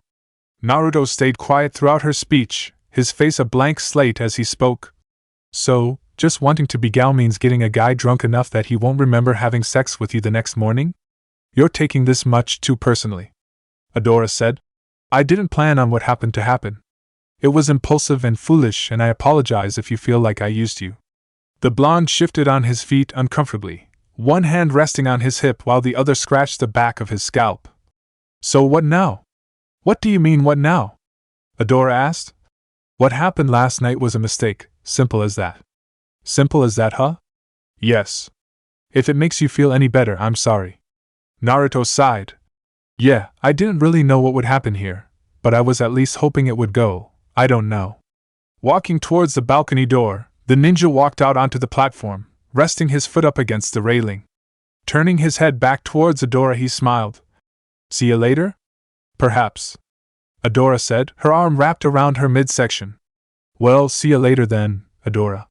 6 months later. Location. The planet introduced the rustling of foliage being brushed aside along with the clicking of metallic equipment, and weapons echoed through the uphill forest floor. A 10-man squad of Nova Corps Denarian and Centurion officers trekking their way through as they scanned the area. None said a word, each knowing that their target was close to their location.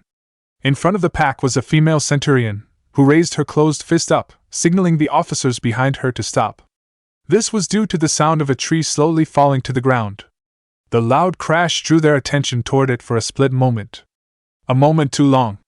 For the next sound heard was the blood-curdling scream of the Centurion leader. Each soldier spun around to see that a sword was now buried in her back, the pointed tip sticking out of her abdomen, crimson blood dripping from the blade to the ground below.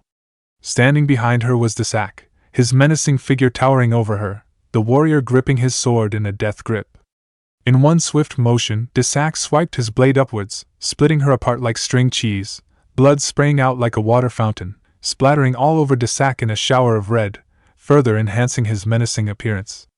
Casually twirling his sword, Desak said, I have no issue with the Nova Corps, yet you continue to hunt me like an animal.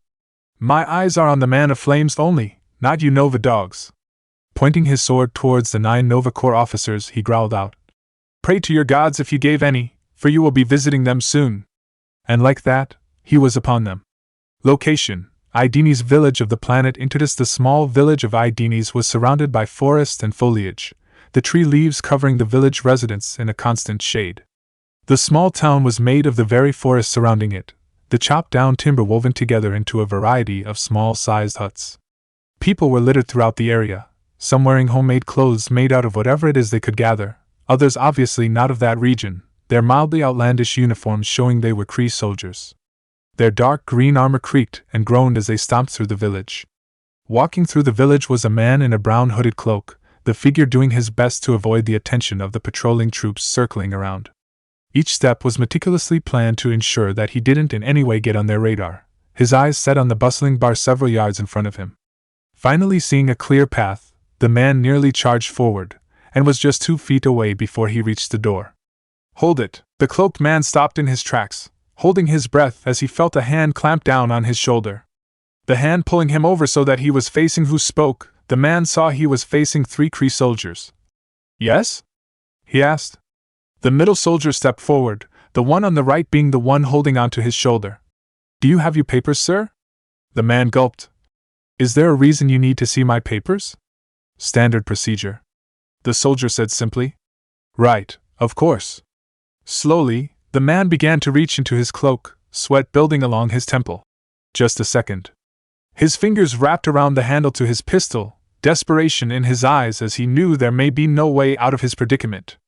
Just as he was about to pull out his gun and open fire, an explosion echoed from a distance, getting the attention of the 3 Kree soldiers in front of him. The middle soldier pressed his finger into his earpiece. Konar, what was that? After taking a second, the soldier looked over at his comrades. Nova officers 5 clicks out, let's go. The 3, seemingly forgetting about the cloaked man, ran after the sounds of the explosions and gunfire. Taking an incredibly powerful sigh of relief, the cloaked figure grabbed onto his chest, his heart vibrating in his chest. After several moments, the man finally managed to calm himself down. Straightening his cloak the best he could, he opened the door going into the bar, looking for the man that had contacted him. It only took a moment before he saw a man waving for him. The man had short yet spiky blonde hair, with a brown scarf wrapped around his neck and the top of his torso. His gray jacket was unzipped, a brown shirt that read "I'm a pacifist," with a pair of black cargo pants wrapped around his legs. Walking over to the table, the man plopped down into the chair. I'll have you know I almost got myself killed getting myself over here. Naruto rolled his eyes. It's not my fault that you don't know how to be inconspicuous. Rule number 1 on blending in, cloaks stick out of a crowd like cancer on a CT scan. After taking a quick sip of his drink he said, Take the hood off, you're indoors. Hood's indoors sticks out too. Oh, look at you, Mr. Serious trying to be all suave and cool. Good lord. Kurama said with a sigh. If you need me I'm gonna take a nap for a couple days. Good. Naruto thought.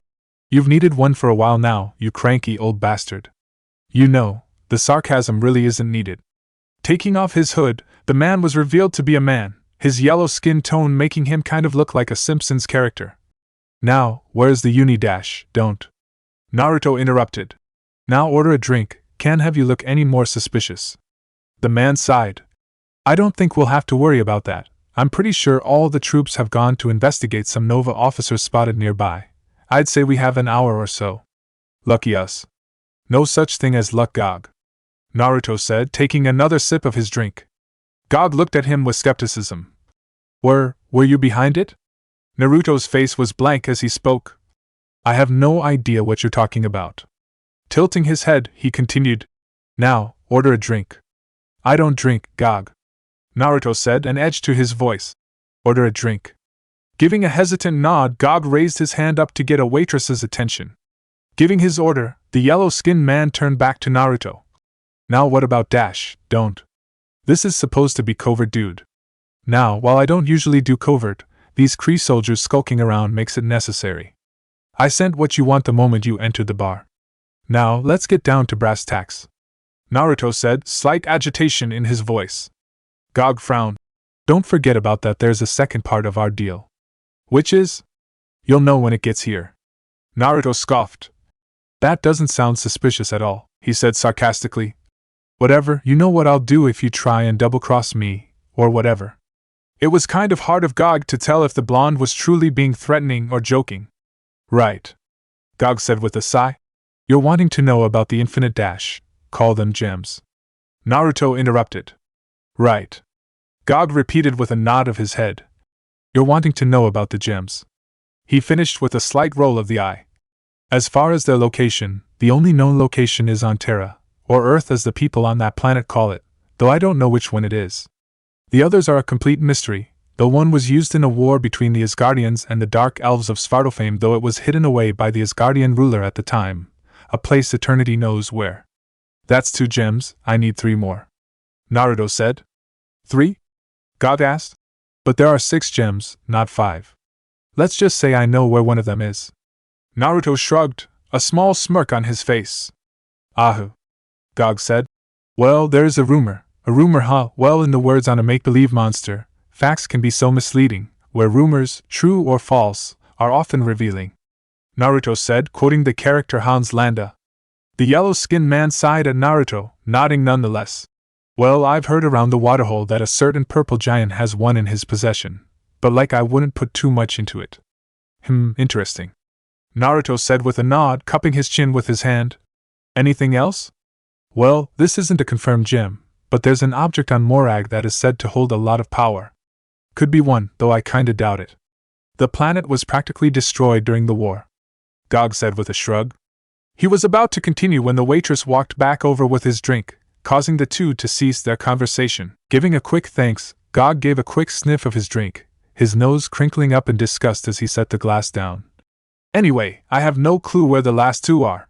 So, that's one unknown. There's a thing that may or may not be on a destroyed planet that may or may not be a gem, then you got one on Earth which I'll be heading to eventually, one that's been hidden by some old god king, then one that might be in the hands of the guy whose name causes people to shit their pants when they hear it. Great. Taking a gulp of his drink, Naruto finished it off after he finished his rundown of what Gog told him.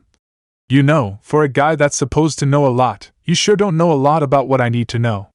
The gems are older than just about anything. A lot of people don't even think they're real, Gog said, trying to defend himself.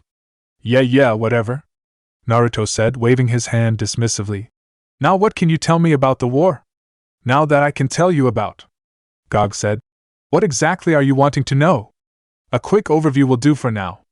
Right, the man said with a nod. The war started just a little over 1,000 years ago. Kree High Ruler Hivar and the Xandarian Emperor Star both began expanding their borders, the two consolidating 2 planets each into their empires in just 3 decades. Tensions began to rise as their encroaching borders grew closer and closer, leaving little space for wiggle room for either of them. After Hivar's death, his sister, Hele, was appointed High Ruler, with her first act as ruler being a peace treaty between the 2 empires, a treaty the now-aged Star saw as a smart move to make. After nearly a year of negotiations, the Nova Kree Treaty was formed, creating the largest joint empire ever recorded. It only lasted 5 years before things started to fall apart. Star death led to the Nova Empire being led by the previous Nova Prime, Tyr, the first person to ever be called a supernova. Tensions began to rise when Kree began to work on what would later be called the Terrigen Mist. It wasn't until a year later that everything exploded, both figuratively and literally. A Xandarian transport unit, carrying Nova civilians, was destroyed by a Kree battleship. Why would they attack a civilian transport? Naruto asked. God nodded. Most people have forgotten why, mostly because Xander has made it their mission to do so. He smirked at seeing Naruto's confusion. I'm sure you're wondering why they'd want people to forget why the war was started. Leaning forward, he said in a hushed voice. The reason why is because it was their fault. That piece of news actually shocked Naruto, the blonde being forced to spit his drink out of his mouth back into his glass rather awkwardly. After coughing it off, he said, What? That civilian transport? He asked rhetorically. It was actually a cover. Those civilians? Spies. Kree was simply preventing them from stealing incredibly sensitive information. The people of the Nova and Kree empires were furious, of course, though for completely different reasons. While it was said by the Kree that they were simply doing what anyone else would do, Xander officials spun the story as the Kree simply killing a dozen civilians in cold blood. War was inevitable. Naruto shook his head. Holy shit. Yep. Gog said with a nod. And though Xander has been trying to end the war for centuries now, the Kree are a vindictive people who don't forget. Sure, there have been several instances when they were close to peace, but something always happened that ruined it, always an atrocity or massacre of some sort. What about now? There's a treaty in talks now. What are the chances of it passing through? Slim. Gog said. Kree fanatics like Attilas or Yanrog are doing everything in their power to keep that treaty from happening. So, if those fanatics were taken care of, the treaty would probably go through? Perhadash, the sound of the bar door slamming open caused Gog to finish his sentence before it was complete. Rushing into the establishment was a man, his curly blonde hair drenched in sweat as he huffed and puffed, trying with all his might to catch his breath. Standing straight from his hunched position, he pulled at the collar of his blue jumpsuit, trying to cool his body the best he could. Looking around the room, he saw that everyone was looking at him in shock and confusion.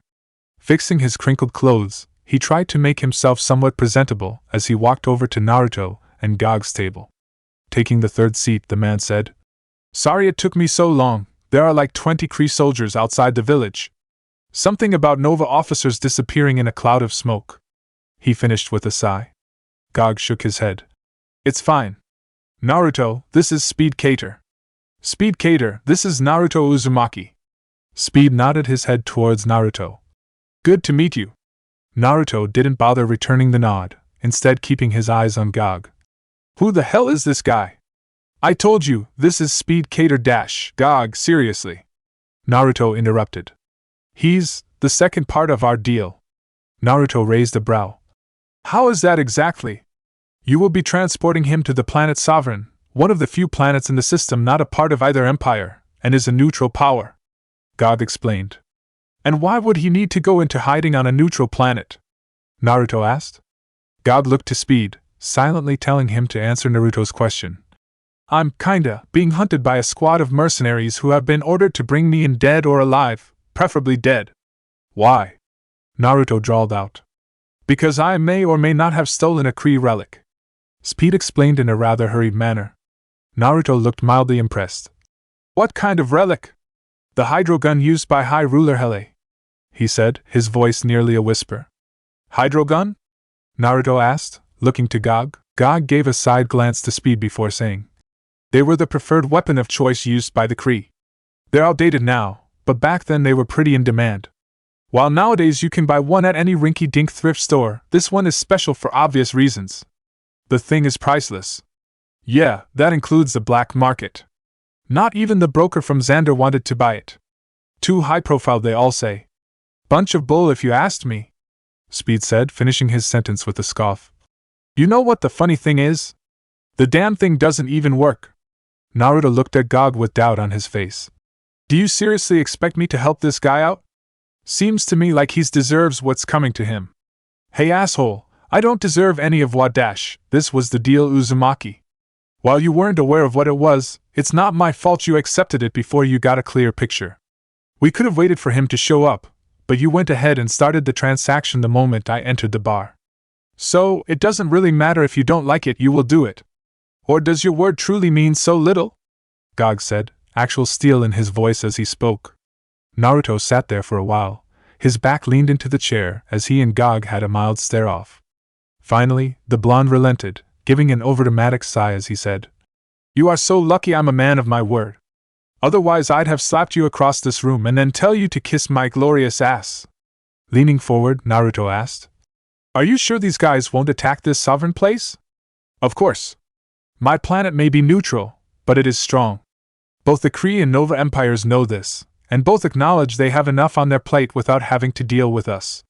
Gog spoke, his voice holding a hint of pride towards his home planet.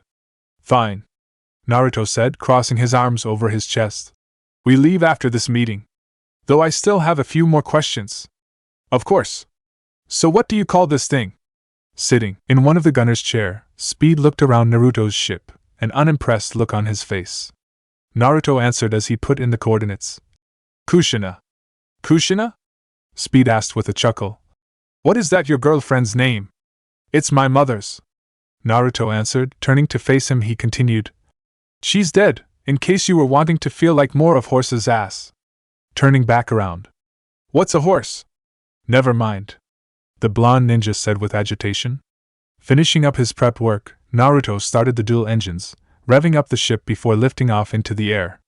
Looking over at one of the screens to his left, Naruto saw that he had to take 265 jump points to get to Sovereign. "So how do you know Gog exactly?" he asked, trying to strike up a conversation. "I was about to ask the same," Speed answered, crossing his arms across his chest as he rested his feet on the control dash in front of him. "First off," Naruto said as he got up from his seat, the ship now on autopilot, "get your feet off my stuff." He finished by swatting said man's feet, causing him to give the ship's captain a scathing look. "Second of all, I asked first." Walking down into the lower deck, Naruto walked over to a locker door. Opening it, he threw his scarf and jacket inside. Speed, who had decided to follow after Naruto, answered, "It wasn't long after I stole the hydrogun that I was forced to run from the Atlas Squadron. I tried to pawn it off anybody I could think of, but nobody wanted the trouble. So I went to Gog for information on who might be interested. And while he might not have been able to help me sell the damn thing, he promised he'd find a way to get me to Sovereign," he explained. "And why would he do that exactly? Gog doesn't seem like the kind of guy to help out a guy like you, not without getting paid anyway." The curly-haired man shrugged. "Let's just say we came to a mutual understanding." Naruto raised an eyebrow. "You've lost me." "Good." He proceeded to follow Naruto back up to the cockpit, taking his seat back at the gunner's station as he spoke. "So what about you? How do you know Gog?" "I'd heard about him about a month ago on Xander.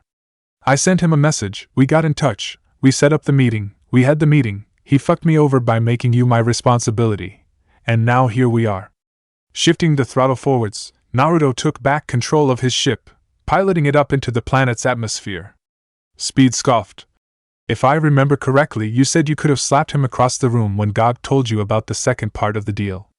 And from what I've heard about you, Naruto the Celestial, you're more than capable of doing that. So why didn't you?" "Because I'm a man of my word. It's my ninja way," Naruto said. "It's my own damn fault not hearing what the second part of the agreement was. I've made my bed, now I gotta lay in it." The thief looked at Naruto skeptically. "You're a strange man, Naruto Uzumaki." Naruto shrugged, although crossing his mind a few seconds later. "And don't call me the Celestial. I don't know where people got that idea, but I'm most definitely not that." And so began the long ride to Sovereign. Ahag. Brute enough. The man that spoke was massive, standing just over 7 feet tall, with muscles nearly slitting open his dark green leather uniform. His long black hair draped over his tan-skinned head, his hair at the nape of his neck. Glimmering in the poorly lit room was his iron-clad jaw, the thick piece of metal protecting the bottom half of his face rather snugly. Growling, the man spoken to took a dangerous step forward. His head coming just under the other man's impressive jaw-line, his entire body was covered by a dark blue fur, with sharp-bottomed canines poking out from his lips. His matching outfit covered the rest of his hairy figure, but it did little to prevent anyone from seeing his vast build. "I'm not done yet, Iron Jaw." "Enough." Stepping forward was a man of a rather slim frame, his body clothed by what could now be confirmed as their uniform, which consisted of a pair of dark green leather jacket and pants, with the Kree symbol for a plastered on the left shoulder. I ordered Brute to continue with his fun, Iron Jaw. The fool deserves it. Now, fully out of the shadows was a rather handsome man with thick blonde hair and handsome features. His looks were ruined by the rather sinister gleam in his eye. "But hug dash ah." The man interrupted. "Remember, Iron Jaw, we're in the middle of business." "And during business what do we use?" he asked sarcastically. "Code names," Iron Jaw said rather testily. "And what is my code name?" "Phoenix." "Good." Kneeling down in front of the once screaming man, a cruel smile stretched across his face as he cupped his chin. "We can't have someone like Gog the Knowing learn our names, now can we?" Gog, his once unblemished yellow skin was now ruined completely. His left eye was now swollen shut, a massive purple knot covering it fully. His nose was broken with the right side of his temple split open, blood pouring out of both and dripping onto the floor.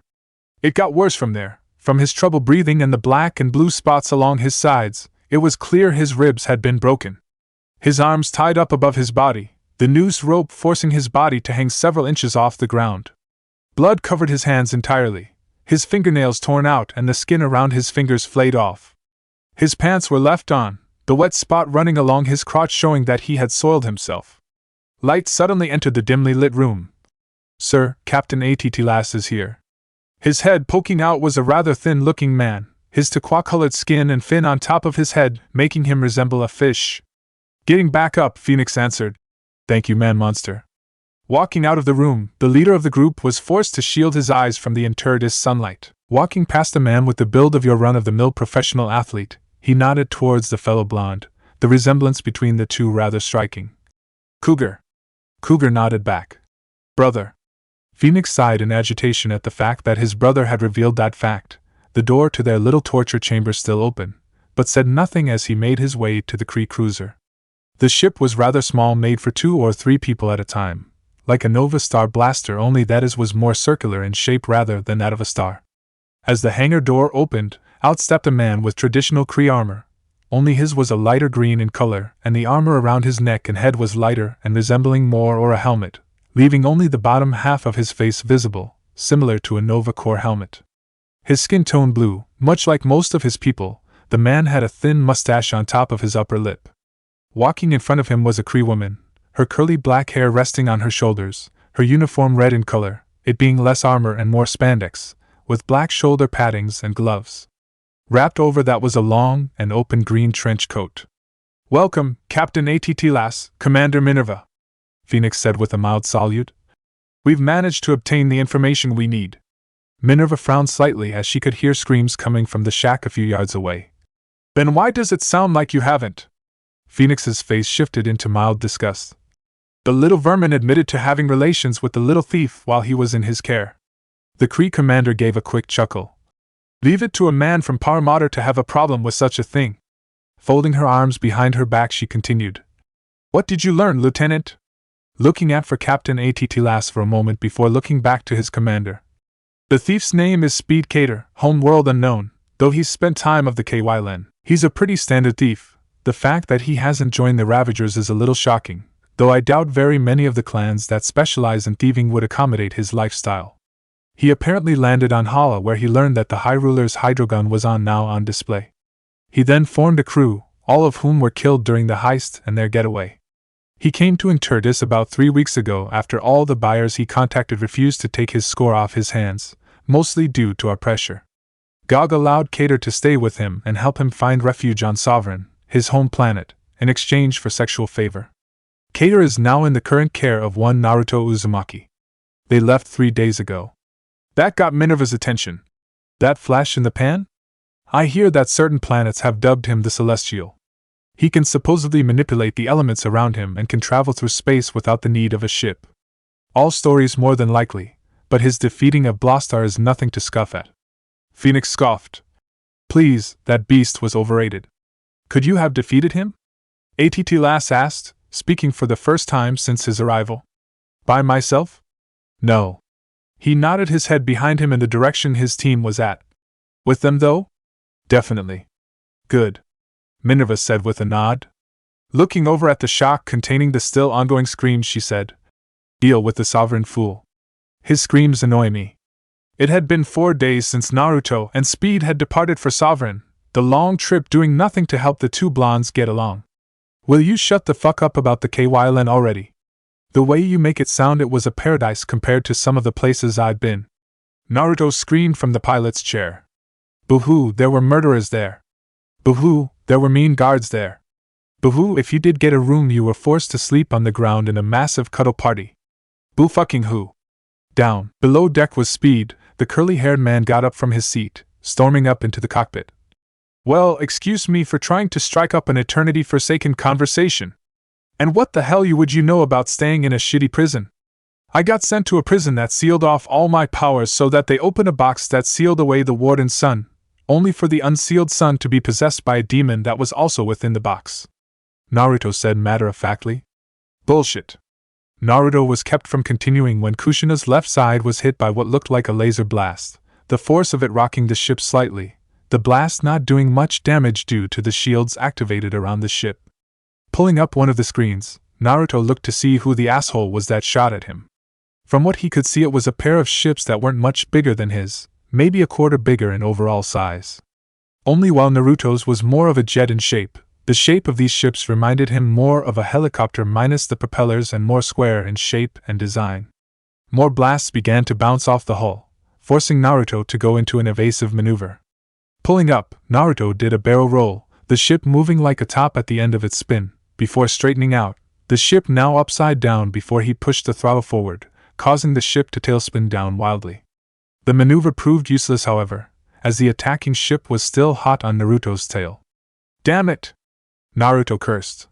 Looking over at Speed, whose eyes were wide from the sudden move, he shouted, "Make yourself useful and man the torrent gun!" Right!" Grabbing a hold of the joystick to his left, Speed began to try and get a lock on the trailing shit. "You got any more moves like that one?" "Not really," Naruto said rather weakly, juking to the left harshly to try and get some distance. "That's the most I've learned since I got this ship." "Great, just great," Naruto scoffed, diving down before entering another barrel roll. Waiting for the ship to even out, he asked, "Who the hell are these guys?" "No idea, could just be some pirates or something." "Great, just great," Naruto said. "Are you even trying to shoot their guys?" I'm trying. Speed shouted, doing his best to at least skim one of the ships. Die, die, die, die, die, die. The curly-haired man sprayed laser fire towards the two ships, each one missing by a fair margin. Pulling the throttle back, Naruto forced his ship upwards sharply when he saw that both of the ships hard-fired some kind of missile towards him. "Hold on!" he screamed, forcing the ship into another barrel roll, the missiles following the ship in a tight spin. "Come on!" Naruto yelled out, pushing Kushina to her limit as the missiles wove into each other tighter and tighter. In a moment of total epicness, the missiles collided into themselves in a silent thud. Naruto finally evened out. Looking back where the missiles exploded, Naruto said, "Can I be honest?" He spoke as he dove down. That wasn't very satisfying. He ended the sentence by juking to the left. Speed was too busy trying to shoot down one of the ships, it being an honest act of some higher power that he finally landed a hit, the laser blast rocking one of the rear engines causing it to fall into a rapid tailspin. "Hell yeah!" Speed yelled out. Looking over at Naruto, he smirked. "I don't know, that was pretty satisfying." Naruto scowled as another laser hit his Kushina. "Yeah, I'm done." Creating a shadow clone, the ninja had the clone sit in the co-pilot's seat. "Make sure these guys are as close as possible without them being able to get a good enough shot at us to take us out, got it?" The clone nodded as Naruto went below deck. Walking over to the hangar door, Naruto opened up a screen that showed the rear camera, showing that the ship was right on their tail. Activating his six-pad Sage mode, Naruto reached his hand out, his fingers making a grabbing motion as he searched for the ship through his magnet release. Finally finding it, Naruto watched on the screen as the ship stopped in its tracks for a moment before it suddenly began to crumble into itself. It wasn't before long that the ship was nothing more than a giant metal beach ball. Closing the scene, Naruto walked back up to the cockpit, walking past the flabbergasted Speed, his clone popping as he took the pilot's chair. Now that was satisfying. What? Speed stuttered out. Oh, how, with the other you, and the ship. Now blinking rapidly, he rubbed the back of his neck. Wow. Yeah, I know, Naruto said with a smirk. Why haven't you come in to report Captain Atlas? Atlas was sitting in his captain's chair, now aboard his battleship as he headed for the planet Hala. Leaning in his chair rather lackadaisically, his chin resting in the palm of his hand as he looked at his fellow captain. I was taking care of our little thief problem, Captain Kelvar. Said man was of a pale tan complexion, his wavy blonde hair flowing out just above his eyes. His uniform was very like Minerva's, only more masculine. Kelvar raised an eyebrow. I wasn't aware you had apprehended the thief? I haven't, the blue-skinned man answered. Though my squadron is on the cusp of doing it as we speak now. The blonde-haired man scowled. You'd send those barbarians? They'd destroy the artifact before bringing it back here. Perhaps, Atlas drawled. But that isn't the point now, is it? The point is sending a message to those that dare think of embarrassing our empire ever again. His eyes grew sharp. Am I wrong? Kelvar's eyes narrowed. Watch yourself, Captain Atlas. Oh, I will. With that, Atlas cut out the feed. Minerva raised an eyebrow at her captain. Was it truly so wise to challenge Kelvar in such a way? Atlas didn't say a word, simply looking forward out into the passing cosmos before, his mind on something not even Minerva could guess as to what. Finding the task pointless, the woman turned back to her station. 3 days later, location. The planet Conjunction. The desert planet of Conjunction was a rather hostile planet, with its ever-present and fierce sandstorms making most of the planet inhospitable. The few places that you were capable of going into was always a beehive of activity, with most of them made up of fuel stations, bars, and casinos, making it the perfect stopping place for any space traveler, so long as you knew how to use a gun, of course. The current hut Naruto and Speed were in was a rather busy bar, with such a wide variety of species it was hard to find two of anything. Having just walked into the bar, Naruto pulled down the scarf that was covering his mouth and nose before pulling up a pair of rectangular goggles. Patting the sand out of his hair, Naruto said, I'll get us a drink, go find us a table. Speed nodded, walking away into the crowd to look for an available table. Heading over to the bar, Naruto leaned against it as he waited for the bartender to notice him. It was as he waited that he noticed the door open, causing his attention to be drawn to whoever was walking in. It was two men, their sizes the polar opposite of each other. One was at least 7 feet tall with a big build on top of it. The strange thing about him was fact that it looked like his jaw was made of some kind of metal. The man next to him was 4 feet tall at the most, his turquoise skin tone and the fins on top of his head reminding Naruto of a fish. The pair walked towards the center of the bar, leaning against it much like he was. Looking over, he saw that the bartender was finally heading his way. Giving his order, he was once again forced to wait, thus causing him to look around the bar. It was then that he noticed that 2 other people had just entered, the 2 looking as though they were brothers with their matching blonde hair and facial features, the only difference being that one had a more athletic build. His attention was taken off of them when his drink was given to him, the blonde quickly transferring over the units necessary. Walking over with the drinks, Naruto once again noticed an additional patron, this one walking over to the empty table next to his and Speed's. He was a big man, his body covered from head to toe in hair, reminding Naruto of a werewolf in some ways. Taking a seat, Naruto gave Speed his drink, the 2 of them drinking in silence for a moment. It was as he was drinking that he felt several eyes on his person. As discreetly as possible, Naruto looked around towards where he felt the eyes belonged to. Each set he found belonged to the people that had just recently entered the bar. Only they weren't looking at him. They were looking at Speed. Or more specifically, the hydrogun holstered on his hip. Naruto didn't wait a second longer, a blue seal in the shape of a spiral forming in the center of his palm, slamming his hand onto Speed's shoulder, the same seal now on the spot he'd slapped him. He then disappeared in an instant, almost as though he had teleported. What the hell? Speed asked, looking around to see that he was now in the lower deck of the Kushina. He jumped in shock when he saw Naruto suddenly appear next to him. Naruto, what the? I'm not Naruto, technically. I'm a clone. The shadow clone clarified. How did we get here? It's a move called iteration, or a variation of it anyway. The blonde clone explained. We don't have time for explanations. That bar was a trap and the boss is fighting the guys that are after you. That got Speed's attention. Seriously? Well, what are we waiting for them? Let's go! Naruto was currently cursing his luck, the blonde finding himself on his back having been thrown out of the hut by the big hairy brute. Getting up, Naruto brushed the sand out of his hair and off his body. That was a cheap shot, asshole. Stepping out of the hole he had created was Brute, a savage smirk on his face as he looked down on Naruto. Not my fault you didn't see it coming. Hey, it's not often you see a guy transform into that, Naruto said, pointing towards Man-Monster, his once tiny frame now even bigger than Iron Jaws, his once turquoise skin now an angry red. But that won't happen again, trust me. His eyes closed for a single second before opening, his eyes showing that he was now using Sage Mode. Man-Monster snarled angrily as he tore off the remains of his shirt. So says the dead man? No one in the group seeming to notice the change in color of Naruto's eyes and eyelids. Now, Man-Monster, let the man have his delusions. These are his last moments, after all. The voice belonged to the now smallest of the group, the wicked grin on his face matching the evil gleam in his eye. Looking over his shoulder, he said, "Show him a good time, Iron Jaw." Forced to duck to get through the hole much like Man-Monster had too, Iron Jaw walked out with a massive sword in his hand, the double-edged blade gleaming in the desert light. He didn't say a word, simply charging forward with a speed that honestly surprised Naruto, him being the fastest guy he'd seen so far while out and about the universe. That didn't matter though, as Naruto simply raised up his arm up in a rather lazy fashion. "Fool!" Iron Jaw mumbled, bringing down his weapon with an unbridled wrath. Upon impact, the ground beneath them cracked into the shape of a spiderweb, small fissures in the ground forming with a loud crack.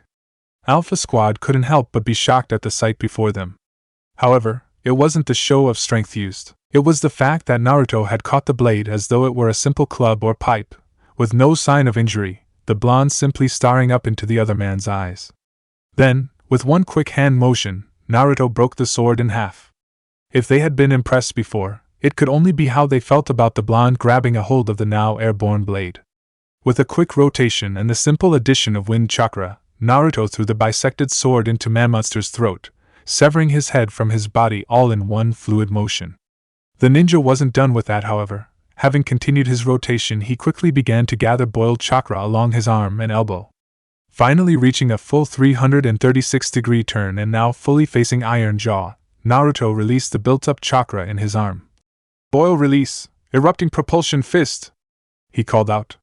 The only ones that didn't jump back from Naruto's attack was Iron Jaw and Phoenix, the former because he simply didn't have enough time to dodge, the latter because he knew the attack wouldn't hit him. Right upon impact, the area on Iron Jaw's body that Naruto hit exploded outwards, the excess boiled chakra shooting out of his back like a burst pipe, the chakra then exploding out in a vast jet of power, leaving the area covered in a vast mist. There was no blood, the life liquid evaporating upon contact with the boil release. This was much to Naruto's relief, as all that was left of Iron Jaw was his lower abdomen and legs, the lifeless body parts, flopping to the ground in a sickening thud. Cougar found himself surrounded in the thick mist, the squad member finding it near impossible to see a foot in front of him. Looking around wildly, he tried with all his ability to see anything, only to fail miserably. The feeling of his arm being cut open caused him to curse and jump backwards, holding his now bleeding arm in alarm, looking around with even more fervor. "Show yourself, you fucking coward!" he screamed out, trying to get a rise out of him so that he could pinpoint a location. He got his wish, only not in the way he was expecting. "You know," Naruto echoed out, his voice sounding as though he were everywhere. "From what I can tell, you and I are the same body-wise, so I wonder if you have the same 8 kills points as I do." His voice echoed out, it shifting in volume so that Cougar couldn't tell how close he really was. "Larynx, spine, lungs, liver, jugular, subclavian artery, kidneys." Suddenly, the sound of what could only be described as 1,000 birds chirping could be heard heading towards. And then, the next thing he knew, he felt a striking pain so great all he could do was heave from the force of it. A hot liquid began to build in his mouth, causing him to cough from the sudden intrusion. Looking down after his coughing fit, Cougar could only widen his eyes at the sight of a hand covering in what looked like lightning sticking out of his chest. Heart! With a violent heave, Naruto pulled his fist out of the corpse's body, the man once named Cougar dropping down in a wet splat. He wasn't allowed to celebrate long, as the mist had cleared up for the most part, and Brute was now hot on his tail. He'd killed a good handful of clones that were meant as a distraction, but his Chidori had created a lot of noise that was now bringing the man that lived up to his code name barreling down on him in a savage charge. Just as Brute was within an arm's length away, Naruto's arm shot forward with a speed never seen by the raging beast. He wasn't allowed to ponder on it much longer, as his windpipe was now closed shot under the blonde warrior's grip, said man bringing Brute up off the ground before slamming him back into it, leaving a massive crater behind. Naruto didn't relent, pushing his arm down on Brute's chest. He said with a dangerous calmness, "Magnet style, journey to the center of the earth." Brute quickly felt a massive pull on his body, the force of it so great his body began to dig into the ground before blasting off into the depths of conjunction. "I suppose you don't mind me asking what you did?" Walking into view, Phoenix stopping just a few yards shy of Naruto, his stance rather lackadaisical. "Simple," Naruto said, straightening up as he did. "I simply made him irresistible to the magnetic core of this planet. If the pressure doesn't kill him, the heat eventually will." "You are impressive," Phoenix complimented. "Much more powerful than we could have possibly imagined." Naruto's eyes narrowed. "How did you find us?" "No one knew he was with me except—" It was as he spoke that he realized it. "Cog." "Bingo," Phoenix said, his wicked smile growing only in cruelty. Naruto was hesitant to ask, but knew he needed to. "What did you do to him?" "Oh, you know, standard procedure. Torture, torture, torture, and oh yeah, more torture," he said rather nonchalantly. "At first it was all business. But after he revealed his little habit, well, then it was all pleasure." Naruto looked at him with confusion on his face. "Habit?" Phoenix shrugged. "His habit to make the beast with two backs with those that were of his gender. How else do you think the thief got within his favor?" His smirk, if possible, grew even bigger. "It's too bad I was ordered to kill him, otherwise we could have had so much fun." Naruto was shocked by the revelation, but didn't ponder on it too much as he said, "You're insane. I like to think of myself as a sociopath, in all honesty." Was his retort, his ever-present smirk still in place? That seemed to be the end of the conversation for the self-described sociopath. The man charging forward twice as fast as Iron Jaw, his fist enveloped in an orange energy. His sense of danger flaring like crazy, Naruto jumped aside as Phoenix brought his fist down on the ground below, the resulting explosion of energy forcing him to take to the skies. Phoenix was hot on his tail, shooting out blasts of energy out at the blonde ninja. Naruto wasn't having any of that, shooting off 2 blasts of wind from his fingertips, intercepting each energy blast with extreme prejudice. The eviler of the blondes came into the other's safe space, the two of them entering a rather one-sided and brutal brawl of fists, kicks, and elbows. While Phoenix could barely get a metaphorical word in, Naruto took over most of the conversation of fists. For each counter was a fist that nearly broke bone, for every strike was an organ that was almost burst from trauma, and for every block was another brain cell lost from the fact that his brain was constantly bouncing around in his skull from getting his face pounded in.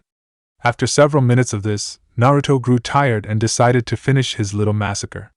Bringing his arm back, Naruto formed a Rasengan in the palm of his hand before swiftly bringing it down into Phoenix's torso, drilling back into the ground below with a fierce velocity.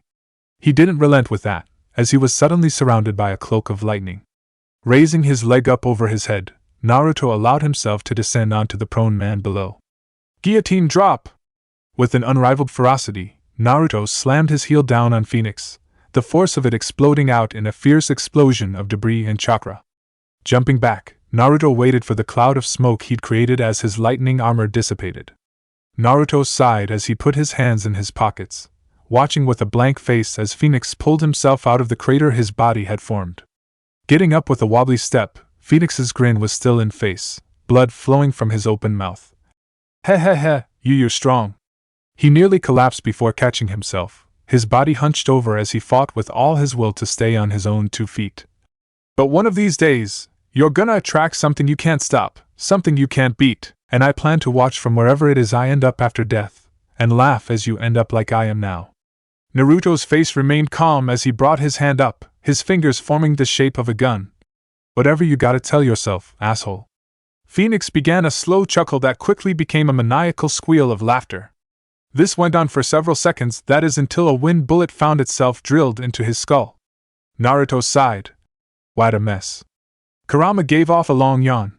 What I miss? He drawled.